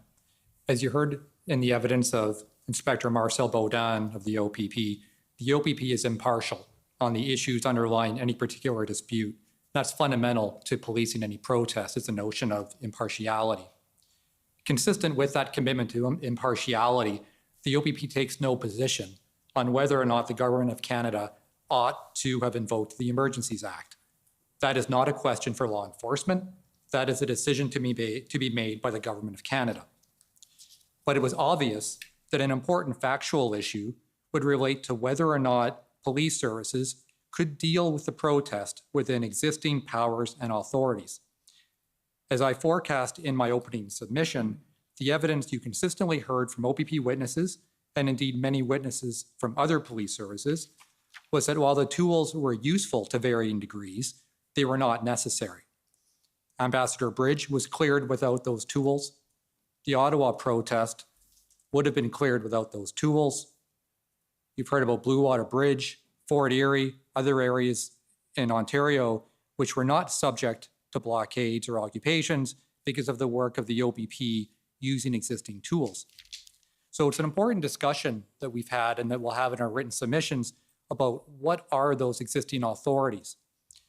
It's a position of the OPP that there were sufficient legal authorities within statute and common law to, for example, set up exclusion zones, and that the Emergencies Act was not required for that purpose.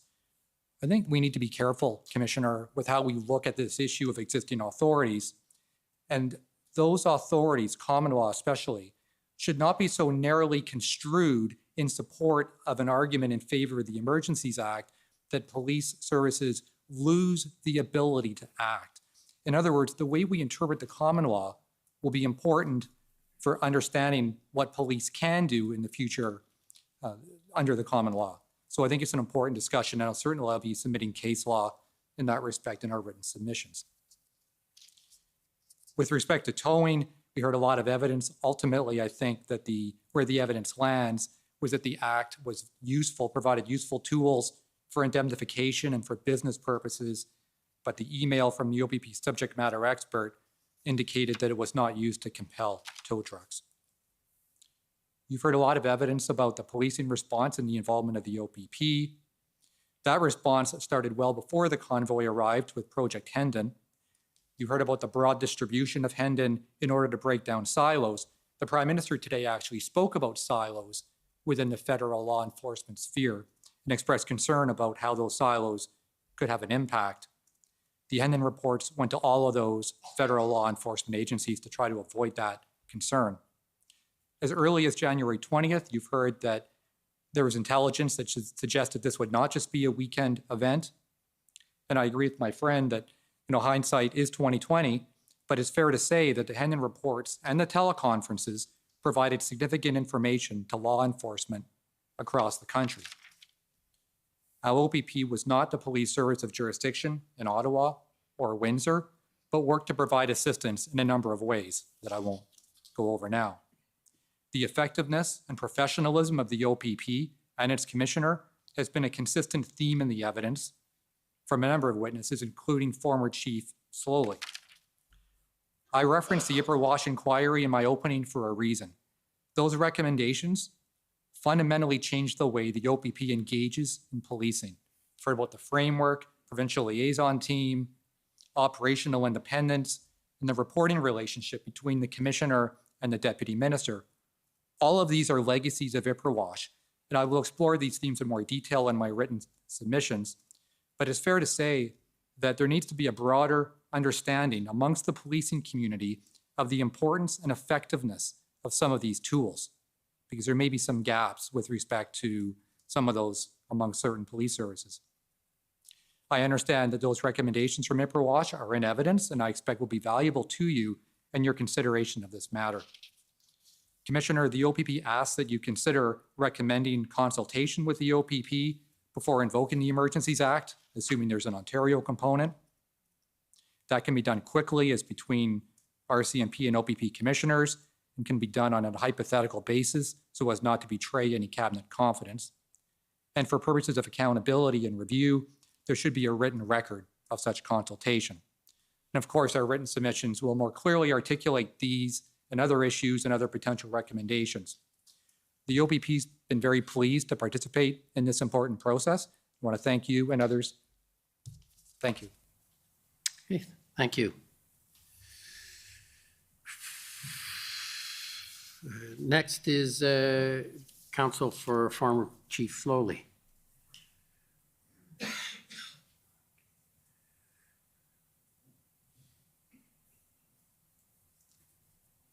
Thank you, Commissioner. Tom Curry for former Chief Slowly. As you emphasized in your comments opening these proceedings, these hearings concern accountability of the federal government and examine why the emergency was declared, how the power was used, and whether the government's actions were appropriate. The ancillary matters under review, including the efforts of police, are examined, as you indicated, only to the extent relevant to that mandate. This is important because it requires the Commission to focus on the acts and decisions of the federal government. Although it provides relevant context, this is not an inquiry into the operation of the Ottawa Police Service, the City of Ottawa, or the performance of Chief Slowly. As you also noted at the outset, this public inquiry is unique, since the time available for you to complete your mandate is very short. To accomplish that task, procedural rules were adopted that imposed limits on the ability of the parties withstanding to elicit evidence or challenge evidence introduced by Commission counsel. Those procedural limitations were designed to protect the Commission's ability to complete its mandate, and you have shown they've worked. But no party or participant should be the subject of an adverse misconduct finding in the context of a commission that has had to complete its mandate by imposing procedural rules to address the limited time frame in which you've had to operate. Chief Slowly is recognized by all as a national police leader who brought nearly 30 years of experience to Ottawa as its first Black police chief. He has a long record of success at the City of Toronto Police Service and internationally in virtually every role played in policing. His actions and his decisions and his recommendations for the future carry the weight of that accumulated experience and wisdom. The convoy protests that arrived in Ottawa in January 2022 represent an unprecedented and unpredictable paradigm shift in public protest. Even with the benefit of hindsight, it is not possible to find that police services and intelligence agencies should have known this would become an extended occupation. Recall indeed that most protesters left after the first weekend.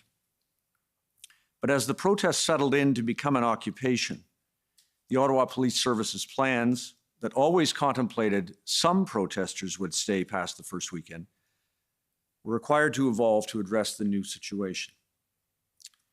There is also agreement that the OPS lacked the resources to resolve the occupation itself. Chief Slowly raised the lack of resources in a responsible way throughout these events, and his statement that there may not be a policing solution from the Ottawa Police Service alone was correct. He was also right to consider the role of negotiation and dialogue and whether an interlocutor could assist. Of course, the declarations of emergency by 3 levels of government were also not a policing solution, and he was right to call attention to the role of government to address this challenge. Agreement across the parties is also made that the events created a crucible of enormous pressure for everyone involved. All described the pressure they experienced during the protest. This point is important to your work because as you assess the facts and the roles played by individuals in these events, you should exercise restraint in judging those people, including Chief Slowly, who are operating under extremely challenging circumstances. The parties agree also that the police response in Ottawa, Windsor, Coutts, and elsewhere was a success, as has been noted by others, in the sense that the protests were brought to a conclusion without a loss of life or serious injury. The City of Ottawa, the OPS, and Chief Slowly occupied a prominent position in these proceedings. Commission Counsel's presentation of the evidence focused more on that part of the events than other parts. More members of the OPS testified and for longer than members of the other police services. Chief Slowly himself was in the witness box twice as long as any other witness in the proceeding.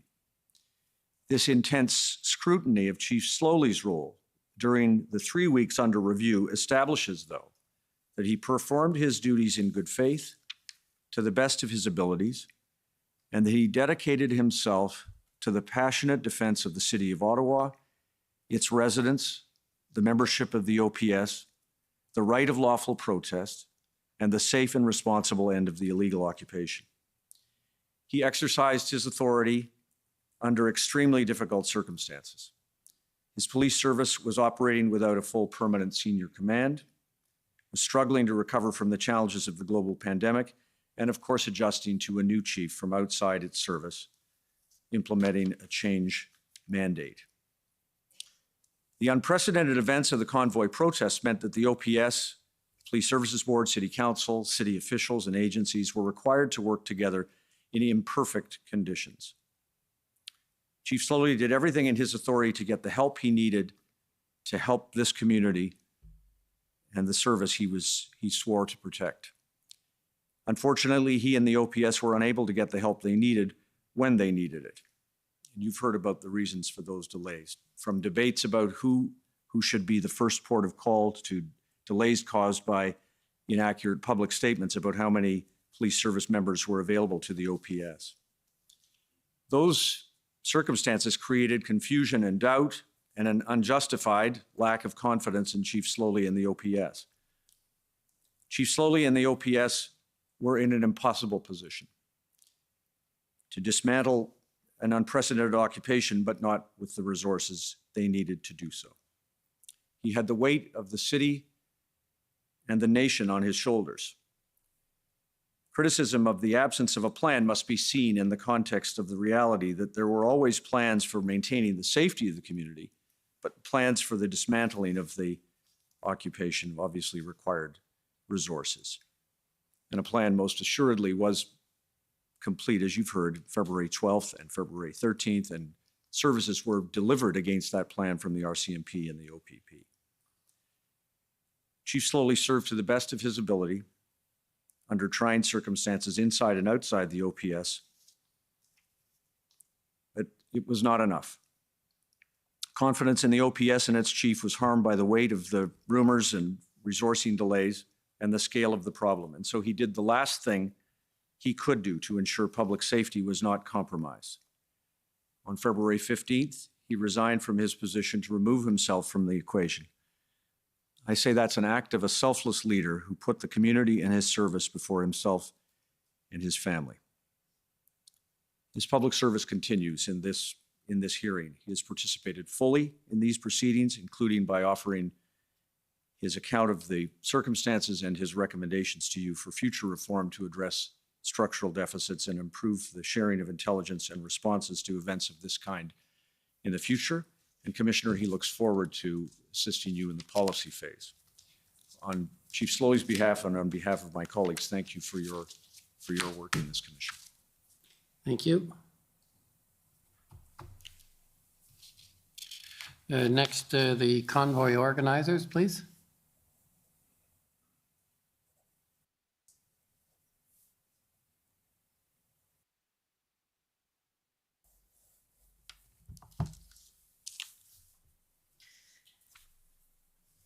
Good afternoon. For the record, my name is Eva Chipyuk. I am one of the lawyers representing Freedom Corp and the protesters who were here in Ottawa in January and February 2022. Mr. Commissioner, friends, Canadians listening to this public inquiry into the government's decision to invoke the Emergencies Act for the first time in history. You will remember on the first day of this public inquiry, our lead counsel, Brendan Miller, in his opening statement spoke about the evidence and threshold required for invoking the Emergencies Act.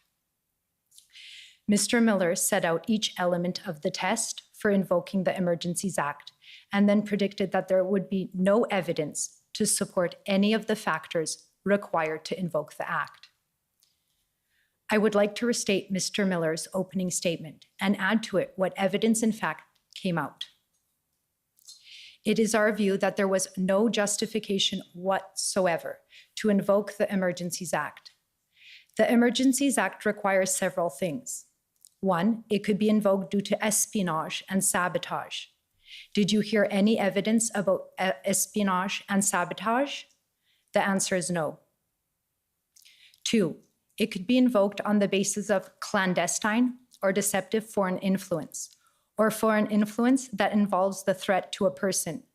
Did you hear evidence about that? The answer is no. It also could be invoked on the basis of threats or use of acts of serious violence against persons or property. Did you hear evidence of violence against persons or property?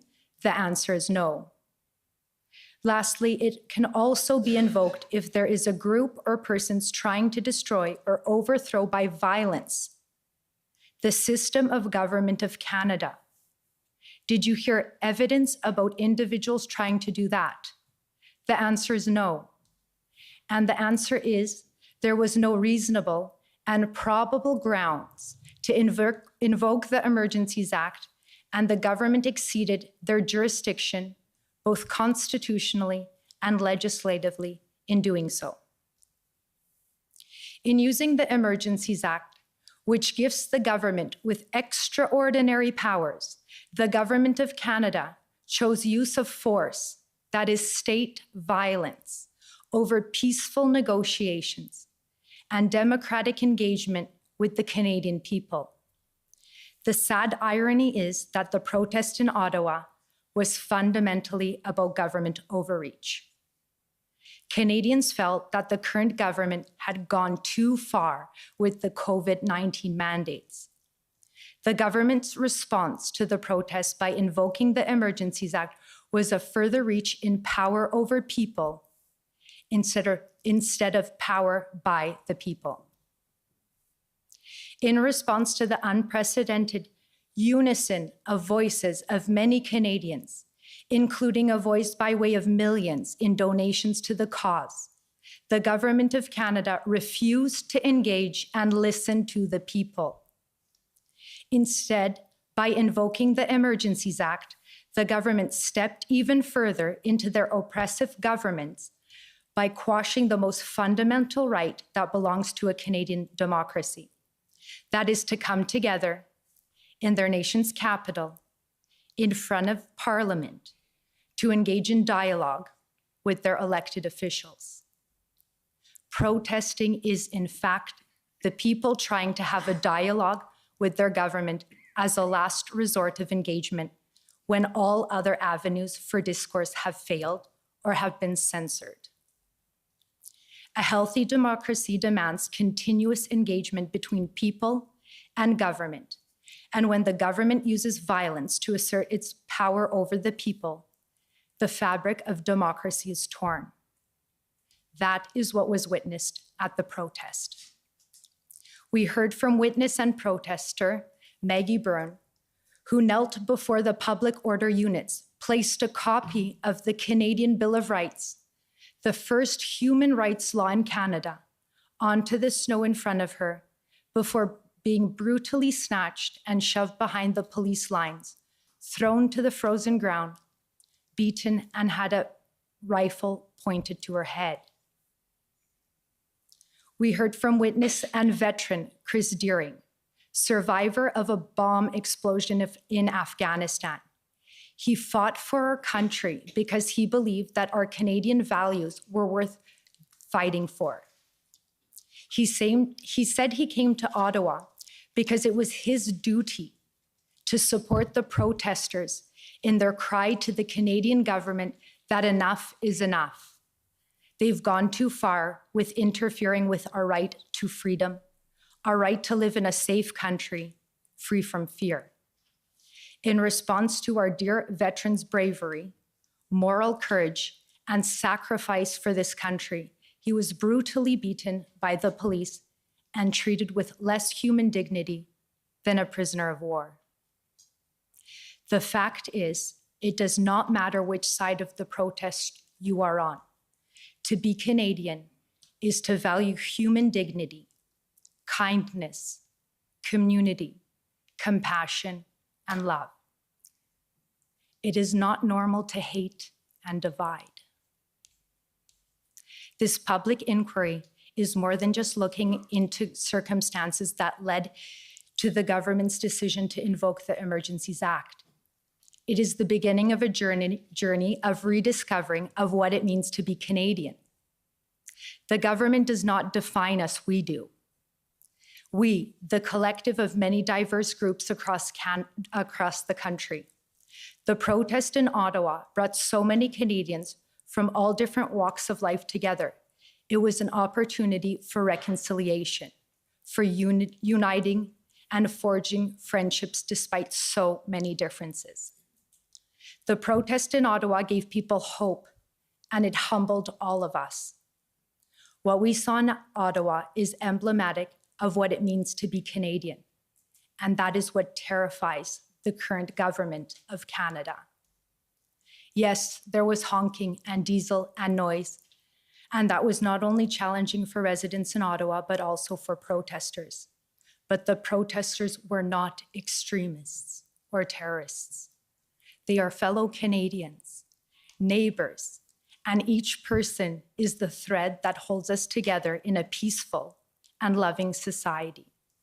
We have all suffered in our own unique way because of the pandemic, the virus, the sickness, the lockdowns, the job losses, loss of livelihood, the mandates, and mental health.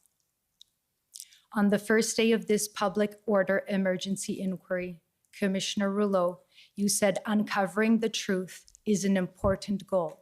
When difficult events occurred that impact the lives of Canadians, the public has the right to know what happened. Certes, l'objectif de l'enquête publique est de faire la lumière sur les faits ou la situation, de le faire les recommandations pour que la situation ne se reproduise plus.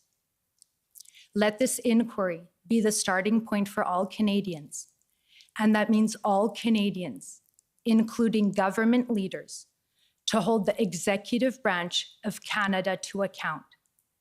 If there ever was a time for a Prime Minister to step down, now is that time. Thank you. Okay, thank you. Next is the Ottawa Coalition, please.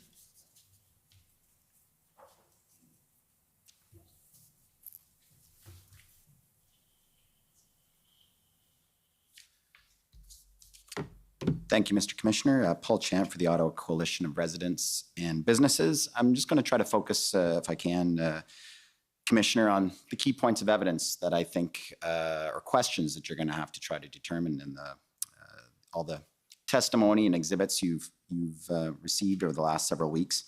First of all, what we know is that the Ottawa Police made a major mistake by allowing hundreds of semi-trucks to drive and park in downtown on the first weekend. The OPP disavowed supporting this idea and said that they thought the plan was to stop the trucks, but the reality is they also assisted in guiding the trucks downtown. So what happened there? Also, the Ottawa Police made a mistake in believing that they were only going to stay for a weekend. Despite all the other intelligence available, you heard a lot of evidence about how and why that decision was made or that calculation was made when there was a great deal of intelligence that suggested otherwise. But most significantly, Commissioner, by Monday, January 31st, the Ottawa Police already realized on that day that they had made these major mistakes, and they acknowledged internally that they were overwhelmed, did not have the capacity or the resources to police or manage these protests. They knew that. They were already calling it an occupation on Monday, January 31st. And from that day forward, they were trying to get help from other levels of government and from other police services. Now, what was going on after that? Well, we know that the Ottawa Police refrained from enforcement in most cases because of officer safety, including by law officer safety. And if the officers aren't safe, how can citizens and residents feel safe?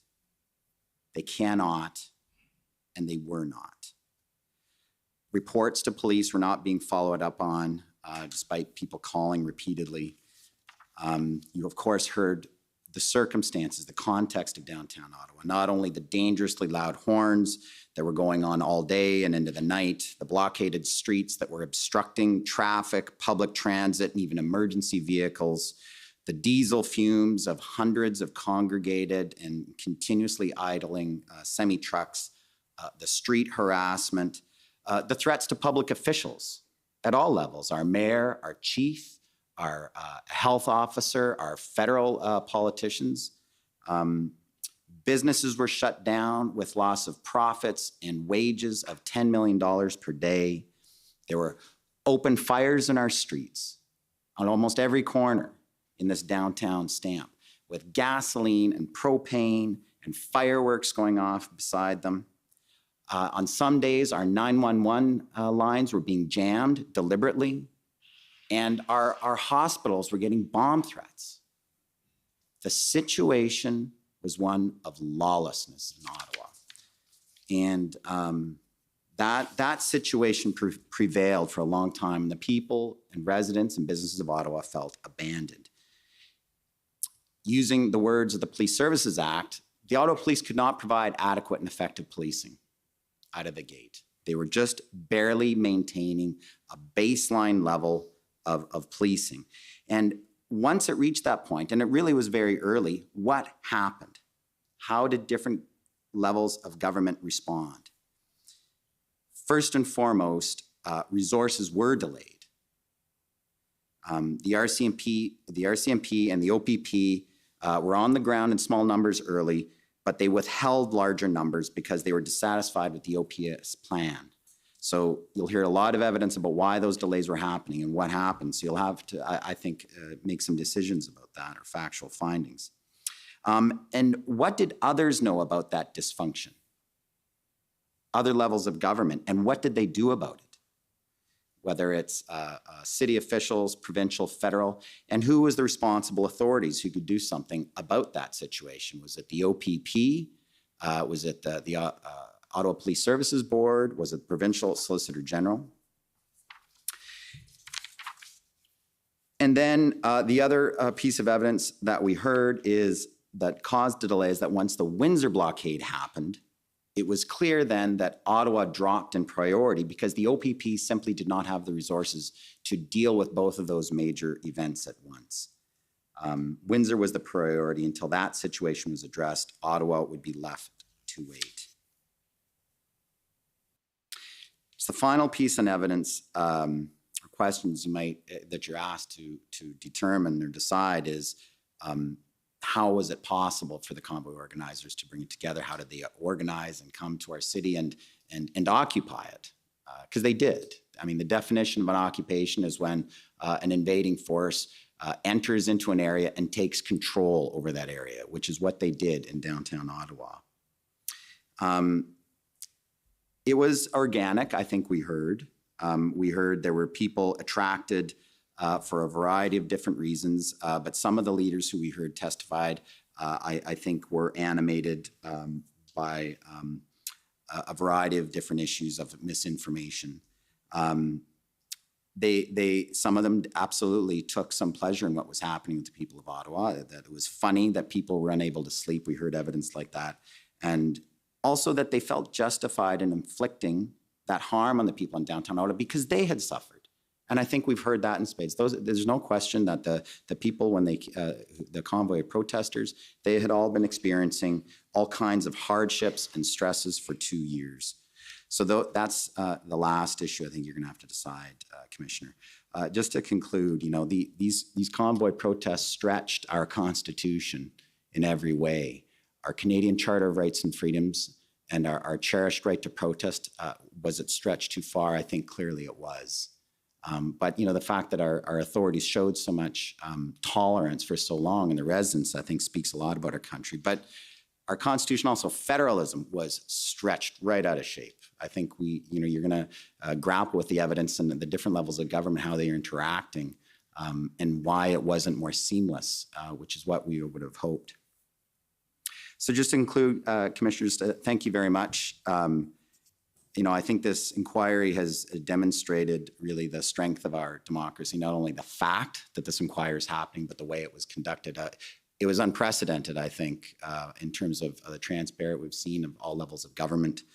And no doubt, you know, what happened, whatever you find, I know that people are going to debate it anyway, and they've had the opportunity to do so, right?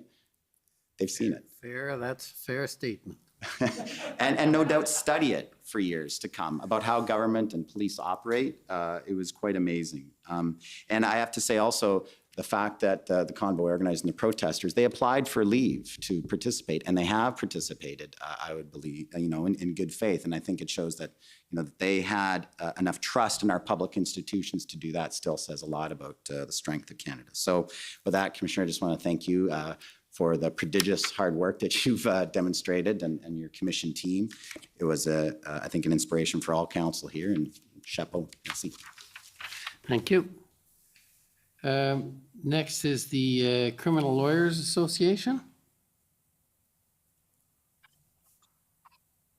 The Criminal Lawyers Association and Canadian Council of Criminal Defense Lawyers appreciate the opportunity to participate in this commission. As criminal lawyers, we frequently scrutinize and challenge the exercise of power by government or law enforcement against individuals. We frequently defend guaranteed charter rights of people within Canada as against the reach and sometimes overreach of state authority. Challenges to whether an arrest was lawful, whether a search warrant was lawful, or whether a wiretap was lawful are commonly conducted before the courts. And it might be of interest to people who follow this commission and those who are not lawyers to know that it's not uncommon for there to be disagreement about the interpretation of laws, whether legal tests have been satisfied by evidence, or whether laws or actions of government actors were constitutional.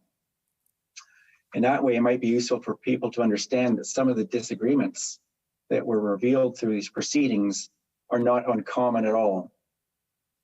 The disclosure of thousands of documents and close forensic analysis of those documents reveals that protests were unquestionably challenging and demanded attention. It's not surprising that there were disagreements with respect to how to deal with the protests or occupations. It's not surprising that there was occasionally colorful and perhaps intemperate language revealed within some of the written communications. It's not surprising that various ideas were raised for consideration. That's the nature of a human process. The determination about whether to invoke an act such as this is inescapably a human process.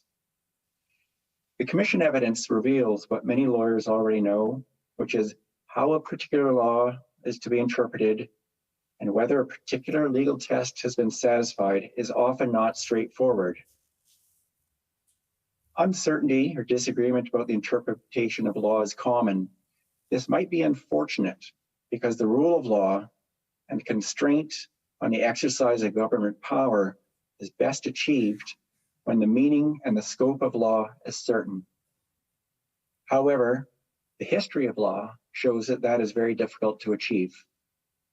Therefore, what is important is that there be an impartial process for determining what the law means and whether the law has been complied with.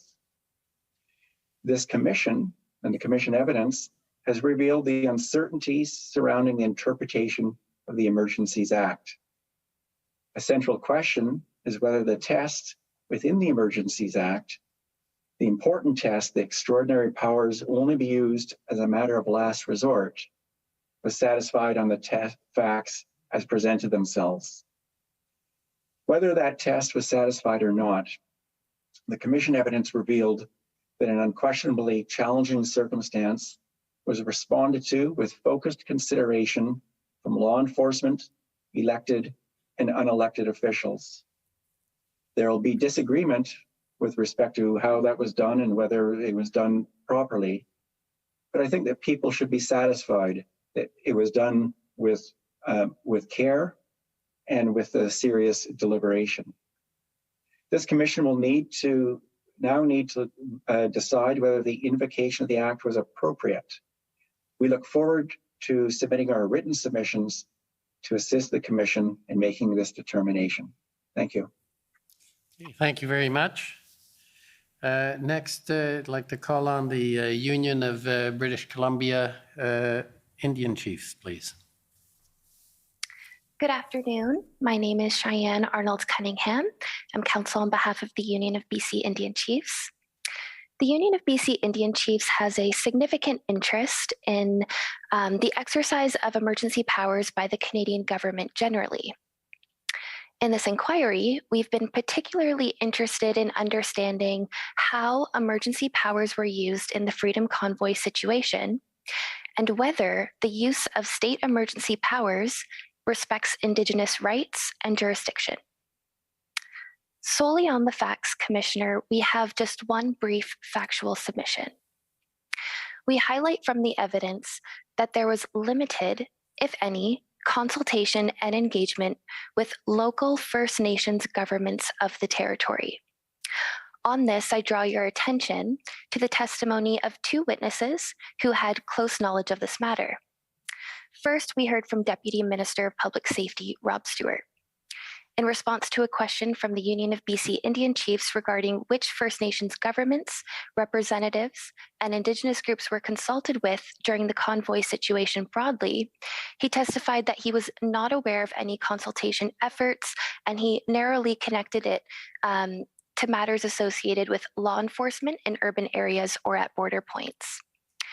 He also testified that he was not aware of any efforts on behalf of the Government of Canada or police services to consult with First Nations of the territory. However, it was later noted by Counsel for Canada that Canada did engage with Indigenous leaders specifically regarding blockades.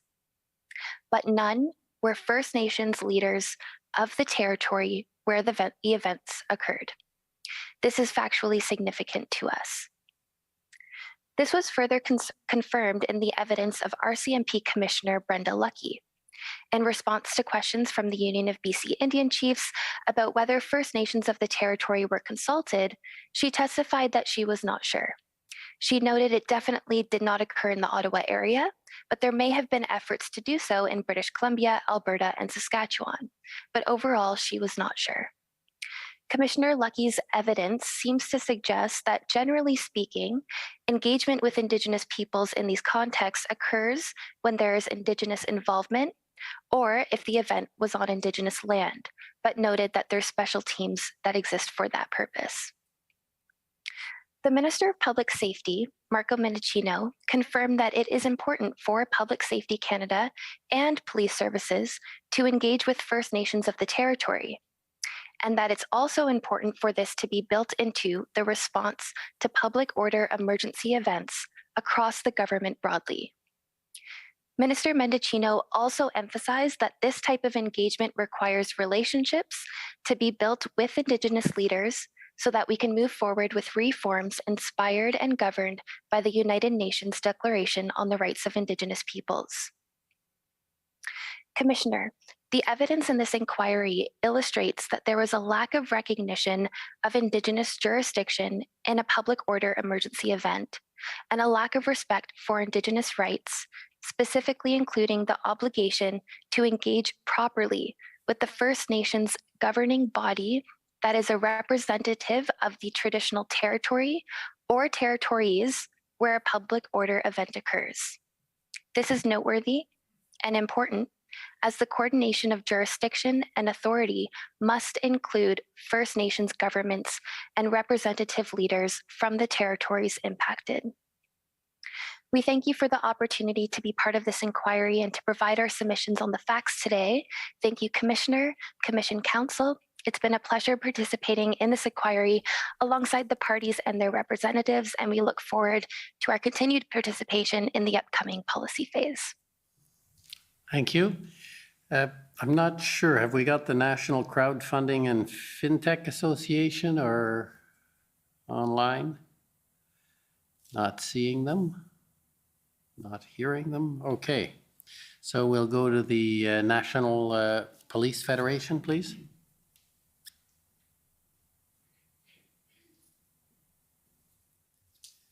Thank you, Commissioner. My name is Nene Jones, and I am counsel to the National Police Federation. The National Police Federation is the union representing the regular members and the reservists of the RCMP. And so while we're obviously here because we're focused on the policing response in January and February 2022 in Coutts, in Emerson, in the Lower Mainland, in Windsor, and of course, primarily in Ottawa, we're also here because these are our members' working conditions. So these, when we talk about what's happening on the streets and what went right and what went wrong, it's our members who are living that reality on the ground. When we talk about boots on the ground, as we have many times, those are our members' boots. And so we also know that in the future, at similar protests, at similar occupations, our members are going to be the ones called upon to respond in similarly dangerous and uncertain working conditions. And so what the NPF wants for our members is to be deployed into these exigent circumstances with well-constructed, strong policing plan, and in adequate numbers to perform their public order functions in a way that is safe for the protesters, for the community, and for our members. Now, the evidence here has been essentially undisputed that in the January and February protests led to a significant failure to maintain public order in our nation's capital. And there are a number of pieces of evidence that we will be reviewing in a great deal of detail in ours, or more detail anyway than I will today, in our submissions, and that you will be hearing about from all of my friends. But we know that there are a couple of key things from the NPF's perspective. First of all, Parliament is a frequent and regular target of political protest. We know also that the Freedom Convoy was a different kind of protest or occupation, and we heard evidence that it was a paradigm shift in terms of protesting and represents a change in what are likely to be future protest tactics. We also know that the surge capacity of police, that is the number of police officers who are available and able to be deployed quickly, is a crucial, perhaps more accurately, the crucial component of protecting a key site like Parliament Hill and the Ambassador Bridge, to use two key examples. The Ottawa police in Ottawa were effectively the only police of jurisdiction charged with the circumstances that arose in January and February 2022. And in Ottawa, one of the themes throughout this proceeding, throughout the evidence, has been that these federal democratic institutions, the ones right next door to where we are and further down the road, are in fact of extremely high value, symbolic value, as well as, of course, practical value and in the moment value. And that there are real questions about whether they should be outside or beyond the jurisdiction of the federal government, the federal government for policing purposes. In fact, it was a surprise to many of the witnesses, including some of the federal government witnesses that we heard from, the ministers. It was a surprise to many that it was so far outside of their reach. And we also know that there is an absence of a policing presence all along this strip on this side of Wellington, which may not show up very well in the transcript, but I'm sure we'll all remember where we're standing when we read it later. So as its status as the only police of jurisdiction, the OPS was left in a position to develop its response and develop its plan on its own. And you heard some evidence about in what I like to call the old days of a handful of years ago, in 2018 and 2015, when the RCMP policed this side of Wellington, that the RCMP would have been joint responding police of jurisdiction with the OPS. So we know that the OPS made the decision ultimately to allow the protesters to bring their vehicles onto Wellington and into the downtown core. And the NPF's view is that that was a terrible mistake. And the evidence in our submission shows that the RCMP, given their experiences with other large-scale events, would have made different planning decisions, including from the outset and including specifically on that point. Now, we recognize, of course, that our colleagues and our friends, members of the Ottawa Police Association who were on the ground, were doing their very best to maintain public order in extremely adverse conditions, particularly at the beginning when they were on their own. But the Ottawa Police Service was overwhelmed almost immediately, and there was friction, confusion, and delay in the ability of the Ottawa Police Service to obtain and deploy additional police resources. So much so that even here now, no one's exactly clear on how many police were eventually provided to Ottawa and at what, when, and at what stages, and frankly, in what roles. There was a lot of disagreement and finger pointing about that. And so in the NPF submission, we can draw a very sharp line from Ottawa to Emerson and to Coutts and to the Lower Mainland. And where we see that surge capacity being available to the responding police of jurisdiction. In all three of those cases, it was the RCMP who was the responding police of jurisdiction, but they were able to draw on those Article 9 resources that we heard evidence about to ensure that they could immediately and seamlessly provide that policing surge capacity on the ground in the moment it was required. And it was done in a way that provided for consistency of training, consistency of communication tools, and consistency of command structure. And so we heard evidence that the RCMP is uniquely positioned, given its size and its resources, given its cross-national status as Canada's National Police Service, to respond to these kind of public order emergencies. But the shortcomings in the legal and institutional framework through which policing was administered or is administered in Ontario, and particularly in the National Capital Region, pose significant barriers. And so we'll be advancing specific recommendations consistent with many of the recommendations that you're hearing today from my friends, including that the Police Services Act should be amended to extend full policing authority to the RCMP for purposes of municipal, provincial, or federal declared emergencies, that a statutory process should be developed to provide municipal police services in Ontario, and particularly the Ottawa Police Service, with the ability to request and obtain RCMP resources early, and that existing jurisdictional boundaries need to be re-examined and policing responsibility has to be supplemented, particularly again in the National Capital Region, so that the RCMP can provide the necessary support in situations of public order emergency. The Commission has been asked to make recommendations, and we hope that the NPF's recommendations will be, which we in our submission are supported by the evidence, will be part of that. I do want to take one moment to thank you, Commissioner, very much, and also particularly to thank Commission counsel who have had at times a thankless role in this process. I suspect it has been almost exclusively thankless. They have been extraordinary colleagues and have done an amazing job. And I also want to thank all of my friends who have been counsel to the various parties. It has been a pleasure and an honor. Thank you very much. Okay, thank you. Now the Canadian Constitution Foundation, unless you've traded again. Just checking. It's okay. Sorry to disappoint you, Commissioner. It is me. Commissioner Rouleau, for the record, my name is Sujit Chaudhary, and I'm counsel for the Canadian Constitution Foundation. Commissioner, as you look over the evidence and prepare your report, we would suggest that you do so informed by history. In particular, we would invite you to look back at the Cabinet minutes of the last use of emergency powers by Cabinet before February 2022. The invocation of the War Measures Act in 1970 during the FLQ crisis. These minutes have been declassified and they are in the CCF's evidence. At the time, the Prime Minister did not initially recommend that the War Measures Act be triggered. The Security Committee of the Cabinet had met the previous day and were briefed by the security services that there was no apprehended insurrection in Quebec.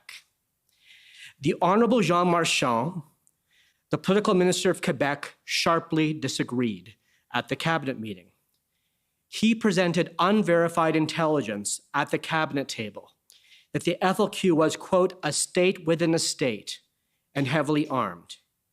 He stated that failure to invoke the act was, quote, meant the risk of losing Quebec. In the end, the Cabinet came around to Marchand's view. I have no doubt that Minister Marchand acted in good faith. However, it is now accepted that he and the Cabinet were deeply mistaken. There was no apprehended insurrection in Quebec. The security services were right. Cabinet overreacted in the FLQ crisis. It should have relied on legal tools outside the War Measures Act. The basic mission of the Emergencies Act was to make sure that this kind of mistake never happened again. Under the War Measures Act, the Governor and Council had nearly unfettered discretion to determine if an apprehended insurrection existed. On first reading in Parliament, the Emergencies Act only required that the Governor and Council be, quote, of the opinion that a public order emergency exists. In committee, the Act was amended to require that the Governor and Council believe on reasonable grounds that a public order emergency exists. Minister Perrin-Beatty, the author of the Emergencies Act, explained that the shift from an opinion to reasonable grounds test was to, quote, guarantee Canadians the ability that the courts could rule on whether the government had reasonable grounds to believe that a national emergency existed. The same holds true for this commission. Commissioner Rouleau, you must determine whether the Governor and Council had reasonable grounds to declare a public order emergency. We say that you must conclude that reasonable grounds did not exist for two reasons. First, the Governor and Council can only have reasonable grounds to determine a public order emergency exists if it is provided with all the relevant information to enable it to make a proper decision. The government has not established that the CSIS threat assessment was even provided to the full cabinet. There are good reasons to find in the record that it was not. In addition, the government has not established that the February 13th policing plan was provided to cabinet. Second, the proper interpretation of the Emergencies Act is that it incorporates the CSIS Act definition of a threat to national security. CSIS's own expert assessment of this event is that there was no threat to national security. In the face of this finding, the reasonable grounds test requires that the federal government provide evidence for why it disagreed with the CSIS assessment. It is simply not enough as a matter of law to say that the cabinet relied on a broader set of inputs to reach its decision. The invocation of the Emergencies Act has been and should remain exceedingly rare. But now that the glass has been broken on the Act, it can be used again.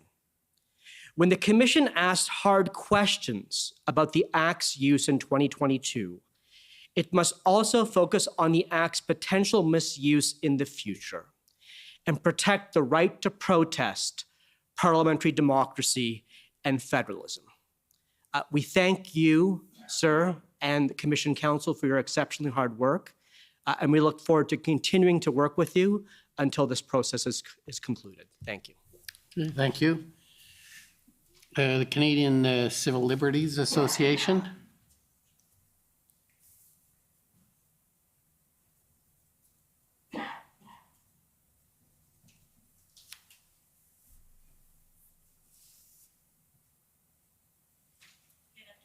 Commissioner. Kara Zwiebel on behalf of the Canadian Civil Liberties Association.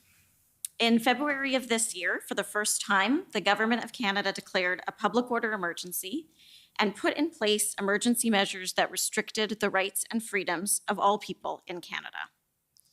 These measures placed broad restrictions on the freedoms of Canadians to assemble and protest. They allowed for the government to compel the provision of services and for personal assets to be frozen with no notice and no due process. These orders handed law enforcement agencies and financial institutions extraordinary powers. The government may have intended these powers to be used in targeted ways, but as drafted, they gave law enforcement across the country measures whose application went well beyond the blockades and could easily have been abused. I have three submissions. First, the Emergencies Act does not allow for the suspension of charter rights, but without the existence of a public order emergency, the measures that were enacted would most certainly be contrary to the charter. In the absence of circumstances amounting to a national emergency, they would constitute serious restrictions on fundamental rights and freedoms that are neither reasonable nor justified in a free and democratic society. So the question, was there a national emergency that justified these measures, is a crucial one. The Canadian Civil Liberties Association respectfully submits that this question is important not only for what it says about the events of January and February of this year, but also because of what it signals to future governments about when parliamentary process can be bypassed to allow the government to rule by executive order and when extraordinary powers can be used. Second, the Government of Canada has offered a range of justifications for its decision to invoke the Act. Its primary justification, articulated when the Act was first invoked, is set out in its Section 58 report to Parliament. Although that justification has evolved over time, its core elements are relatively simple and remain mostly intact. The justification focuses very heavily on economic disruption and harm. It also references concerns about the possibility of serious violence, either because of the presence of some violent extremists amongst otherwise nonviolent protesters, the possibility that the protests would provide a cover for a lone wolf attack or allow threat actors to recruit, or the concern that violence would erupt in clashes with counter-protesters.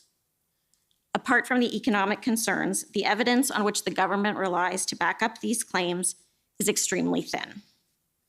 The law enforcement and intelligence agencies, whose expertise should help inform the government's decisions, did not assess the protests as giving rise to a serious threat of violence.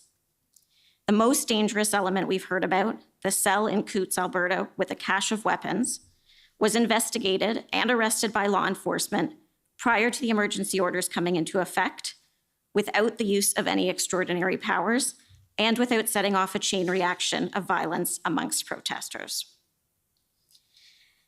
The Emergencies Act was carefully crafted to avoid the excesses of the War Measures Act that preceded it. Parliament intentionally identified a public order emergency by tying it exclusively and exhaustively to the definition of threats to the security of Canada found in the CSIS Act. This definition does not include economic harm or disruption, nor should it. It requires activities directed toward or in support of the threat or use of acts of serious violence against persons or property for the purpose of achieving a political, religious, or ideological objective.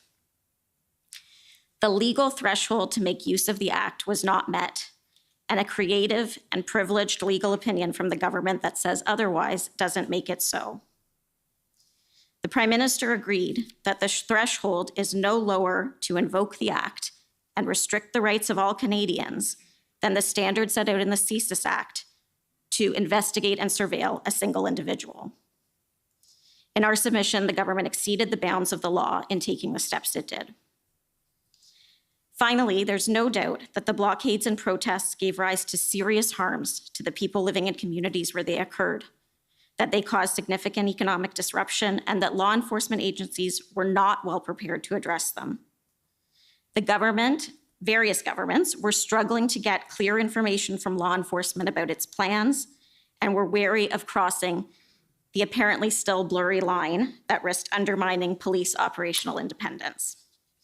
But the government also felt a great deal of pressure to do something to address the situation and to be seen to be doing something. Instead of establishing clear and appropriate lines of communication, having frank discussions, and putting instructions about strategic priorities to police in writing, the government gave law enforcement the biggest and most public nudge it could. It invoked the Emergencies Act and handed law enforcement across the country sweeping and unnecessary new tools and a clear political mandate to use them. One of the CCLA's core values is equality, and specifically the belief that the freedom of no one is safe unless the freedom of everyone is safe. We urge the Commission to bear this tenet in mind as it examines what the government did and considers what future governments may do. Thank you, Commissioner. Thank you to Commission Council and to my friends. Okay, thank you. And now the Justice Center for Constitutional Freedoms, Democracy Fund, and Citizens for Freedom.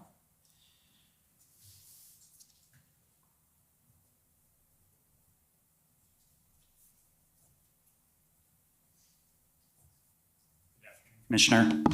My name is Alan Honor, and I'm counsel for the Democracy Fund, but I'm also addressing you on behalf of the JCCF and Citizens for Freedom. But we'd like to express our gratitude for this opportunity to participate in these proceedings. At the commencement of these public hearings, we stated that our goal was to get to the truth about why the government invoked the public order emergency. We wanted to hear evidence about whether the government met the legal threshold for invoking the Emergencies Act. And Commissioner, we have heard, we've heard evidence on many issues, but the reasons why the Emergencies Act was invoked is the primary and ultimate issue you should turn your mind to. I won't repeat the test for declaring a public order emergency because we've all heard it so many times. But I would like to address just one part of that test, threats to the security of Canada. In one way, this is a very high threshold for the government to meet, because threats to the security of Canada means more than ordinary threats or acts of violence. The definition requires serious violence or threats of serious violence for the purpose of achieving political, religious, or an ideological objective. In our written submissions, we'll be looking at, among other things, the definition of terrorist activity is set out in the Criminal Code and how it is similar to the CSIS definition. And in fact, some of the CSIS documents that were disclosed to the parties through this inquiry show that CSIS refers to Section 2C as terrorism and extreme violence. And this reference is indicative of just how high that threshold is. We submit, and the Prime Minister's evidence left little doubt, that this very high threshold is the same whether it applies in the Emergencies Act or the CSIS Act. The context, the decision maker, and the purpose are obviously different. There may even be different inputs, but those inputs are meant to answer the same question. Are there threats or acts of serious violence for political, religious, or ideological purposes? And that is the one and only standard. Commissioner, I've made reference to how high the threshold is, but in a different way, it's a low threshold. And on the issue of threats to security of Canada, it doesn't require, for example, proof beyond a reasonable doubt, nor does it even require proof on a balance of probabilities. The threshold only requires the Governor and Council to actually believe that there are threats to the security of Canada, and it requires that belief to be reasonable. And respectfully, we submit, and we will argue in detail, that the government has not even met this low threshold. There may be reasonable grounds to believe that some acts of violence were happening. Ripping off masks, police officers being swarmed, eggs being thrown, coffee being thrown. These and other things may have happened in the protest, which was of unprecedented proportions. And let me be clear, that is not acceptable. But those acts do not rise to the level of violence or threats which are required by the Act. And further, they do not reflect the attitudes, actions, and values of the vast majority of peaceful protesters. Even the most significant threat we heard of, which was the presence of weapons in Coutts, does not meet this threshold. And even if it did, it was neutralized.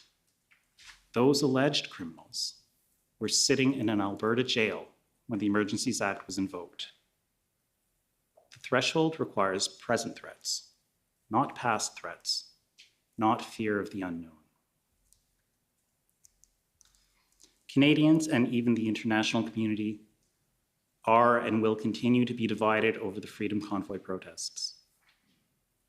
Canadians will also be divided over future protests. As one of my friends aptly observed, tomorrow's protest could be about environmental issues, or it could be about some other political cause.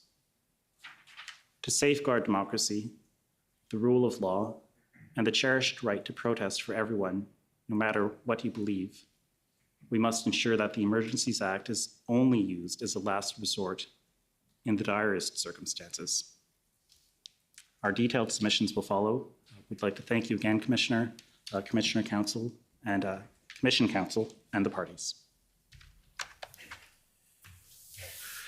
Okay, I've not missed anyone. Good, I've missed things before. I've not been perfect, and in fact, probably made more mistakes than most. But I want to say I found those final submissions to be very useful for me. Thank you for taking the time to think it through and give me some of the key issues, because again, I won't repeat it all the time, but I've got a little pressure to get at doing some writing. And it's nice to know what's going to be coming in, at least in general forms. And if you can get your submissions in early, they won't be turned back. I can assure you. We've extended the time at the request of some, but it is, I'm not going to shy away. It's very challenging to get this written because my hope is that once it is written and provided, there will be enough there that even if you don't agree with me, the facts will be there, the evidence, the analysis and fact-finding. But ultimately, these are very difficult issues. They overlap, and people could have different views and will have different views on these things. But I can assure you I'll do the very best I can. Now, this brings the fact hearings of the Commission to an end. It was, believe it or not, 43 days ago I first convened these hearings. Since then, we've heard from 75 witnesses, filed numerous overview reports, witness statements, witness interviews, and have introduced over 7,000 documents into evidence. You're a bunch of lawyers. I've rarely seen something that happened in February that has reached this point after less than 10 months. It is an amazing feat. Time has flown by. I'm sure you're the same. At least I hope some of you agree that it wasn't boring. We've managed, albeit with long days and some very late evenings, to stay on schedule. And we've met what you've probably heard me say too many times, our unique timetable. And for that, I'm most grateful. Most importantly, I'm satisfied that I now have the evidence that I need to make the factual findings and to answer the questions I've been mandated to ask. Namely, why did the federal government declare the emergency? How did it use its powers? And were those actions appropriate? These are questions that, as I said at the outset, the public wants answered. And I'm confident that I am now well positioned to provide those answers. I'm also equipped to report on the additional issues as mandated by our order in council. The evolution of the goals of the convoy movement and broader protests and their leadership, organization, and participants. The impact of domestic and foreign funding, including crowdsourcing platforms. The impact, role, and sources of misinformation and disinformation, including social media. The economic and other impacts of the blockade and the efforts of police and other responders prior to and after the declaration, always to the extent that these issues are relevant to the circumstances of the declaration and the measures taken. Il était important pour moi d'entendre les perspectives de ceux et celles qui ont participé aux événements ou qui ont été touchés par ceux-ci. Je suis ravi d'avoir eu l'occasion de recueillir ces perspectives. C'est avec intérêt que j'attends les observations écrites des parties qui m'aideront sans doute à mener à terme les travaux de la commission. I'm anxious to receive the submissions, as I have said, from all parties.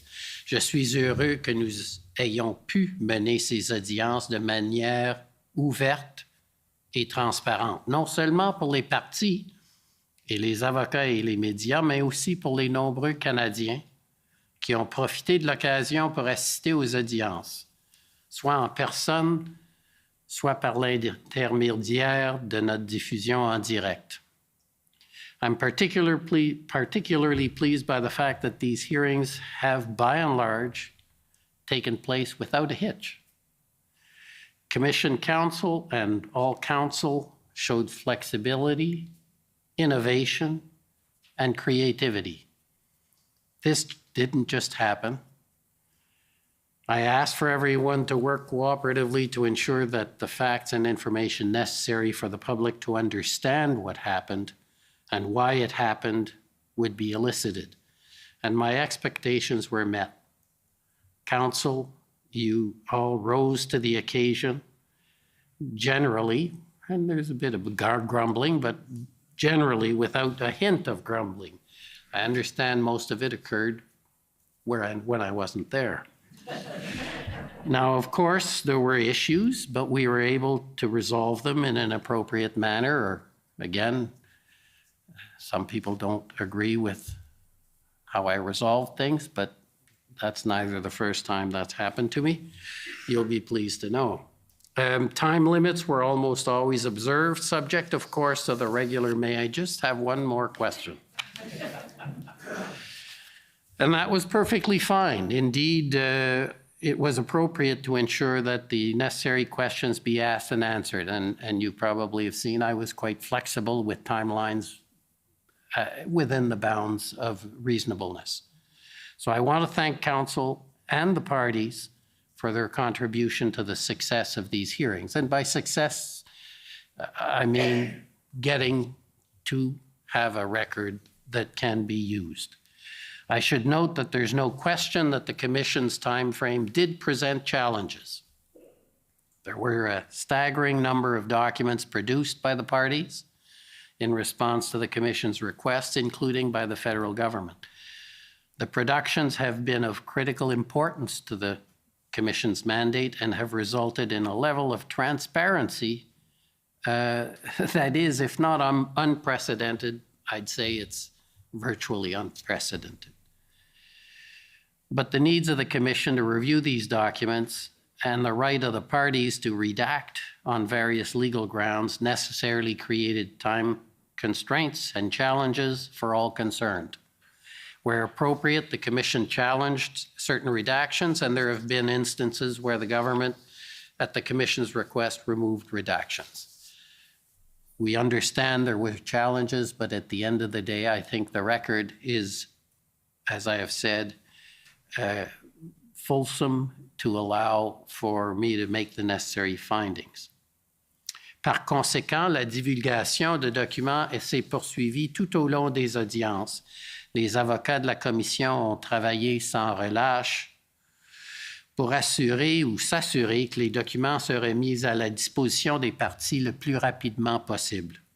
Je reconnais que les parties ont néanmoins dû traiter de documents avec un court préavis. Dans la mesure du possible, j'ai accommodé les parties en leur permettant d'ajouter des documents à leur liste de documents aux fins des examens et en leur accordant du temps supplémentaire pour leur contre-interrogatoire. J'ai pu le faire tout en maintenant l'intégrité de notre emploi du temps. Ce processus m'a aidé à apprécier les faits pertinents et à développer ma compréhension des enjeux pertinents. Les questions posées par les parties m'ont aussi été d'une aide importante. The process and questioning by parties has been very much of assistance to me, and I want to thank council for that. Et maintenant, si vous le permettez, je souhaite exprimer ma sincère gratitude aux nombreuses personnes qui ont travaillé dans la salle d'audience et dans les coulisses pour que les audiences se concrétisent. Cette commission a été créée et son processus exécuté par un groupe talentueux de professionnels et de collègues. Ils m'ont grandement facilité la tâche.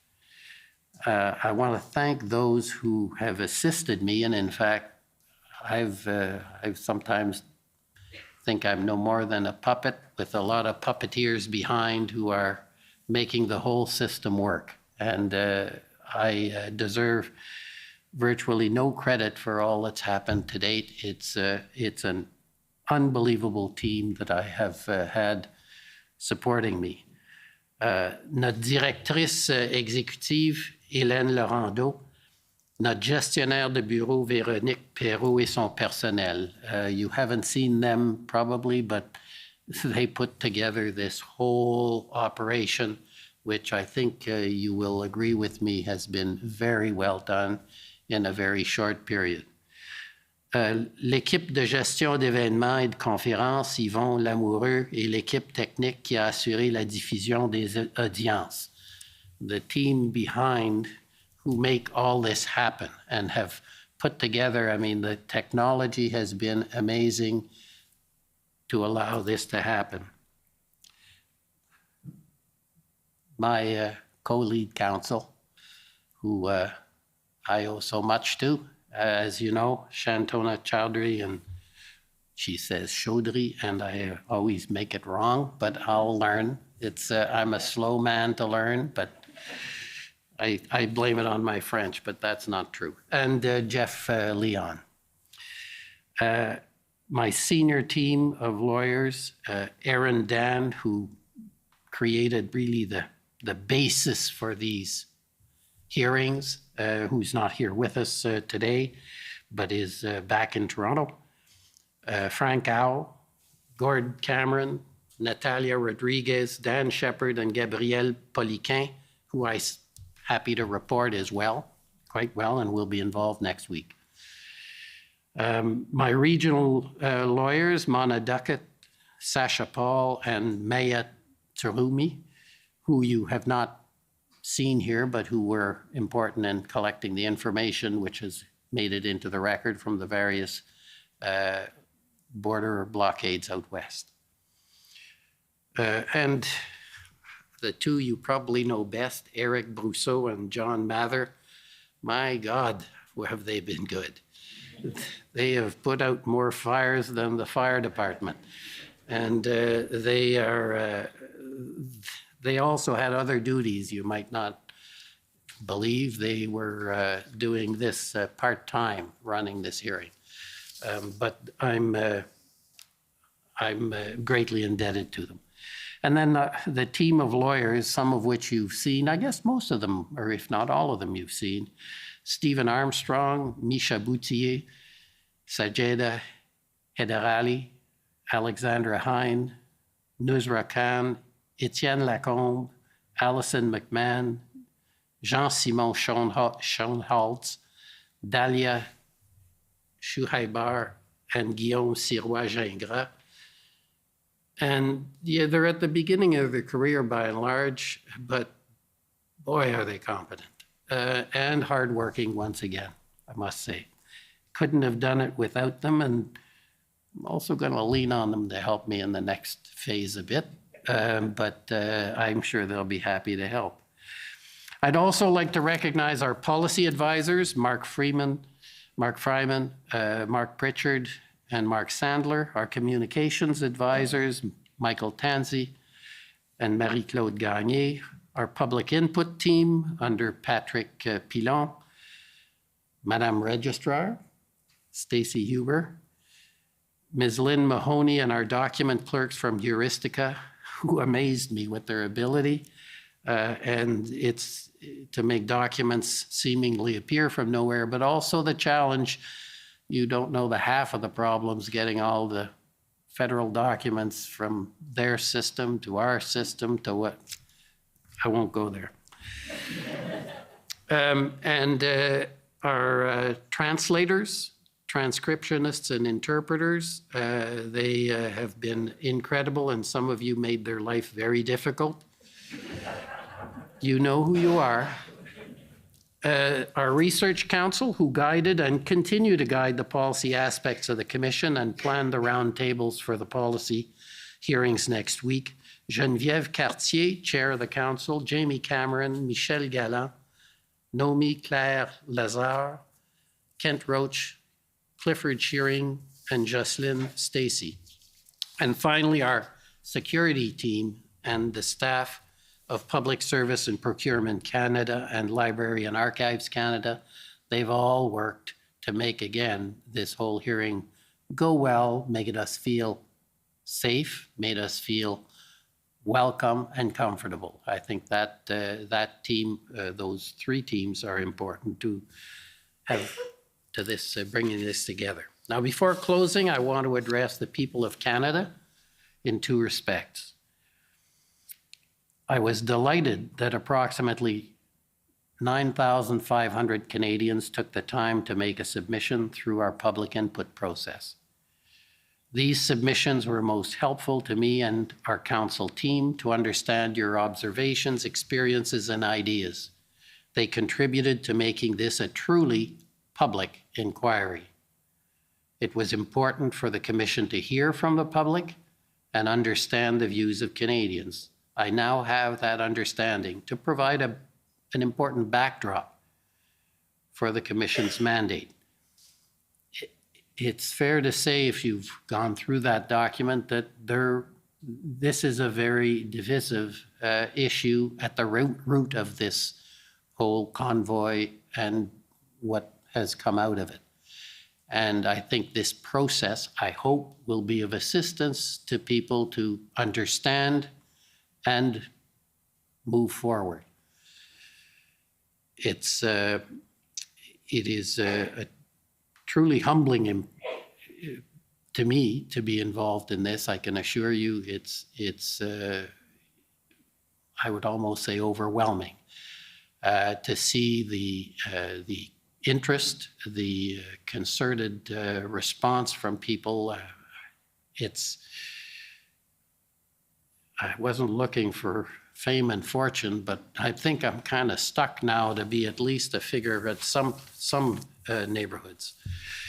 Je remercie aussi le peuple canadien de l'intérêt que vous avez porté aux travaux de la Commission et apprécie la confiance qui m'a été accordée pour mener cette importante enquête publique. Ce fut un privilège et un honneur de servir en tant que commissaire. Nous avons encore beaucoup de travail à faire pour préparer et finaliser notre rapport. Je vous assure que nous continuerons à faire tout notre possible pour vous apporter les réponses aux questions soulevées par votre mandat, par notre mandat. Vous ne méritez rien de moins. I can assure the public that we will do all that is possible to bring forward the answers to the questions raised by our mandate. And as I said at the outset, they deserve nothing less. So thank you and good evening. I now declare these the fact hearing portion closed. I may not see a lot of you now that we move to the next phase, given that the submissions will be in writing, but I do feel, and I've made some friends, maybe some enemies too, but I like to think I've made some friends, because virtually all of you I did not know. And it has been a very, very pleasant experience, and thank you all for tolerating me. And my I guess, difficult task is always is still in front of me. Thank you very much.